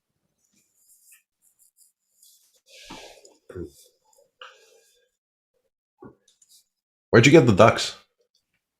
They're not our ducks. They live in a nearby pond, and sometimes we go there and just to show that we're bigger and better than them, we throw our leftover old bread at them condescendingly. Yeah. There's a beloved Russian poet who he did a lot of things, but he also, I think in his spare time, he composed a lot of children's poetry, and not the usual type of children's poetry. And one of the things I still remember from my childhood is a 4-line, a very, very short poem on this topic, about throwing bread to the birds. For those few Russians out there, it goes, what's his name? Федоров сазон воробьев кормил, бросил им батон, 10 штук убил. So that's the Russian segment for today. Kennst du noch Peter? Ja, auch nicht? Der war früher auch manchmal hier. Er erzählt manchmal Geschichten und sagt dann ganz spannende Sachen. Manchmal sagt er was auf Russisch, was er auch nicht verstehen kann. Yeah. Just translating for Nelly. Yeah. My English is still terrible. Rough translation would be a boy named a Russian name liked feeding the sparrows, so he threw them the entire baguette and killed 10 of them at once. It's an uplifting poem. Willst du hier vorne einen Zopf machen? So? Ja. Okay. Come on, Anish, B6. Yeah, and feels kind of. I didn't know it at the time, but maybe he was inspired by the immortal Tom Lehrer song about poisoning pigeons in the park. Although it's slightly different in overall themes. PPP. Poisoning pigeons park. Yes. PP also big part of chess drama. For Russian poetry, that was a hoot, says Reply Sid. I must object in the strongest possible terms at any attempts to disparage Oleg Grigoriev. Ich weiß nicht, ich höre meistens auch nicht zu, wenn der Mann redet, weil manchmal höre ich dann einen Zug, den er sagt, und dann mache ich den Zug hier auf dem Schachbrett. Chat, this is between us. Yes. Das ist unser Geheimnis, ja. Nein, auf gar keinen Fall. Ja, das darf keiner wissen.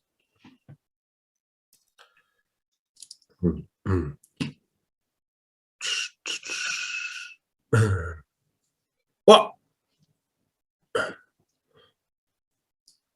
Still no moves anywhere? No, not. I mean, some. Oh, H4. Okay, but this is petering out.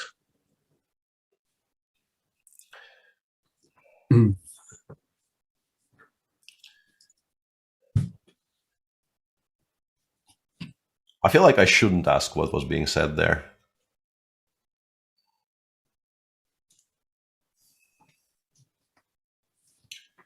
I got the impression that I probably won't like the answer.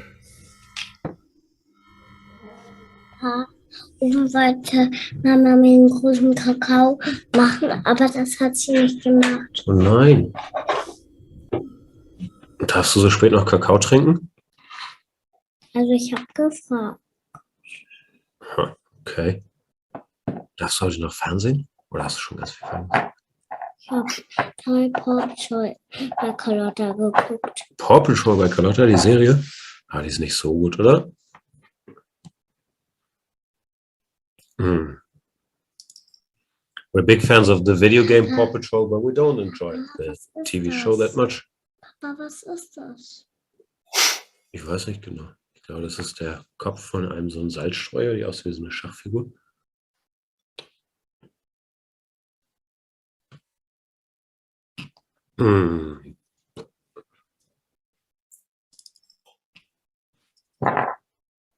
Still eagerly awaiting moves here. E4 by Daniil. Yeah, this is not going to last very long because apart from rook e1 ideas, you still don't have any sensible things to try, and then rook a7, rook f7 just makes an immediate draw. So yeah, this one isn't very complicated, I feel. H3, this pawn you should not take, but this is the typical thing. The H pawn cannot really bother you, nor can the G pawn, because you can just turn in front of them. The F pawn, however, wins in these structures, because that gives a check. If you take it, you run to rook f1. If you go king f2, you run into rook h1, followed by rook h2. But H and G pawn are not very dangerous here.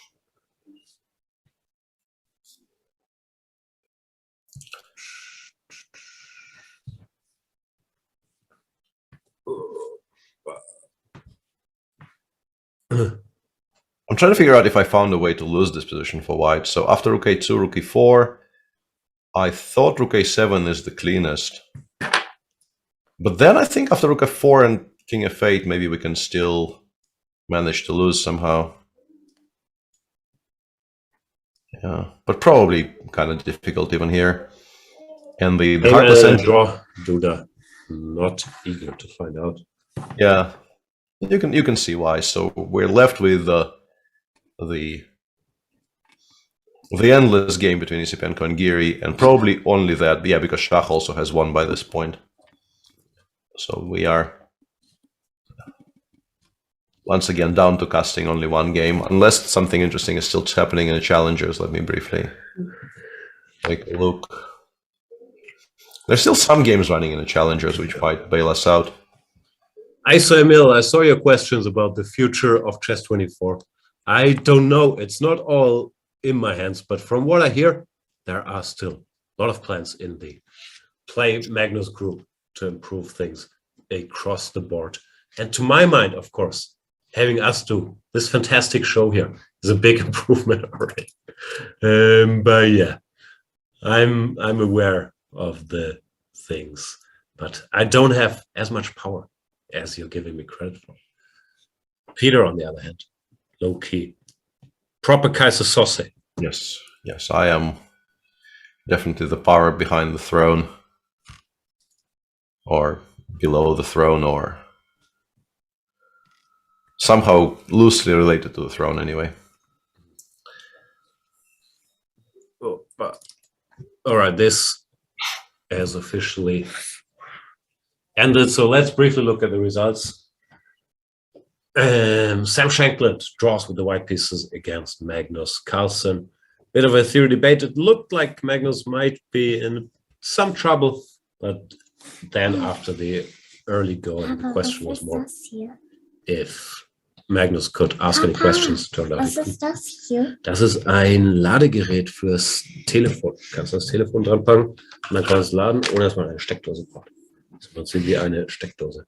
Das heißt Powerbank. Shahryar Mamedyarov is a powerbank by himself, defeats Praggnanandhaa convincingly. Sergei Karjakin draws against Richard Rapport. Quick draw with the white pieces for Karjakin. Vidit wins another game, defeats Niels Grandelius, gets within half a point of the lead. Caruana was neutralized by Jordan van Vries. Homework, couldn't get anything going. Dubov, yeah, couldn't get anywhere against Dulda either. Maybe he also tried to play it solidly today. And that leaves us with Yesipenko Anishkiri. Well, Anishkiri is close to scoring his third win in a row, which will also bring him within half a point of the leaders after starting with -1. That'd be quite a turn of events. Yeah, in the meantime, in the challenges, there are still 3 games running. Ja, nur im Moment können wir nicht so viel, weil ich immer arbeiten muss abends. Aber wir können doch ein paar Einsätze.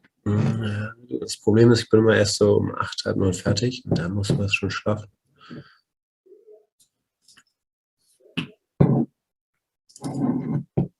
Some debate about playing Paw Patrol right here, right now. Not gonna be able to do it. Do you have the Paw Patrol capability Yeah. in the basement? I only have it on this very computer.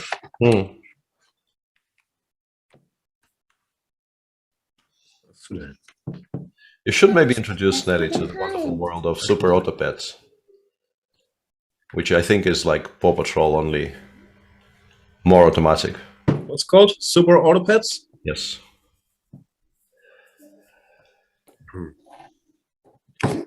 Paw Patrol game is excellent. It's a very simple jump and run.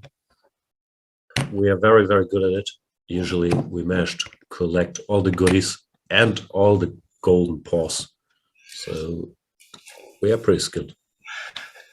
Dika Karo says, sounds like Peter needs to give an old PC to Jan so that he can put Paw Patrol on more computers. Yeah, so that like every single room with Paw Patrol enabled. Yep. That seems like recipe for success.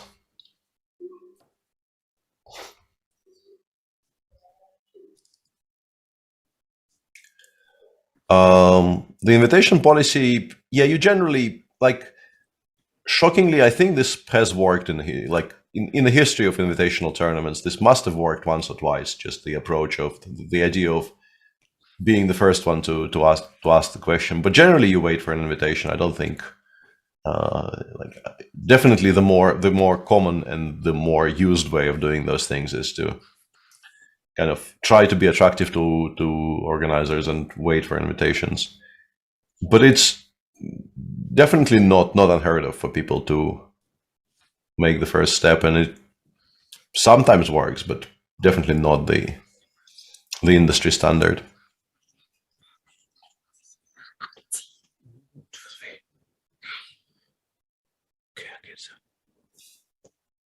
Sorry, we're having an off-air debate here about sunburns. Hey. You think it's funny? Push'em Baby says you post hunky photos of yourself in order to get very much. A5 played by Anish. Probably similar intentions to the B6 the computer gave, but apparently less good. Doesn't seemingly less good. And it also took him, I'm afraid to even ask, but it seems to have taken him. But hier, aber dann kannst du es nicht sehen, wenn du so umsetzt. Tschüss weh. Yeah, it still doesn't say, but it feels like maybe 45 minutes.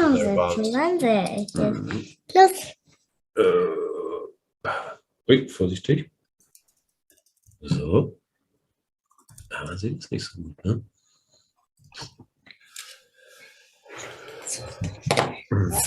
And no, Geary definitely did not flag. He had basically too much time, which is why he spent so much of it on this one decision. This is what we call a Peter Svidler, ladies and gentlemen. What do we call Peter Svidler? No. Oh, okay.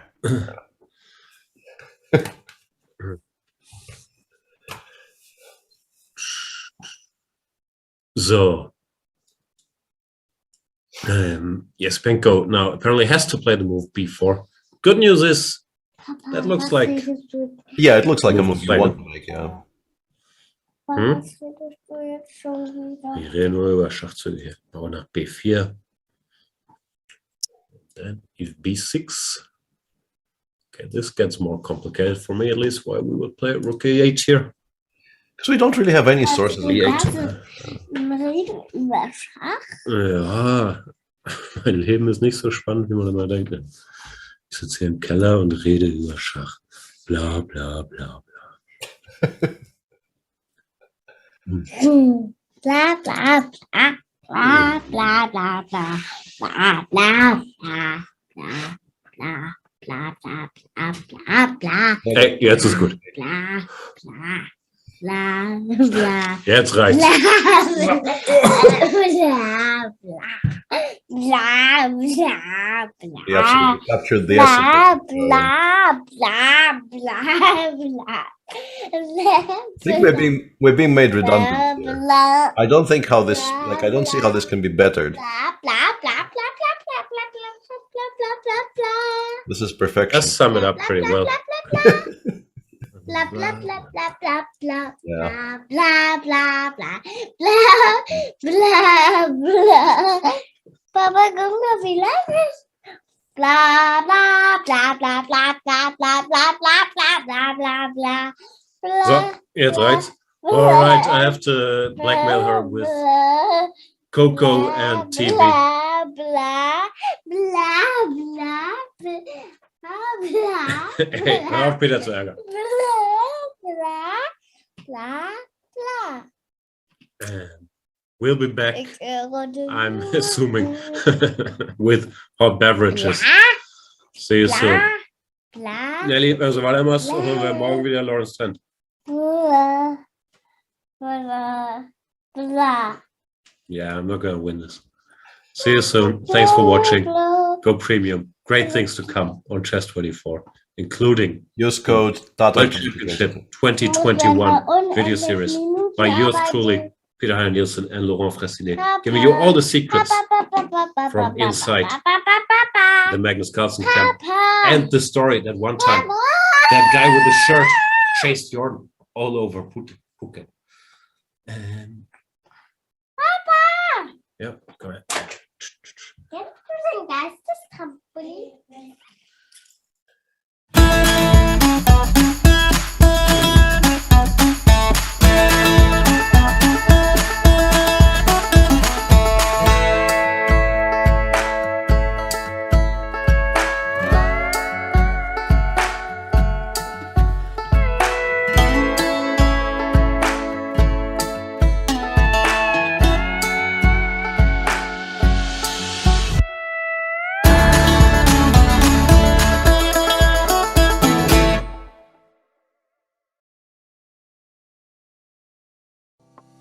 Welcome to the new Chess 24 playing experience. Play in light mode or dark mode. Choose from a range of time controls or create a custom game. And get paired with players from around the world, fast. Enjoy a polished playing experience while making moves on a fresh, responsive board to claim your victories. Train and improve with over 80,000 puzzles. And that's not all. Download now and discover what more you can enjoy in our brand new app. It's time to take control of your journey towards chess mastery. Magnus Carlsen introduces Chessable, the definitive solution for studying chess. Move Trainer uses the science of spaced repetition to identify your strengths and eliminate your weaknesses. There's no need to set up a board, remember which page you're on, or keep track of all the moves you miss. Move Trainer empowers you to go from the opening to the end game with confidence. It's a seamless, effective, and fun way to study chess. Choose from one of the largest online chess libraries in the world, with hundreds of titles ranging from classic books through to our exclusive Chessable courses, including over 100 free courses. Get expert insights from International Master John Bartholomew, Grandmaster Sam Shankland, International Master Christoph Sielecki, Grandmaster Simon Williams, World Champion Magnus Carlsen, and hundreds of other instructors. Get started now and join our growing community of over 100,000 chess enthusiasts at chessable.com.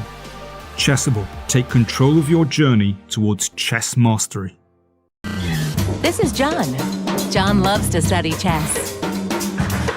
This is David. David loves to study chess as well, but efficiently. John spends more time setting up the board and figuring out what's on the page of his book than he gets to study. David likes to take it easy and use his time wisely.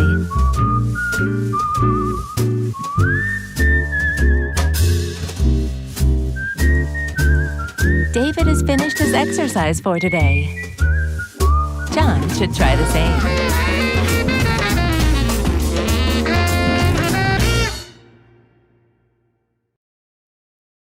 Welcome everybody! My name is Jan Nepomniachtchi, former World Chess Champion. Are starting a new course here for Chessable. A very special Chessable course. Master your chess with Judith Polgar. You know what? I learned a lot.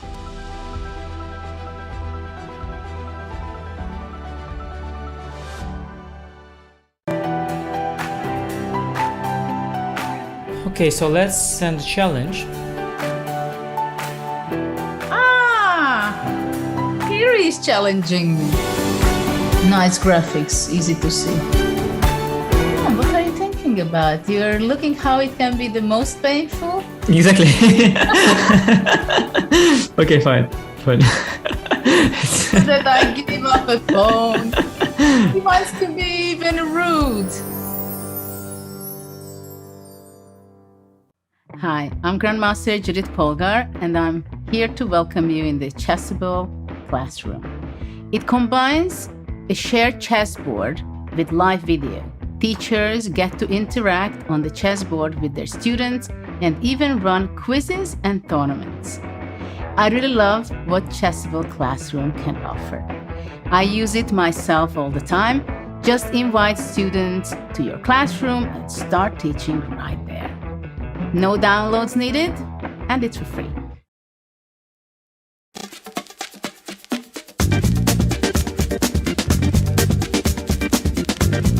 e5. It's e5, Patzers. A complete repertoire against 1e4 based on 1e5, now available to study with Chessable's unique Move Trainer technology.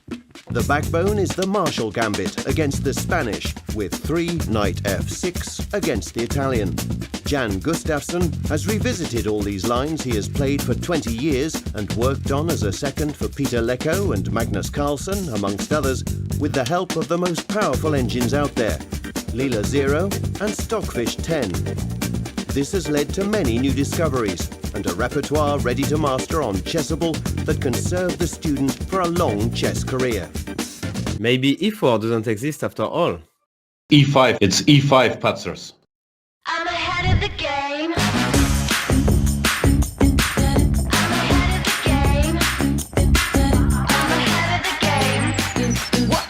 Well, the phone is always ringing. I'm caught up on the line. Got a string around my finger. Remember who am I? I'm a boss and I'm honestly off my rocker. But follow me. I'm ahead of the game. I'm ahead of the game. Well, I'm only a butt slinging. I'm working overtime. Got a song and I'm the singer. The melody, the vibe. I'm a prodigy. Logically, I'm impossibly wanted. Then they'll remember my name. They'll remember my name. Well,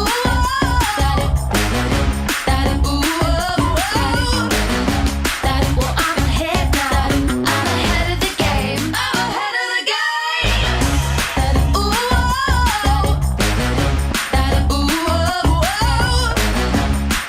I'm ahead now. I'm ahead of the game. I'm ahead of the game. Well, I'm ahead now. Well, I'm ahead now. I'm ahead of the game. I'm ahead of the game. Welcome back, everybody. Round number 8 of the Tata Steel Masters still ongoing, where Anish Giri is trying to defeat Andrei Yesipenko. But will he manage Peter Svidler?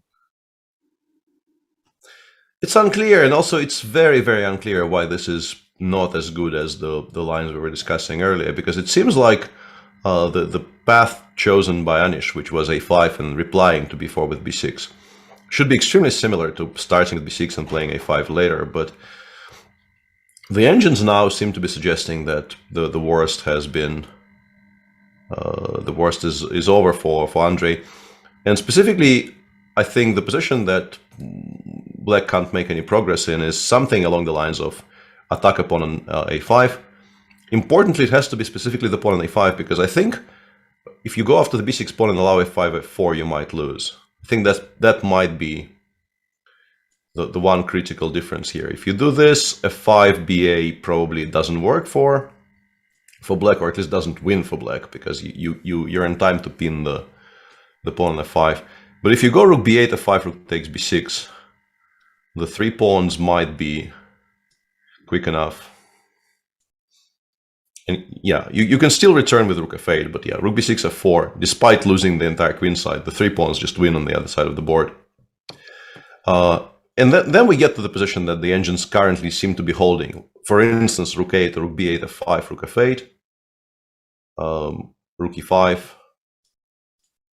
Yeah, in some order, yeah, whichever order you choose, rook g6 or f5. And then White just kind of chills here. And specifically in some positions, I've noticed that the engine is quite happy actually going king h2 as a kind of a passing move now and allowing g3 check, and claims that the resulting rook ending, which is a pawn up for Black, is just nothing special because of how, I guess, active the rook on f8 is. None of this is obvious. The only reason I'm saying this with any degree of certainty is that I've been staring at the first line for a while, trying to figure out how to, put what it says in human terms, and this is my best approximation of what the first line is saying. But yeah, if I had to play this without any kind of computer guidance, I think I'd be very scared with White. Yeah, especially the notion that you can just do nothing and wait in this position where it looks like Black improved to the max seems very far from obvious. Yeah, it seems like that. Yeah, just passing with king h2, king g2 only leaves Black with the option of g3 check, and then the difference in rook activity is enough to make a draw. But yeah, how confident are you of any of that if this is your actual position in game? Probably not very confident, I would suspect. And now that we're finally getting moves, we're still some way away, but we've only kind of surprisingly, considering it's now for what's the time control here? It's at least 40 minutes into the second time control, if you count by like the normal count. We're only 2 moves in, so there might actually be a second time trouble. They still do have time, but this doesn't look like it's going to be over anytime soon. No. Which can either side is blitzing out moves. Yespenko in particular. This can't be an easy decision, yeah, because you're trying to calculate lines after rook b8, after rook a8, maybe after ba, rook a8. And one mistake could be fatal. Here, for example, for whatever reason. Yeah, why is this so much worse than the previous? I have no idea. Here, apparently. Maybe the b file makes a difference. The b file, or maybe the existence of the rook c5. Yeah, those 2 things. Yeah, like giving additional squares to the rooks might be dangerous. But yeah, these are all. I mean, it's guesswork and not very precise guesswork at that for us. And it, yeah. The players playing the game will of course understand the position better than we do, but they're also much more tired because they've been working things out for the past 4.5 hours, and their stakes are somewhat higher than ours here. Yeah.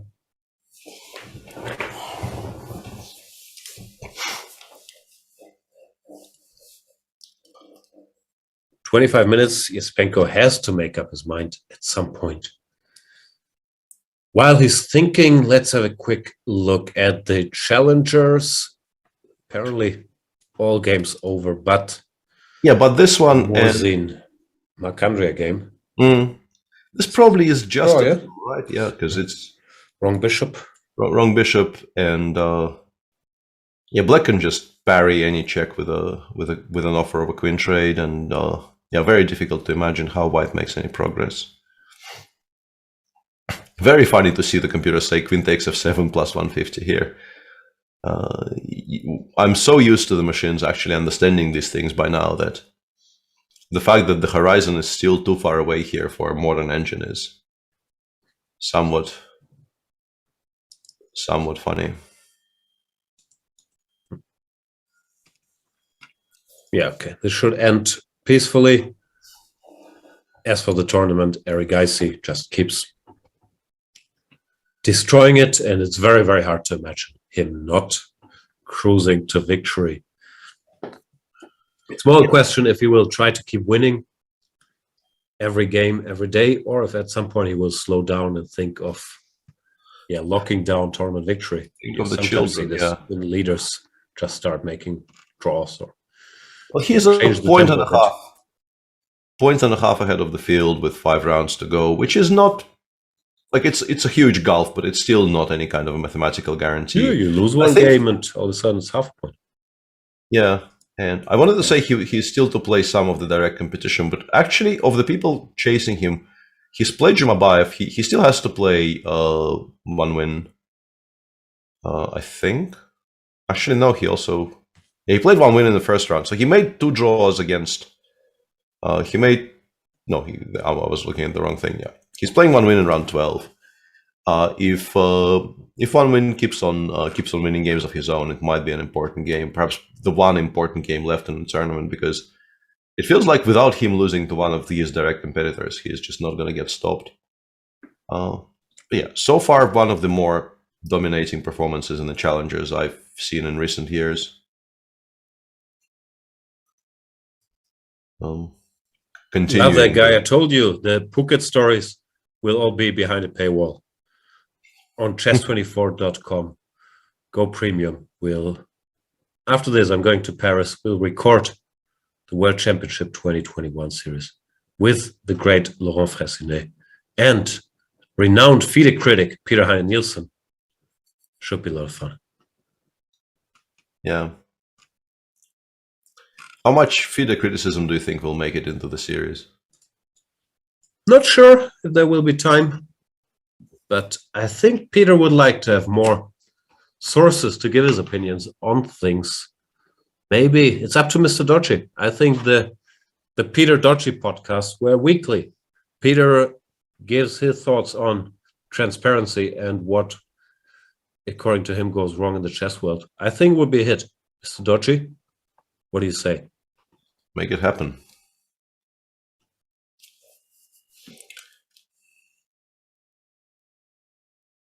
For all the criticism of FIDE, who has anything remotely better? Well, there's nobody else out there, so I don't think how you can even, ask the question. There's nothing to compare with. It's not really that. I don't think PH thinks there should not be any kind of a overarching body that oversees, the hosting of tournaments and so on. I think his idea, as I understand it, is that it should be run slightly better. And that, I think, is an idea you can get behind.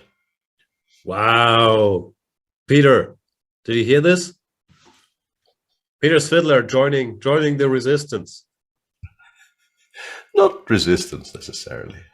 Too late.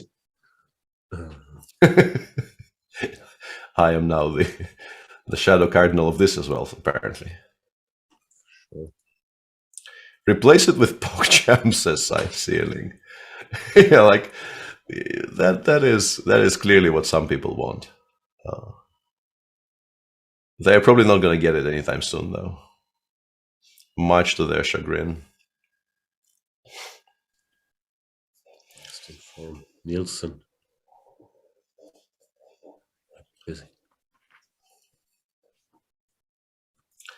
The Dutch segment, I think, has to wait. Dutch segment. No, Anish is still playing. How could we? No way to do it right now, because there's still a game ongoing, which is very important for the future of the Dutch segment today.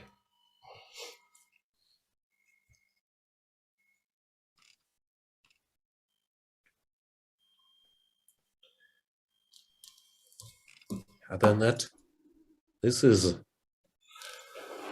literally like watching pawns dry, like tick-tock. Chat, what is happening in the world out there? What news are we missing? Yeah. We need some. Need something here. Yeah, and this is. Although BABA has been played, and he's only watching, I don't know, his HBO superhero shows that I can't see.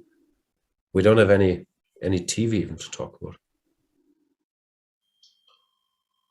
PM Boris is struggling.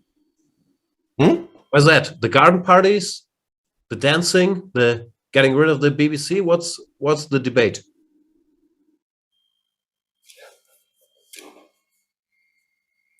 I don't think there's much of a debate there. I think it's all just of it. Whoa.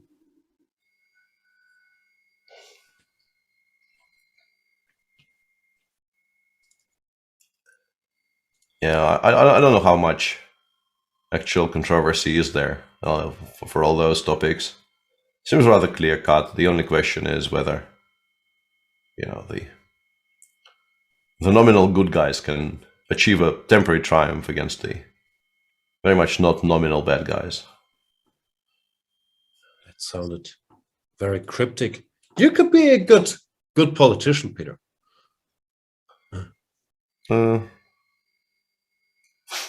First off, I doubt it, and secondly, I would very much like not to be so. I think. Sure. But I think, you have the likability, obviously, the intellect, the question dodgeability.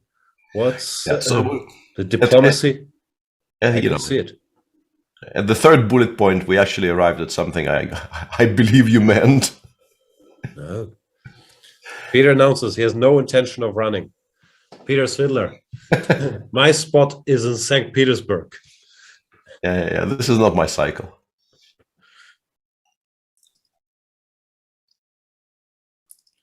The bar just tanked indeed. 92.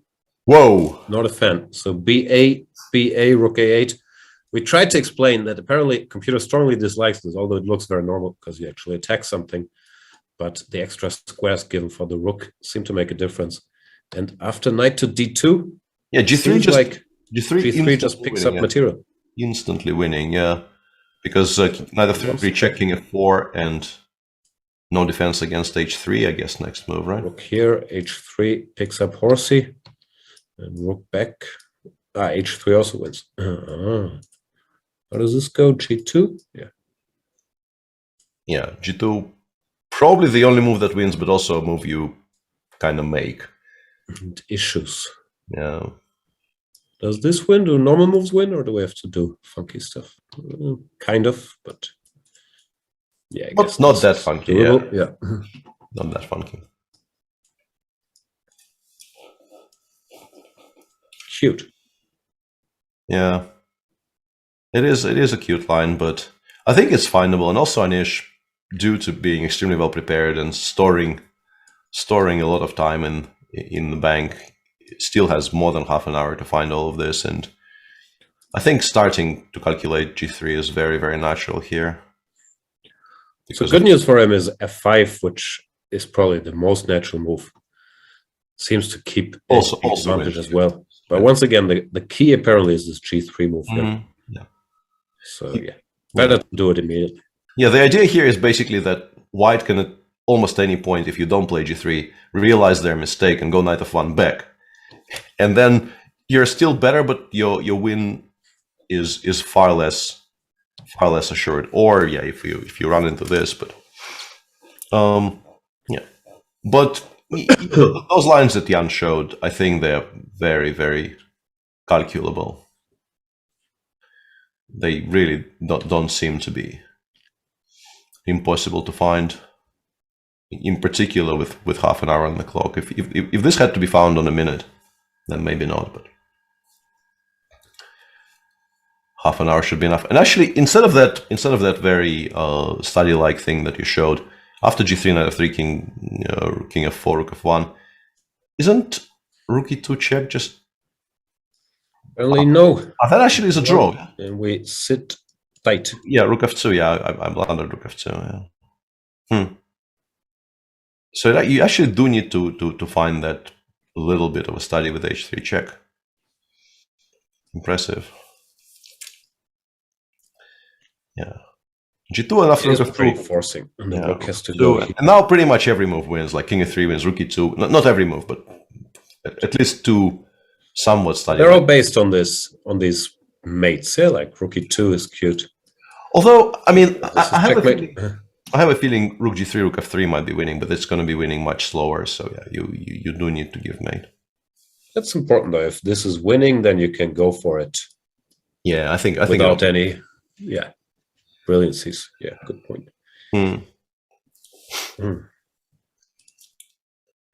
So we should mention that if the check is not given, this just picks up the knight, which is the core of White's problems. Yeah. And we were saying earlier that it's just very difficult, I think, psychologically to convince yourself you can do nothing in this position for White. But this is exactly what he was supposed to do. He wasn't supposed to trade on a5. He wasn't supposed to touch the knight on f1 at all. It was extremely important preventing g3, as you are now observing. But yeah, it's just so difficult to say to yourself, yeah, this looks threatening, and black is slowly but certainly improving move by move, but I still should. Well, this whole sequence, you calculate rook b8 or whatnot, but to just return. Yeah, it's go back and just continue. Now king h2 and judge that this is a draw. Yeah, it's not simple. Saying check here, basically. Check. Very, very. Not even check is saying you can check me. Yeah. Not mind. Yeah, not very checky. You could pass. That makes it easy. Yeah. Yesipenko, after dodging, I think two bullets in a row in the last two games, today it looks like he is going down. I've mentioned multiple times, I really, really disliked his opening choice. We know Anish's depth in opening preparation, and to play a line against him that he's played multiple times himself, it's just a brazen choice. Then again, His Wijk. Sorry. I guess he was just being principled, but it didn't go well. Yeah, I think he just doesn't dodge the principal discussions more or less ever. He works on chess quite diligently and believes in his own prep and doesn't really make choices informed by who might be well booked up where. Will backfire today, but I think in general, as a kind of a general viewpoint for a young player, it's not the worst mindset to have.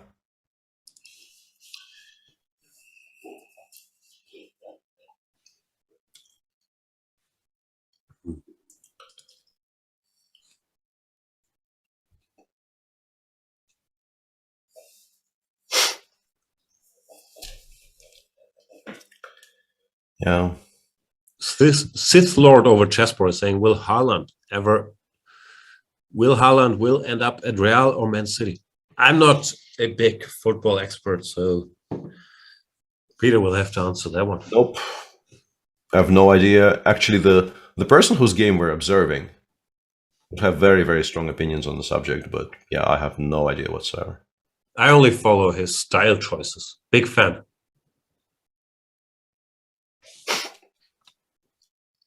Yeah, G3 played, so yeah, this now will... Big part of the Magnus Carlsen coaching job is trying to get him to dress more like Haaland.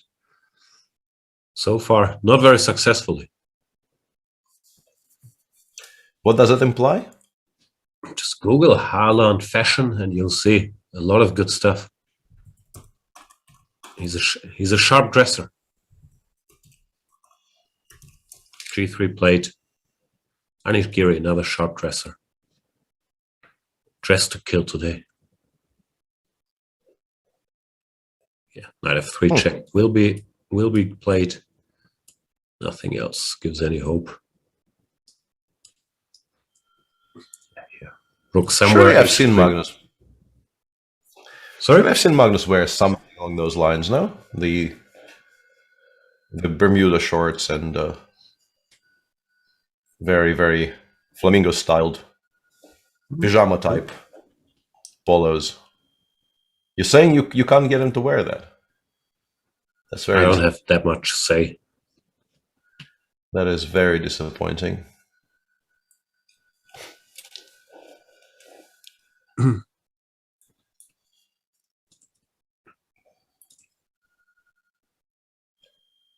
Yeah.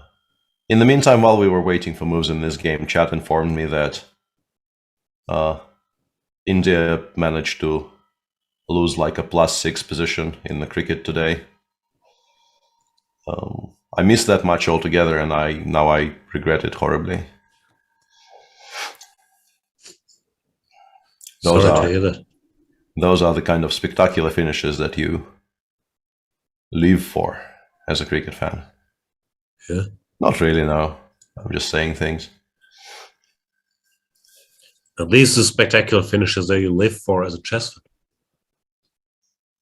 Yes, absolutely. Really? Or are you just saying things? Well, it allows us to get off air. Of course I'm waiting for them. This would be, as Peter would say, a bit of a mistake. Here, the pawns aren't getting anywhere. Yep. But somewhat illogical to allow knight takes e5 with a check that you can't reply to with a check of your own.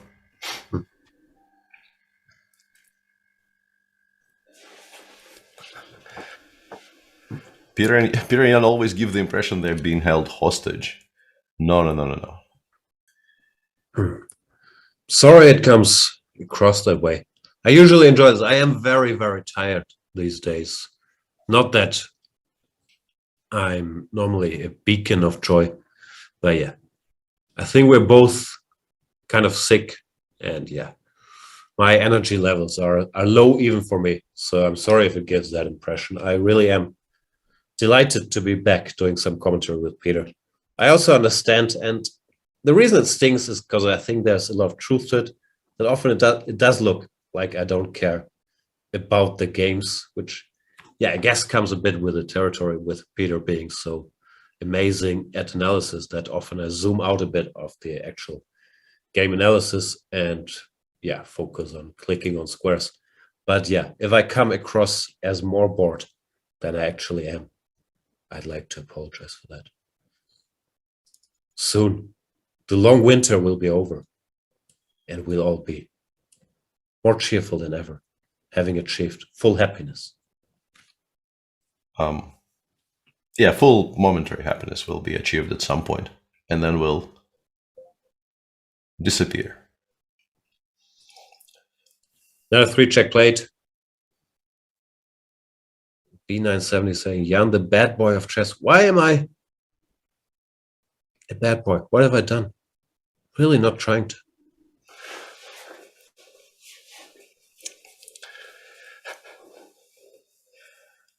Yeah, people saying not again, I think, very much in response to my views on happiness, which I can understand that.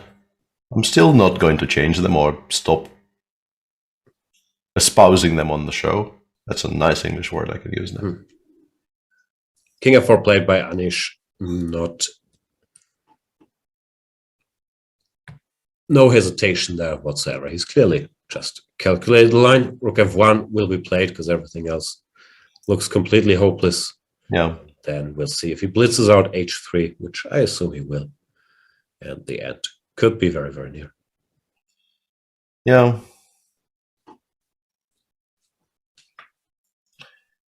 It's somewhat remarkable that there actually is absolutely no win at all after Rook e2 King g1, because it seems like with black to move in this position and white not really threatening anything apart. I mean, that's not fair. Yeah, knight d4 check is a bit of a threat, but yeah, the positions like this, they all appear to be fine for white, despite black seemingly a move away from giving mate of some sort. So Dodgy Chess pointing out Anish's reward for 3 wins is 2 whites after the rest day. Ah, so he's Anish. He's a hidden leader of the tournament. Like this concept of a hidden match point.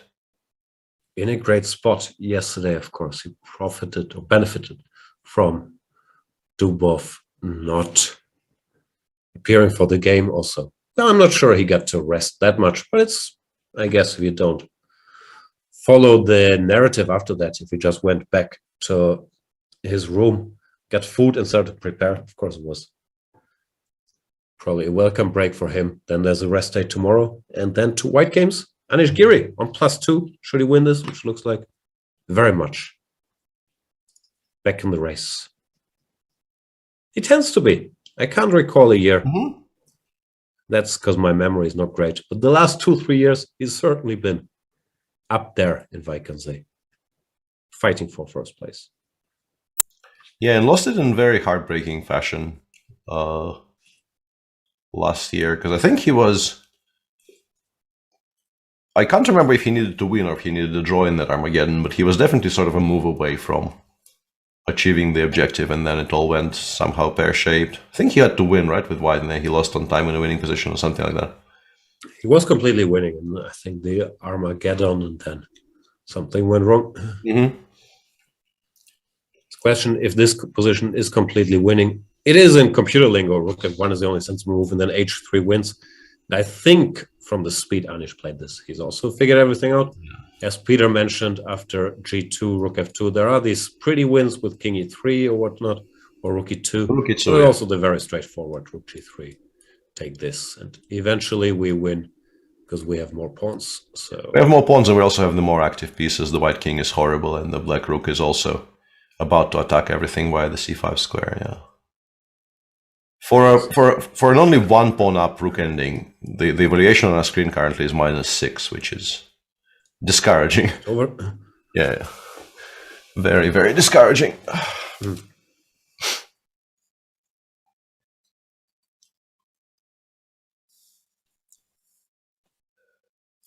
Ash Watts Gary is saying that little click sound Jan's mic makes when he mutes it or adjusts it always makes me think my computer's bugging.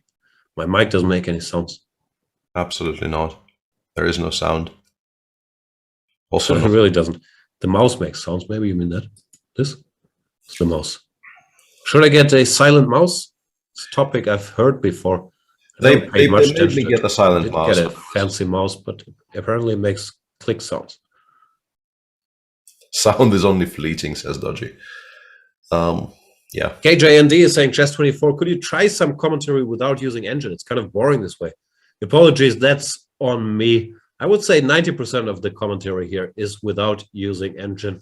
Sometimes later in the show, when we get a little tired, and also if there's only one game still going, we switch on the engine. I've had it running on the screen. I can very much turn it off. But yeah, apologies if this did not give you the enjoyment you were hoping for. Usually it's without engine, and you can witness Peter Svidler's brilliancy unplugged. Yeah, we've been slightly more plugged in than we used to be in earlier years, but still most of it is with maybe only fleeting glances at it in a particularly sharp tactical position. Yeah, but yeah, compared to the years when we just would never switch it on until like hour 5, we are definitely not as young as that anymore. So Dodgy is not a fan of all these apologies. Whatever happened to doubling down? I'm old, Mr. Dodgy, tired. I don't have any fight left in me. I'm just trying to please now.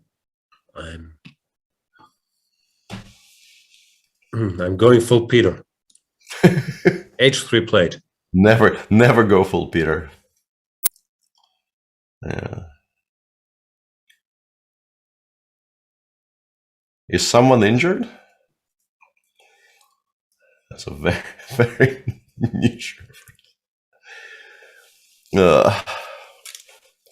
Anyway, yeah, H3 played very quickly, and that will now be the end of it. I have a feeling Anish will also go for style points there. I don't know whether it will be King E3 or Rook E2. I think Rook E2 is prettier. So I think Rook E2 is a favorite to be played after G2 Rook f2. Those aren't very long or very complicated variations, so I think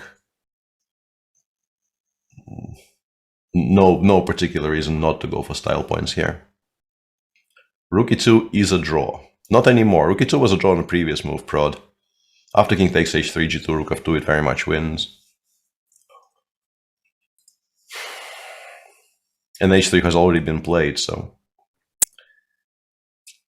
My hair is a bird. The argument is invalid.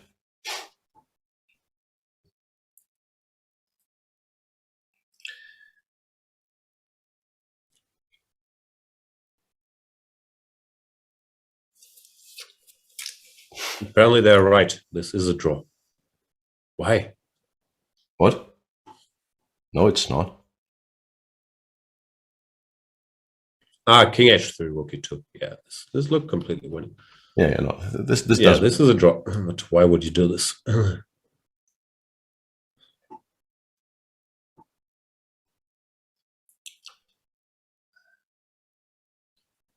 There's additional complaints about my audio feed. We'll look into it. I think what you're hearing is my mouse, if anything, but I could be wrong. Nelly, I'll blame it on Nelly. Might have. Also, I think it's probably on my side. I think, sorry. Let me know if it's fixed now. Yeah, because Nelly moved the mic a little bit. Maybe it was touching the keyboard. Let me know if it's gone now. Apologies. Mr. Dodgy, I can't do many more apologies today. Sorry about that. Yeah. H3. The audio feed is fine, says Dikarkarov. Sometimes someone smacks a table or something.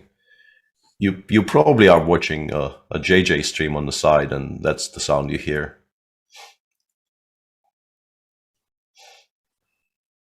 JJ. What JJs do we know? JJ Barea.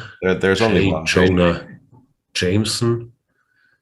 JJ Göran Jansson, former president of Norwegian Chess Federation. Yeah, that JJ is a favorite of ours, but no, it's Jenna Jameson. That's all the JJs I can think of.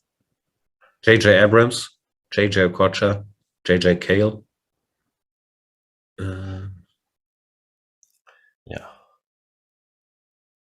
some personal favorites in there, but yeah, there's sure only one of them is famous for top dumping. Jussi Laskilainen, yeah. Probably. We have different personal favorites now. JJ Market in Bangkok, not familiar. JJ Leto? It's Jared Leto. Huh? Who's JJ Leto? I have no idea. Okay, time for the moment of truth. Rook f2 will be played, and then Anish will either go for something boring or properly style it with either king rook e2 or king e3. Twitch chat users asking, Jan, what percent, I guess he means percentage of Peter's references do you catch per stream by your estimate? Not many. We have different interests. Like I will catch 0 of any Hearthstone, cricket, usually also Peter's music interests I know nothing about. So yeah, usually I'm familiar. I catch that he's making some reference, but I generally don't inquire. And if I do, I don't get an answer. So I've learned it's a bit of a pointless exercise. Therefore, yeah, I don't know, 5% maybe? Yeah. It's a codependent relationship, which somehow I think is supposed to be a horribly, horribly bad thing. I need to get educated on why that is.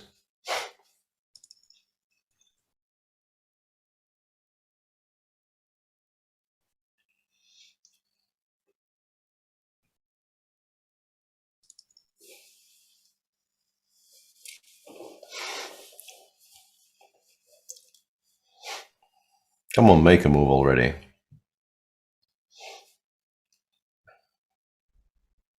Yeah, the movie references I will have a fair chance of catching, but I feel from Peter's reference quota, I don't know, it's not that many movie references, is it? Yeah, you're just like, you're the guy for movie references. You've watched a lot more than I have over our collective lifetimes, and you just, I don't think that's true. I've seen around 1,300 movies by my estimate. I think you've seen more. Nah. King e3 played, which I think is a solid second choice in terms of style points after rook e2, but still, it's nice. Nicely done by Anish, and yeah, this is here you take, and it's checkmate. And this pretty much ends the round with, as we've described the standings, Magnus and Shah on +3, Vidit and Anish half a point behind, I would guess. And only Richard Rapport in plus apart from those 4 people. So five people out of the 14 participants with the above 50% score after 8 rounds. The rest either on 50% or below. Yeah.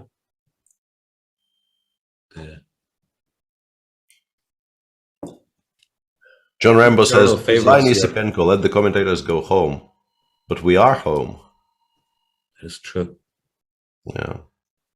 Nighthawk04 says, can Jan name all 1,300 movies he has seen? I use Letterboxd, so they keep track of most of them. I have around a bit more than 1,000 on Letterboxd, and my hunch is that I forgot a bunch of others, but not that many, because it also keeps suggesting you all the reasonable movies. So 1,300 is a rough estimate. Yeah, I could probably look it up there. Yeah.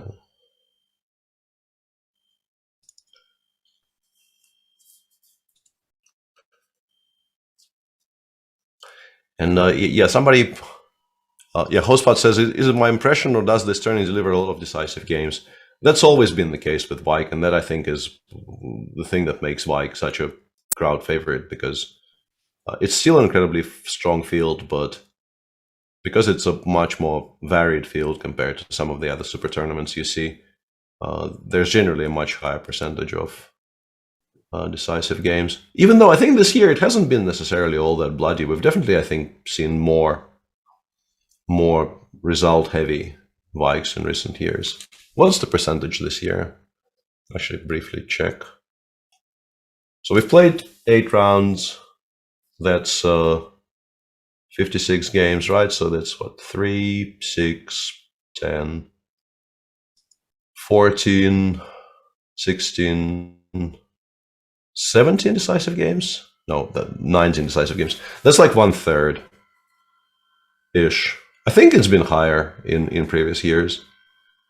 I don't have the figures at my command right now, but I would bet money on it being higher in previous years.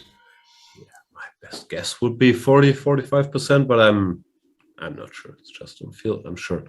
Yeah, could be figured out, but 1/3 sounds low. Yeah.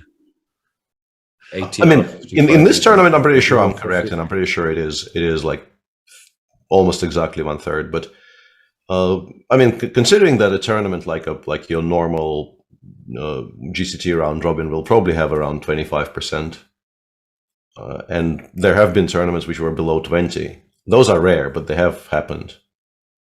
I think that's a good percentage, even if it's slightly lower than could be expected. Yeah, it feels like we're losing a bit here. Of course, you have the more uneven field, but you also don't have any Sofia type of rules. So we've seen quite a fair number of draw offers in positions that might not all have ended peacefully. Will up the percentage a little bit. But it's very understandable, at least to my mind. From the organizer's point of view, they know it's 13 rounds. The Wijk is long and full of terror, so if they also put in Sofia rules, they probably worry that people might get too exhausted or might enjoy the experience less. It's always a tricky equation. Anyway, Anish wins his game, moves to +2. Now has a rest day to look forward to. Then has 2 whites. Next round, after the rest day, we will have Shahriar Mamediyarov with the black pieces against Magnus Carlsen, the co-leaders facing each other. That should be a treat. There's a question, how do other organizers justify Sofia rules? And as I said, most tournaments aren't 13 rounds in period. So yeah, this is by far the longest and the most arduous super tournament in the world, has been for quite some time. So yeah, and the field composition is generally a lot more mixed. So yeah, I think it's a fair shake if you don't feel obliged to impose Sofia rules on this field. Oh, we forgot the Dutch segment. Gotta do the Dutch segment, of course. Yeah, sorry. For the Dutch viewers, since there is no Dutch show, and we have to keep them informed about what's happening in Wijk aan Zee, I shall tell them, because I happen to be the former Dutch team captain. So, of course, I know all about it. Vandaag heeft Anish Giri met zwaard lekker gewonnen tegen Andrei Jesipenko. Een heel slechte idee van Jesipenko. Die gast op deze positie speelt lopen B3 tegen Anish. Maar Anish en Jon van Vreest pluggen lopen B3 elke dag. Kan je niet doen tegen Anish. Het is helemaal slecht. En Anish gaf een stukje. Lekker lopen pakt G4. En wint. Goeie partij van Anish. Goed geplukt. En hij heeft nu +2. 3 keer gewonnen. Maandag lekker rest day. Minder niets doen. Beetje slapen. Beetje spelen. En slapen, I think. 2 keer wit. Goeie toernooi van Anish Giri. Nu. Jon van Vreest vandaag. Heel professioneel. Jon van Vreest speelt de Open Spaans. En Jordan met Sipke Ernst, zijn coach uit Groningen, heeft ook lekker geplukt. Fabian Caruana, heel goede speler, kan niets doen met wit. Jordan met lekker pionnen op de center. En die Fabi zegt, oké, Jordan, de miezen. Jordan, misschien.